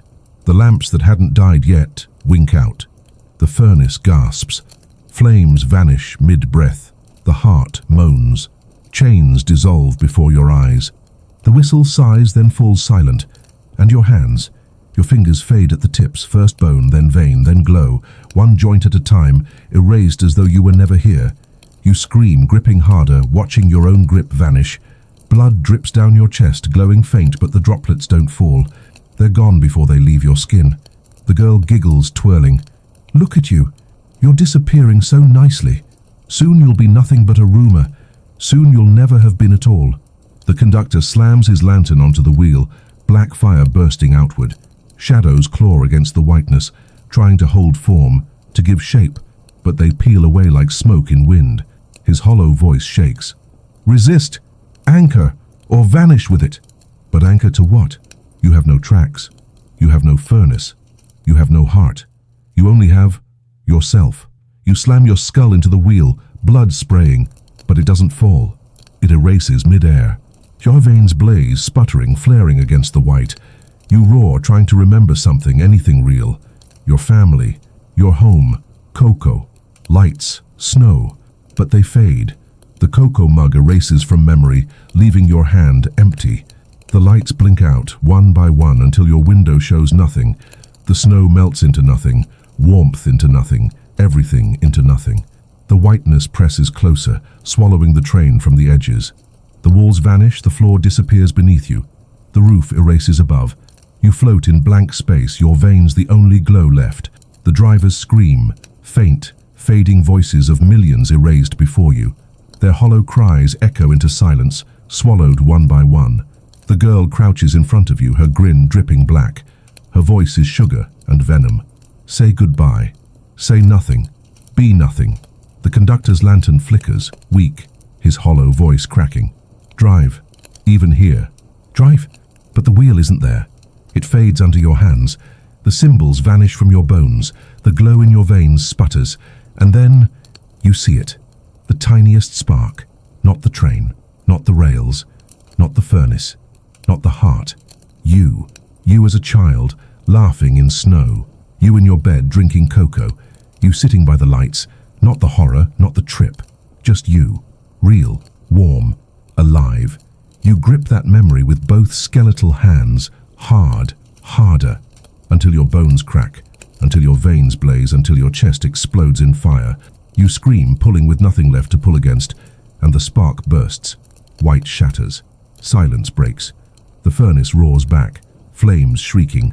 The heart slams. Chains snapping. The whistle screams so sharp the whiteness rips into black. The nothing torn away in an explosion of sparks and blood. The train rattles. The rails reappear. And you're back. The conductor lowers his lantern. His hollow voice calm but heavy. You resisted nothingness. Few do. The girl crouches close. Her grin endless. Her voice is soft, mocking. But the nothing is patient. You can't fight it forever. It will come back, and it always wins. The whistle blows again. The rails twist sharper. And you know, the next stop won't erase everything. It will erase you alone, leaving only the train. The whistle doesn't shriek. It whispers your name, over and over. Too many voices, too many tones, each one yours but wrong, higher, lower, twisted, warped.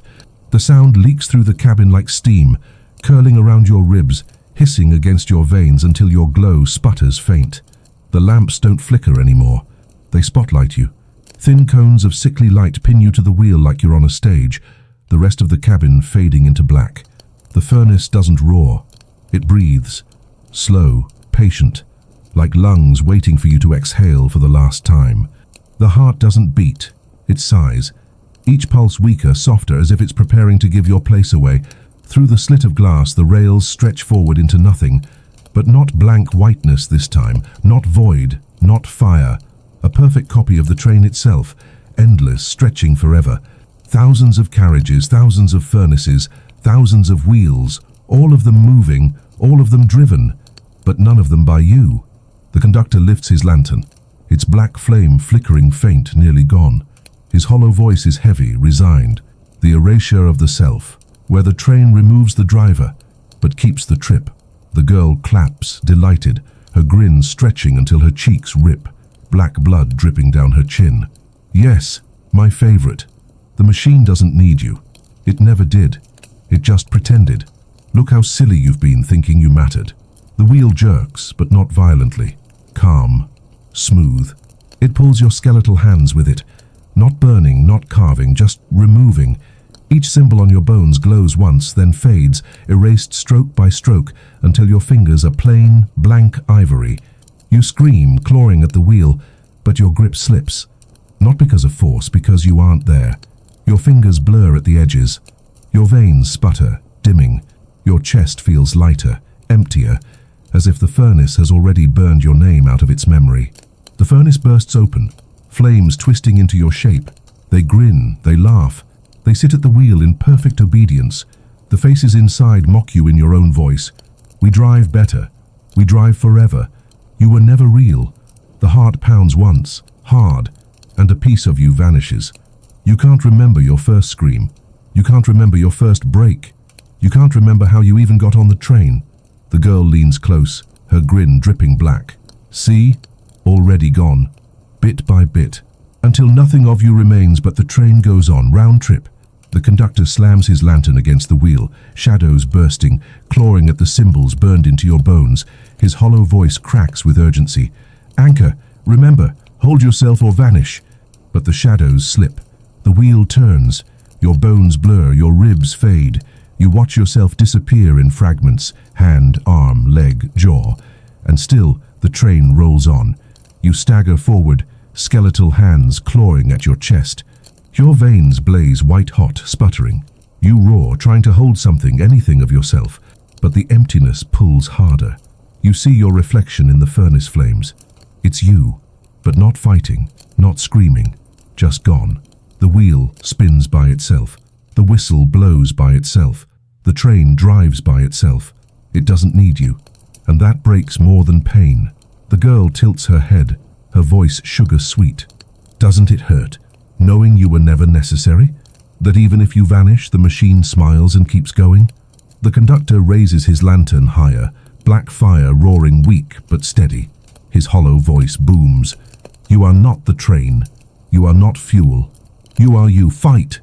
You slam your skeletal skull against the wheel, bone cracking, blood spraying, but the blood vanishes before it touches the floor. You howl, your veins blazing until the cabin glows. You clutch your chest, forcing yourself to remember. Your bed, your cocoa, your lights, your Christmas. For one fragile moment, you feel real. The furnace shrieks, flames twisting, faces screaming louder, mocking you. The heart pounds, chains snapping, blood spraying. The whistle moans until the cabin rattles apart. And then, the wheel burns white hot. The symbols flare back into your bones. Your glow bursts, searing through the cabin. The train jerks, rails twisting, the furnace roaring, the heart slamming. The whistle shrieks sharp final, and you're still here. The rails vanish into black, the lamps flicker faint. The furnace whispers low, the heart slows. You collapse to the floor, skeletal hands trembling, glowing veins dimming faint. The conductor lowers his lantern, his hollow voice calm. You resisted being erased. Few do. The girl crouches beside you, her grin dripping black. Her voice is soft, mocking. But you'll fade again, and next time there won't be anything left to hold on to. The whistle blows again. The rails twist sharper, and you know the next stop won't erase you. It will erase everyone else, leaving you alone with the train. The whistle doesn't roar. It exhales. Long, hollow.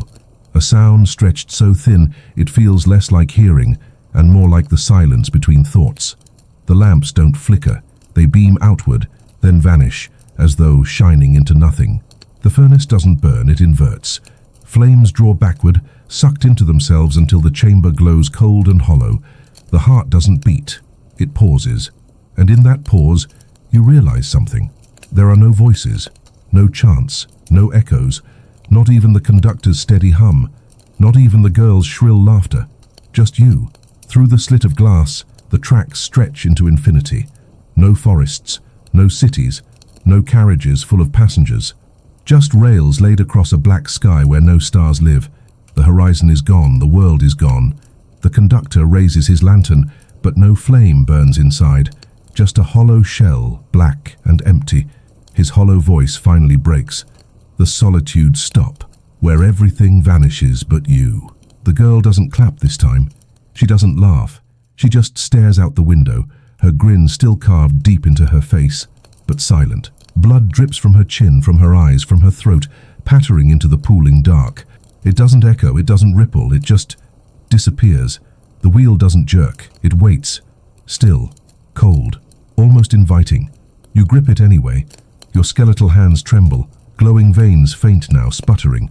The symbols carved into your bones smolder weak, flickering as if about to extinguish. The silence deepens. You realize the furnace isn't mocking you anymore. The heart isn't begging. The rails aren't humming. The whistle isn't screaming. Everyone is gone. The passengers, the drivers, the faces in the flames, the conductor, the girl. You are the only one left. Your chest seizes, your ribs cracking as you try to breathe in the nothing. You whisper into the silence, your voice weak. Hello? No answer. You scream, slamming your fists against the wheel. Hello? Nothing. The girl turns her head slowly. Her grin doesn't falter. Her hollow eyes lock onto yours. Her voice is sugar-soft, almost kind. You wanted freedom. This is it. Alone. Forever. The conductor's lantern falls from his hand, hitting the floor without a sound. His hollow body flickers like a shadow, losing its shape, dissolving into nothing. He doesn't resist. He doesn't fight. He just fades, leaving the air colder. The girl tilts her head. Her grin drips black, her eyes sinking deeper into her skull. And I'll be next. Then it's just you. You'll drive alone. You'll scream alone. You'll never stop because no one's left to hear you break. She flickers. Her pale body stretches thin, dissolving piece by piece, until only her grin remains. A jagged crescent of teeth hanging in the dark, dripping blood that evaporates before it touches the floor. Then it too fades. You're alone, utterly. The lamps vanish. The furnace dies. The heart sighs once, then falls silent. The whistle gives no sound. The train still moves, but it is only you. You grip the wheel tighter, skeletal hands cracking, glowing veins dimming. You slam your head against the iron, bone splintering, blood spraying, but the blood vanishes. The sound vanishes. You are screaming, but your scream doesn't echo. It doesn't exist. The rails stretch forever, black on black, nothing on nothing. No stops, no faces, no horrors, just you. You laugh, you sob. Both sound the same now. Silent. Your body flickers, your veins sputter, your glow weakens. And you realize it doesn't need to erase you anymore. It has already won. It left you here alone. The train drives itself, round trip, forever. And all you can do is hold the wheel and wait for the silence to eat you too. The whistle doesn't sound anymore. Not forward, not backward, not cracked, not sighed. It is gone. And yet somehow you hear it anyway. Inside your skull, vibrating in a space that shouldn't exist. The lamps are gone. The furnace is gone. The heart is gone. The conductor is gone. The girl is gone. Only you, only silence. But silence doesn't stay silent for long. At first it's a hum, low, deep, rolling across the rails, then a buzz, then a whisper, then dozens. The nothing you thought was empty begins to speak back, not in words, in impressions, in memories, in shadows of things you thought erased. Your cocoa mug, your blanket, your family's laughter, your own voice. Each flickers in the air around you, like after-images burned into your skull. They don't comfort, they mock. They bend, crack, twist into jagged forms that dissolve before you can focus. The rails ahead bend, not sharply, not violently. They fold inward, spiraling, pulling you deeper. The emptiness stretches into layers, white beyond black, black beyond white. A staircase without steps, dropping you into deeper versions of silence. The girl's voice drifts back, not her body, not her grin, just her laugh, stretched thin, leaking through the dark. See? It never ends. You thought one silence was forever. There are many. The conductor's hollow tone follows, faint as dust. Every level emptier, every level hungrier. Each one takes more of you. until nothing remains but a shadow of a scream. You grip the wheel tighter, skeletal fingers trembling. Your veins glow faint, weak, sputtering. The symbols carved into your bones flicker like dying embers. You whisper, your voice raw. I can't go deeper. The nothing answers. Yes, you can. Not a voice. Say a chorus, thousands layered, all yours. Past versions, future versions, every driver who thought the silence was the end, all of them whispering in unison. Yes, you can. Yes, you will. Round trip. The wheel jerks once, smooth, quiet. No violence, no tearing, just inevitability. It pulls you into the spiral, and the silence changes. You are no longer the only one. Figures shimmer in the dark, not drivers, not passengers, shapes, outlines of people who should exist but never did. Their faces blur, their bodies flicker. They turn toward you, hollow sockets where eyes should be. Their jaws move but no sound comes out. They don't speak, they expect. You choke, your chest seizing, glowing veins sputtering. Who are you? The silence answers. They are what was erased to make room for you. The furnace doesn't exist here, but you feel heat anyway. A low warmth rising from nowhere, pressing against your ribs, burning you from the inside. The heart doesn't exist here, but you feel it beat anyway, not yours. The silences. The girl's laugh echoes sharper, cutting like glass. Do you see it now? You thought it was only passengers, only drivers, but the train erases worlds, whole lives, whole histories, all swallowed so the trip never stops. The conductor's whisper follows, thinner than ash, and now it drags you into the archive of absence, the library of never been. The shapes step closer, dozens, hundreds. They raise skeletal hands, veins faint, eyes hollow. They don't claw, they don't scream, they just reach. They want you, not to kill you, not to break you, to make you join them. Another layer, another silence. You stumble back from the wheel, skeletal hands dripping blood that doesn't drip. It erases mid-air.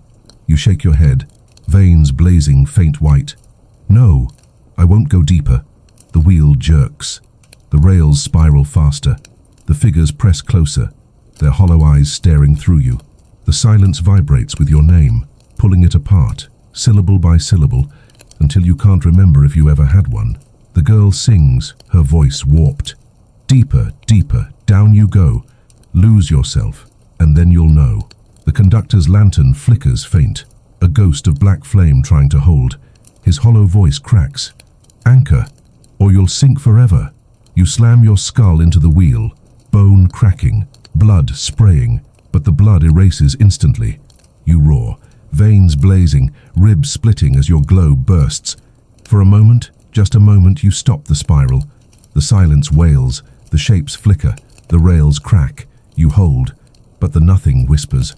Colder now, closer now. You stopped one layer. There are more, always more. Deeper silences, hungrier silences. You'll drive them all.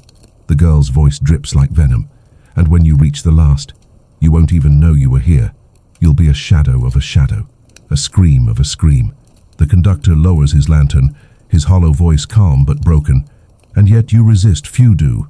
The whistle blows again, the rails spiral sharper, and you know, the next stop isn't just silence. It's the silence that eats even silence itself. The whistle doesn't exist anymore. Not a scream, not a sigh, not even silence pretending to be sound. It is nothing. Yet the nothing presses against your skull until your bones ache, until your teeth grind, until your jaw fractures. The lamps don't flicker. They aren't gone either. They're unwritten, like they were never imagined, never cast, never hung. Where they should be is only a smear, a faint outline your mind invents to comfort itself. The furnace doesn't roar. It doesn't whisper. It doesn't invert. It unhappens. You look at where it was and realize you can't remember fire anymore. The concept slips through your fingers like water that was never wet. The heart doesn't beat. It doesn't sigh. It doesn't pause. It unexists. And without it your chest doesn't seize, because your chest doesn't remember what seizing is. Through the slit of glass, there are no rails, no forest, no white void, no spiral, only a stretch of black so deep it swallows even the idea of black. You stare into it, and your glowing veins sputter because light doesn't make sense here. The conductor raises his lantern, But the lantern isn't real. It flickers, stutters, warps, as though your mind is forcing an image to exist where nothing belongs. His hollow voice cracks in on itself, overlapping like echoes from a throat that isn't there. The terminal silence, the stop that devours even stops. The girl twirls through the absence, but her body doesn't twirl. It redraws itself every second, out of order, pieces appearing before others vanish. Her grin is still there, wide and dripping, but the blood dissolves before it falls. Her voice comes from every direction at once. Yes, my favorite. Where even nothing isn't safe, where erasure eats erasure. You clutch the wheel with skeletal hands that blur at the edges, your veins glowing faint as if clinging to an idea. The symbols carved into your bones flicker in and out, lines vanishing, reappearing, as if reality itself is deciding whether you deserve to stay carved. The wheel moves without moving. You feel the pull, but see no turn. The rails hum, but do not exist. You drive and do not drive, and then you feel it. The absence isn't passive, it isn't void, it's hungry. Not for you, not for your blood, your bones, your screams. Hungry for meaning itself. You stagger, skeletal ribs cracking as your chest heaves, but the sound doesn't form. You whisper, but your words unravel before they exist. You try to remember anything, Coco, lights, family, but those memories twist, warp, vanish. Not forgotten, deleted. The furnace flickers into being one last time, just enough for the faces inside to mouth your voice. Round trip, but the sound dies before it reaches you. The conductor slams his lantern onto the wheel, shadows bursting, but the shadows unravel mid-swing. His hollow voice roars, then stutters, then silences, like a tape cut into shreds. Anchor! Anchor or dissolve! The girl leans close, her grin warping sideways, her voice melting into sweetness. Why fight? Why anchor? Let the silence eat you. It's the purest end. No train, no scream, no loop, nothing at all. And she's right. For a heartbeat, if heartbeats still exist, it feels easier. You feel yourself unraveling, and it doesn't hurt. It doesn't scream, it doesn't pull, it's quiet, it's clean, but then you hear it. Faint. Impossible. A laugh. Not hers. Not the conductor's. Yours. As a child. At Christmas. Cocoa in hand. Blanket soft. Lights twinkling. For one impossible second you remember joy. Not the mockery, not the fire, not the rail. Something real, something warm. And you refuse. You slam your skull against the wheel, bone cracking, blood spraying, but even the blood fights to exist, blazing bright before the silence devours it. Your veins flare white-hot, brighter than the void. Your symbols ignite, carving themselves back into permanence. The silence shrieks, not a scream, not a sound, a tearing. The absence tears itself open, reality cracking in jagged lines across the black. Fragments of color bleed through, red from the furnace, green from the lights, white from the snow. The girl screeches, her grin splitting until her jaw unhinges. No! Not that memory! Kill it! Kill it! The conductor raises his lantern high, its flame reigniting black. His hollow voice roars steady for the first time. Yes, anchor to it. Tear the silence apart. You roar, veins blazing so hot they burn through the void. The wheel jerks violently, sparks exploding into a space where sparks shouldn't exist. The silence fractures, the absence collapsing inward, devouring itself. And then, the train surges forward. Rails reform beneath you. The furnace roars. The heart slams. The whistle screams sharp, final, alive. Silence is gone. You collapse to the floor, skeletal hands trembling. Your glowing veins sputtering weak but present. The conductor lowers his lantern, his hollow voice steady. You resisted the terminal silence. Few do. The girl crouches close, her grin dripping black blood. Her voice is soft, almost loving. But every silence returns, and one day even you will want it. The whistle blows again, the rails twist sharper, and you know the next stop won't be about silence. It will be about screams so loud they tear the world apart. The whistle doesn't sing. It detonates, not a note, not a tone, an eruption. The sound rips through the cabin like a bomb, splitting rivets, shattering glass, vibrating marrow. It isn't a horn, it's an artillery strike. The air itself tears, opening fissures of red lightning across the black. The lamps don't flicker. They explode. bursting into shards that hang in the air, frozen mid-shatter, screaming in pitches so high they splinter your teeth. The furnace doesn't roar, it wails. Its flames shriek like sirens, faces inside tearing their jaws wider, blood spraying in ribbons that vibrate with every scream. The heart doesn't pound, it howls. Each beat slams your ribs with the force of a collapsing cathedral, chains snapping and whipping like whips, tearing grooves into the iron walls. Through the slit of glass, the rails are no longer rails, they're throats, thousands of open mouths stretching wide across the horizon, each one shrieking the whistle's scream. Their teeth are bone-white ties, their tongues red-hot steel, their saliva sparks. Every scream they give births another rail, another mouth, until the horizon is nothing but gnashing sound. The conductor raises his lantern high, the black flame bending sideways under the vibration. His hollow voice rumbles, shaking the iron, the blood, your bones. The howl stop, where the train feeds on screams until the world tears itself apart. The girl dances across the cabin, her grin so wide it splits her cheeks to the ears. Her eyes are hollow, glowing faint. She twirls, laughing shrill, blood spraying from her throat with every giggle. Yes, my favorite symphony! Louder! Louder! Let him drown in his own shriek! The wheel jerks so violently, it snaps two of your fingers. Your skeletal hands claw tighter, glowing veins blazing white-hot. The cymbals burn deeper into your bones, searing until your arms tremble uncontrollably. The whistle detonates again, and your jaw cracks, blood spurting from the fissures as your skull vibrates. You scream. But your scream isn't your own, it multiplies. One scream becomes 10, 10 become hundreds, hundreds become a storm. Your throat tears open, but the scream continues, bursting from your chest, your veins, your bones. Each echo adds to the rails, birthing another mouth, another throat, another scream. You're fueling it. The furnace bursts wider, flames twisting into the shape of your skull, its jaw splitting as it screams in sync with you. The heart slams harder, screaming with every beat until your ribs bend inward. Blood sprays into the air, vibrating into long strings of sound that whistle like wire.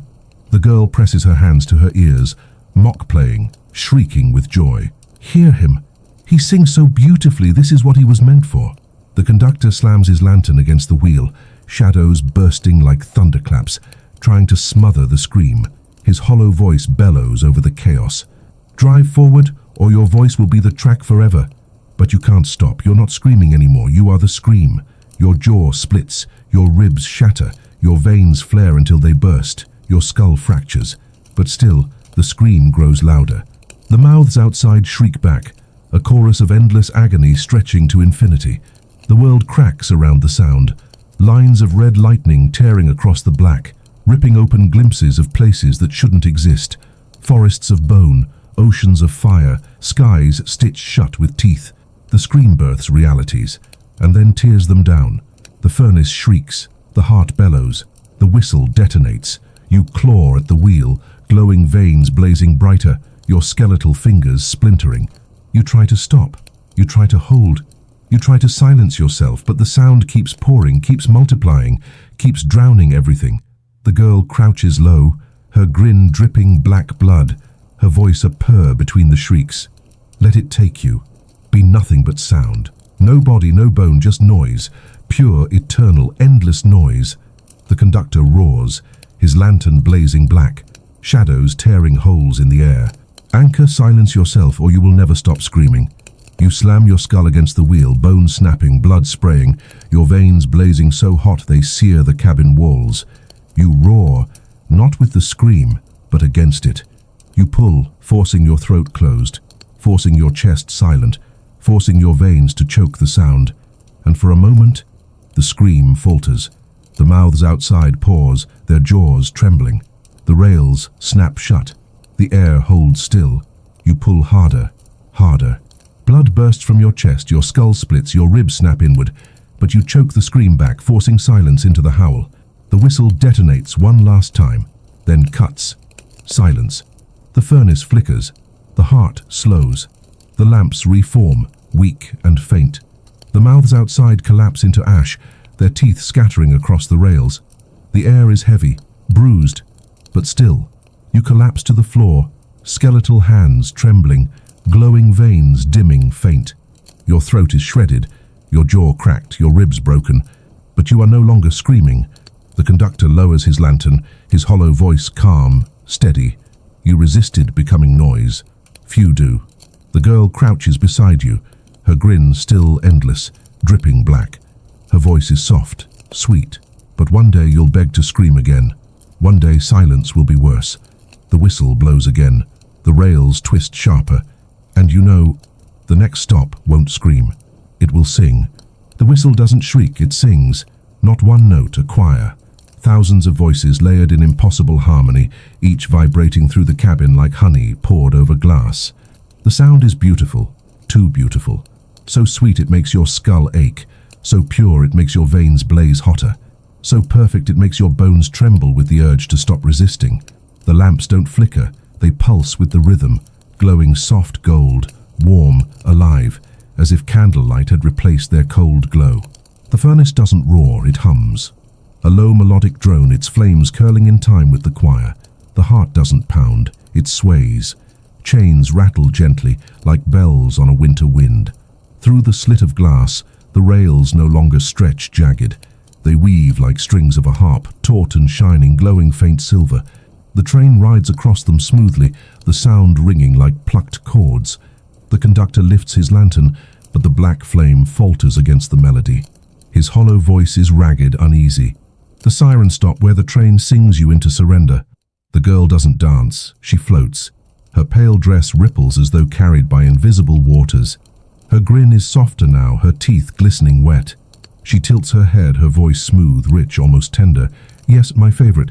Don't fight, little driver, don't scream. Just listen. Isn't it beautiful? The wheel doesn't jerk. It slides, smooth, effortless. Your skeletal hands don't burn against it. They glide, the symbols etched into your bones glowing like gold ink. For the first time in forever, it doesn't hurt. And the song wraps tighter. It isn't background. It isn't echo. It's inside you. The choir shifts, voices bending, twisting into words you know. Voices you recognize. Your family's laughter. Your friends' chatter.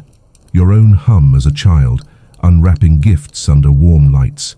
The girl drifts closer, her grin soft, her voice a lullaby. You fought so long. You bled so much. For what? A wheel that never stops? A trip that never ends? Let it go.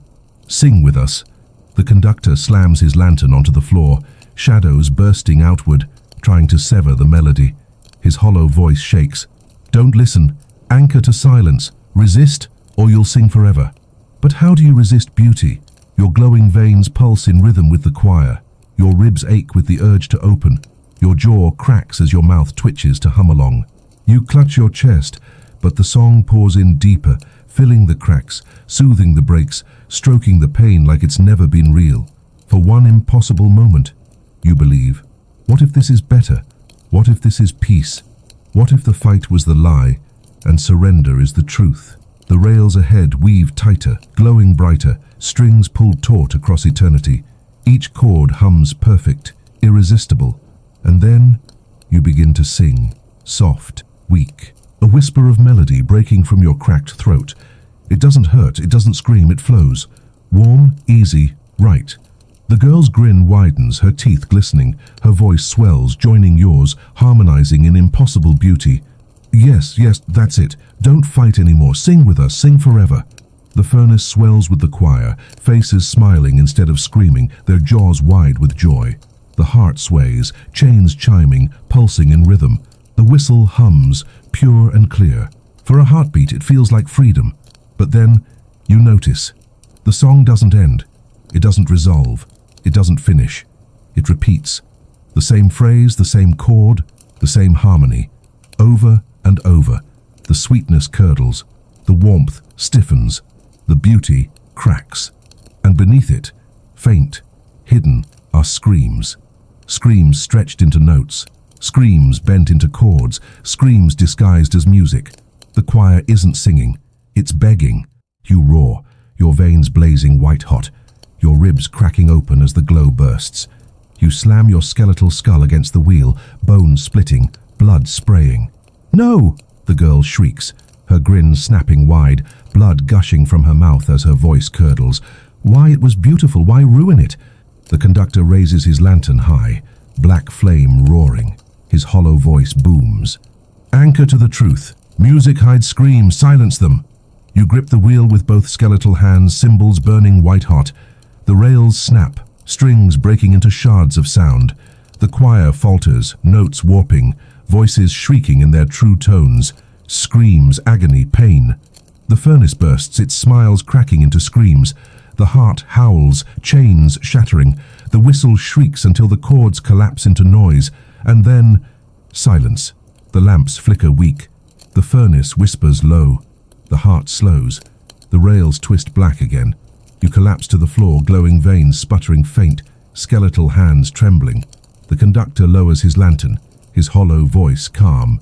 You resisted the siren song. Few do. The girl crouches low, her grin dripping black. Her voice is soft, mocking. But beauty always returns, and one day you'll beg to hear it again. The whistle blows again. The rails twist sharper, and you know the next stop won't sing. It will laugh. The whistle doesn't blow. It giggles.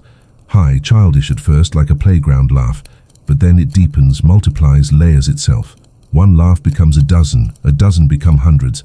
Hundreds become a rolling avalanche of mockery shaking the cabin. The air itself quivers, rattling your ribs, bending your skull until you feel your own jaw twitching upward in reflex. The lamps don't flicker. They snicker. Their glow stutters like stifled laughter, shadows dancing across the walls in jagged shapes, each one bent into a grin. The furnace doesn't roar. It cackles. Flames curl into wide mouths, their teeth snapping as faces howl with hilarity, tears of molten iron dripping down their cheeks. The heart doesn't beat. It chortles. Each thump comes with a burst of laughter that rattles your chest, chains shaking until they seem like bells ringing in amusement. Through the slit of glass, the rails are mouths, endless mouths, stretched wide across the horizon, their teeth clacking in rhythm, their tongues rolling with laughter that echoes so loud it bends the sky. The train doesn't ride on steel, it rides on jeers. The conductor lifts his lantern, the black flame sputtering weak under the noise. His hollow voice is drowned, breaking through only in fragments. The jester stop, where laughter breaks the mind. The girl doesn't dance this time. She convulses. Her pale body jerks as if every spasm is another laugh tearing out of her throat.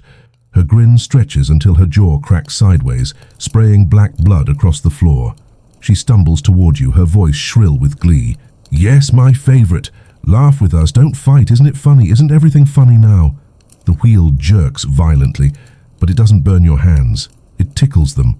The symbols carved into your bones squirm, glowing veins pulsing in erratic bursts like a joke repeated too many times. You try to scream, but the noise catches in your throat and escapes as a laugh. Soft, weak, but real. The furnace erupts in cheers, its faces howling. The rails outside roar louder, their mouths vibrating the air. The heart cackles until your ribs ache, your chest seizing with uncontrollable spasms. And then you lose it. Your jaw splits wide, your throat tearing, your ribs cracking as laughter bursts out of you. Loud, harsh, endless. You fall against the wheel, skeletal hands trembling, glowing veins blazing as each laugh tears through your bones. The girl shrieks with delight, collapsing to the floor beside you, rolling in her own blood as she giggles. Yes, that's it. Doesn't it feel good? Doesn't it feel right? Why cry, why scream when you can laugh at the joke? The conductor slams his lantern onto the floor, shadows bursting outward. His hollow voice booms, struggling against the jeers. Fight. It is not joy, it is poison. Every laugh erodes your name, your soul, your sanity. But it feels so good, so much easier. For once, the trip doesn't hurt. For once, the train feels light. You laugh and laugh until tears you don't have stream down your skull, until your chest feels hollow but free. And then, you notice, it isn't you laughing. Not really. Your voice is gone. What echoes from your throat is borrowed, stolen. The laughter pouring out is someone else's, something else's. Your jaw is just the speaker. The girl leans close, her face twitching, her grin tearing wider. See, you're just the mouthpiece. The train laughs through you now. You grip the wheel tighter, glowing veins burning hotter, ribs snapping under the force. No! The furnace shrieks, faces howling harder. The rails roar, their mouths snapping wide. The heart bellows with glee, chains rattling until they break. The conductor roars, his lantern blazing black. "Anchor, or you'll be nothing but a laugh in the dark." You slam your skeletal skull against the wheel, bones shattering, blood spraying in arcs that vanish in the noise. You roar, not laughter, but defiance, forcing the symbols carved into your bones to blaze brighter. Your veins flare white-hot, your chest bursts open, your ribs sear, and the laughter falters. The rails choke on their own jeers. The furnace sputters, faces twisting into grimaces. The heart wheezes, chains snapping limp. The girl's laugh dies mid-giggle, her grin dripping black blood as her eyes widen in shock. You wrench the wheel, sparks bursting, rails twisting back into black steel. The whistle shrieks one last laugh, then cuts off. Silence. The lamps flicker faint. The furnace whispers low. The heart slows. You collapse, skeletal hands trembling, glowing veins dimming faint. The conductor lowers his lantern, his hollow voice calm but heavy. You resisted the joke. Few do. The girl crouches beside you, her grin still carved, though weaker now, dripping black blood. Her voice is soft, sly, but laughter always returns, and when you're tired of screaming, of silence, of songs, you'll beg to laugh again. The whistle blows. The rails twist sharper, and you know, the next stop won't laugh. It will weep. The whistle doesn't shriek, it sobs. Long, broken wails, bending into the air like wind through hollow pipes. The sound is heavy, wet, dripping with grief. Each note quivers your ribs, saturating your chest with a sorrow so thick it feels like drowning. The lamps don't flicker. They weep. Streams of water gush from their sockets, flooding the cabin in slow, steady rivers. The furnace doesn't roar. It groans. Flames sputter weak, collapsing into wet embers, hissing like tears dropped into fire. The heart doesn't pound. It cries. Each beat gushes blood like water, splattering the iron floor, filling the room ankle-deep, then knee-deep, then waist-deep. The chains rattle like sobs in the throat of a corpse, too tired to rise again. Through the slit of glass, the rails aren't iron. They're rivers. Torrents of black water stretch into infinity, waves slamming against one another, each crest crowned with faces weeping endlessly. Their jaws don't open in laughter. They open in agony. Their eyes spill tears that join the flood.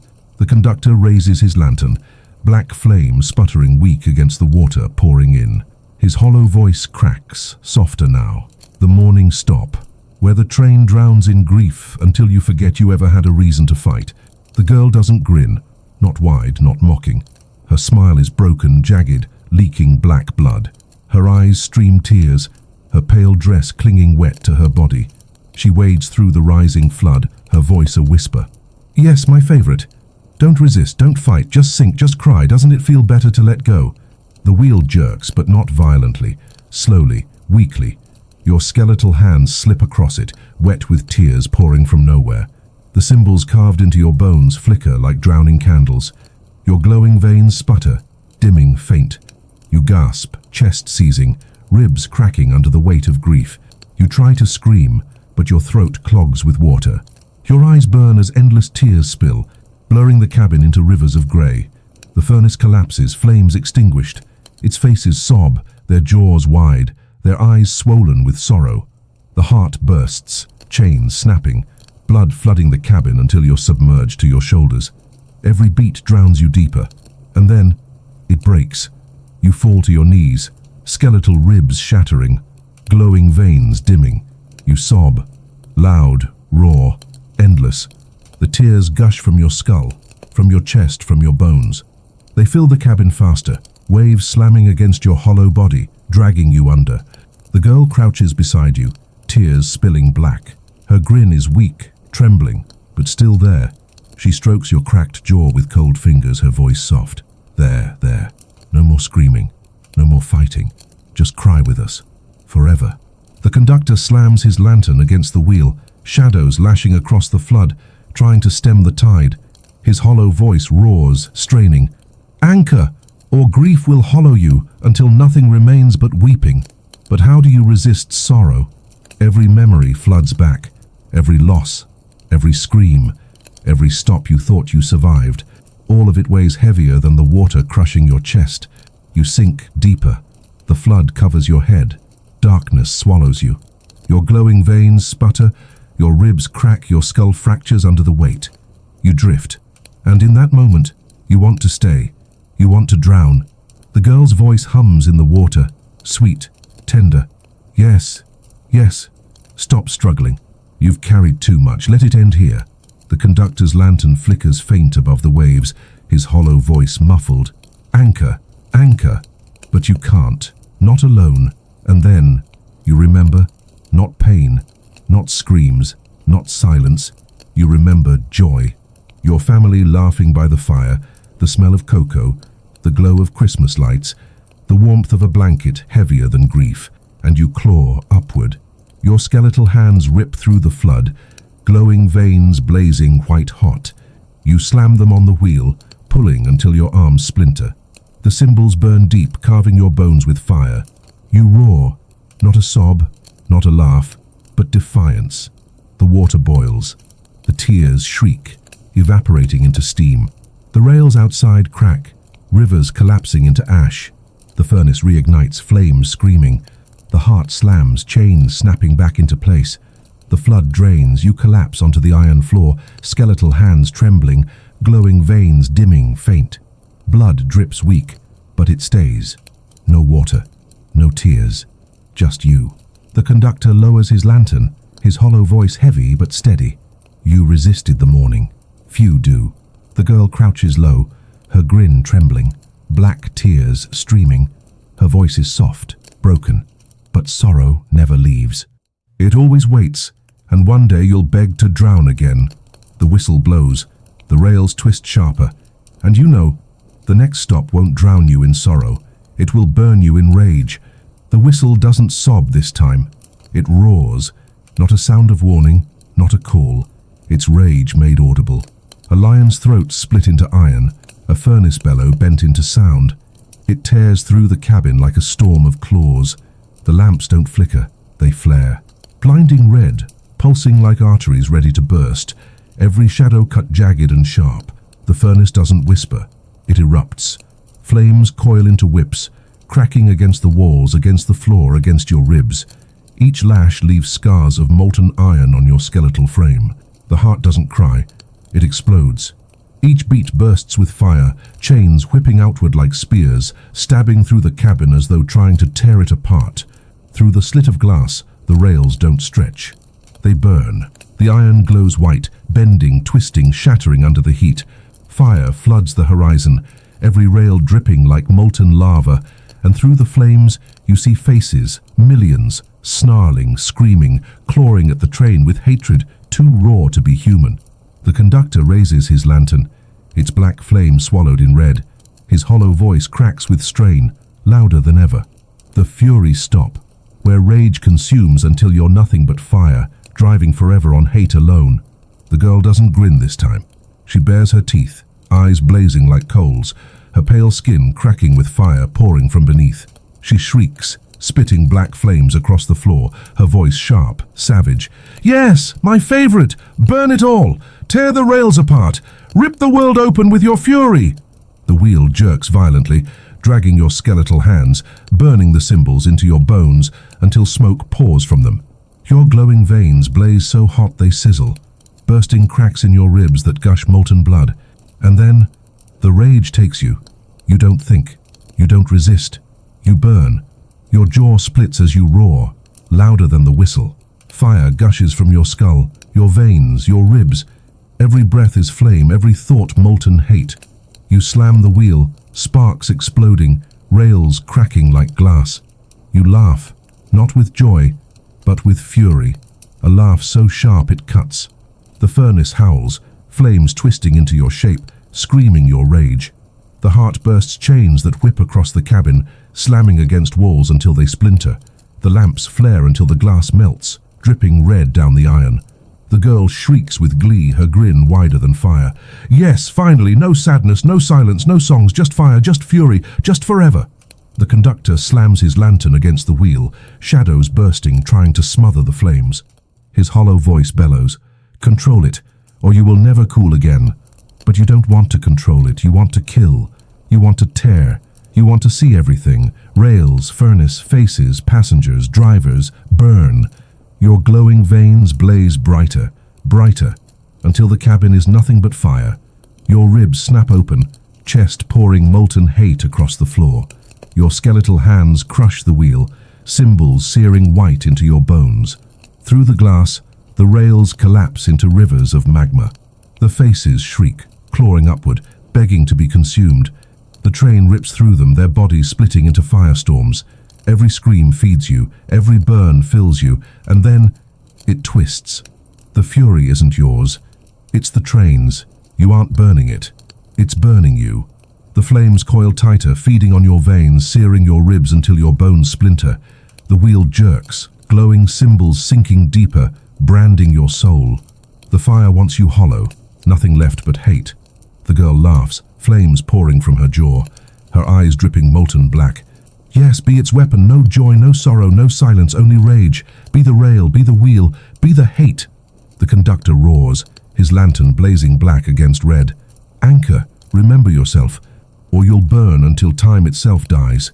But the fury is intoxicating. It's easier than sorrow. It's louder than silence. It's simpler than song. It feels right. You slam the wheel again, your roar shaking the cabin, your veins blazing like suns. The rails outside collapse into pure fire, screaming faces shrieking as they dissolve. And then, you remember, the cocoa, the blanket, the lights, the warmth, not fire, not hate, love. For a breath, you anchor to it. Your skeletal hands tremble, your veins flicker, your ribs shake, but you hold, you hold. The flames screech, collapsing into ash. The rails twist back into black iron. The furnace sputters, the heart slows, the lamps dim, and the fury drains.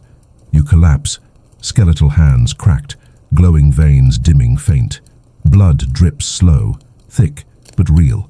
The conductor lowers his lantern, his hollow voice calm.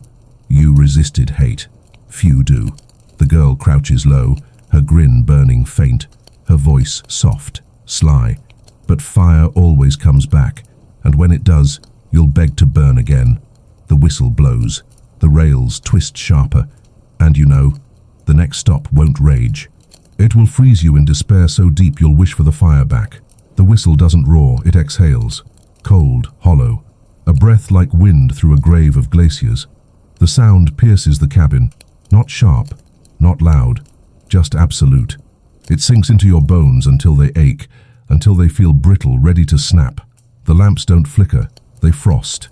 Ice blooms across their glass, crawling outward, spreading through the iron walls. Every rivet freezes white, every seam dripping icicles that grow too fast, stretching down like claws. The furnace doesn't roar, it sighs, a low gust of ash and smoke before its flames choke out. Its faces stop laughing, stop crying, stop mocking. They just stare, mouths frozen open, eyes iced solid. The heart doesn't beat, it cracks. Every thump is weak, slower, splitting along its surface. The chains rattle once, twice, before freezing stiff. The blood inside crystallizes, sharp and jagged, cutting as it flows sluggishly through the veins of the train. Through the slit of glass, the rails aren't rails anymore. They're rivers of ice. Black glaciers stretch into eternity, jagged peaks rising like teeth, their edges dripping frozen tar. The train grinds over them, sparks screaming as steel meets frost.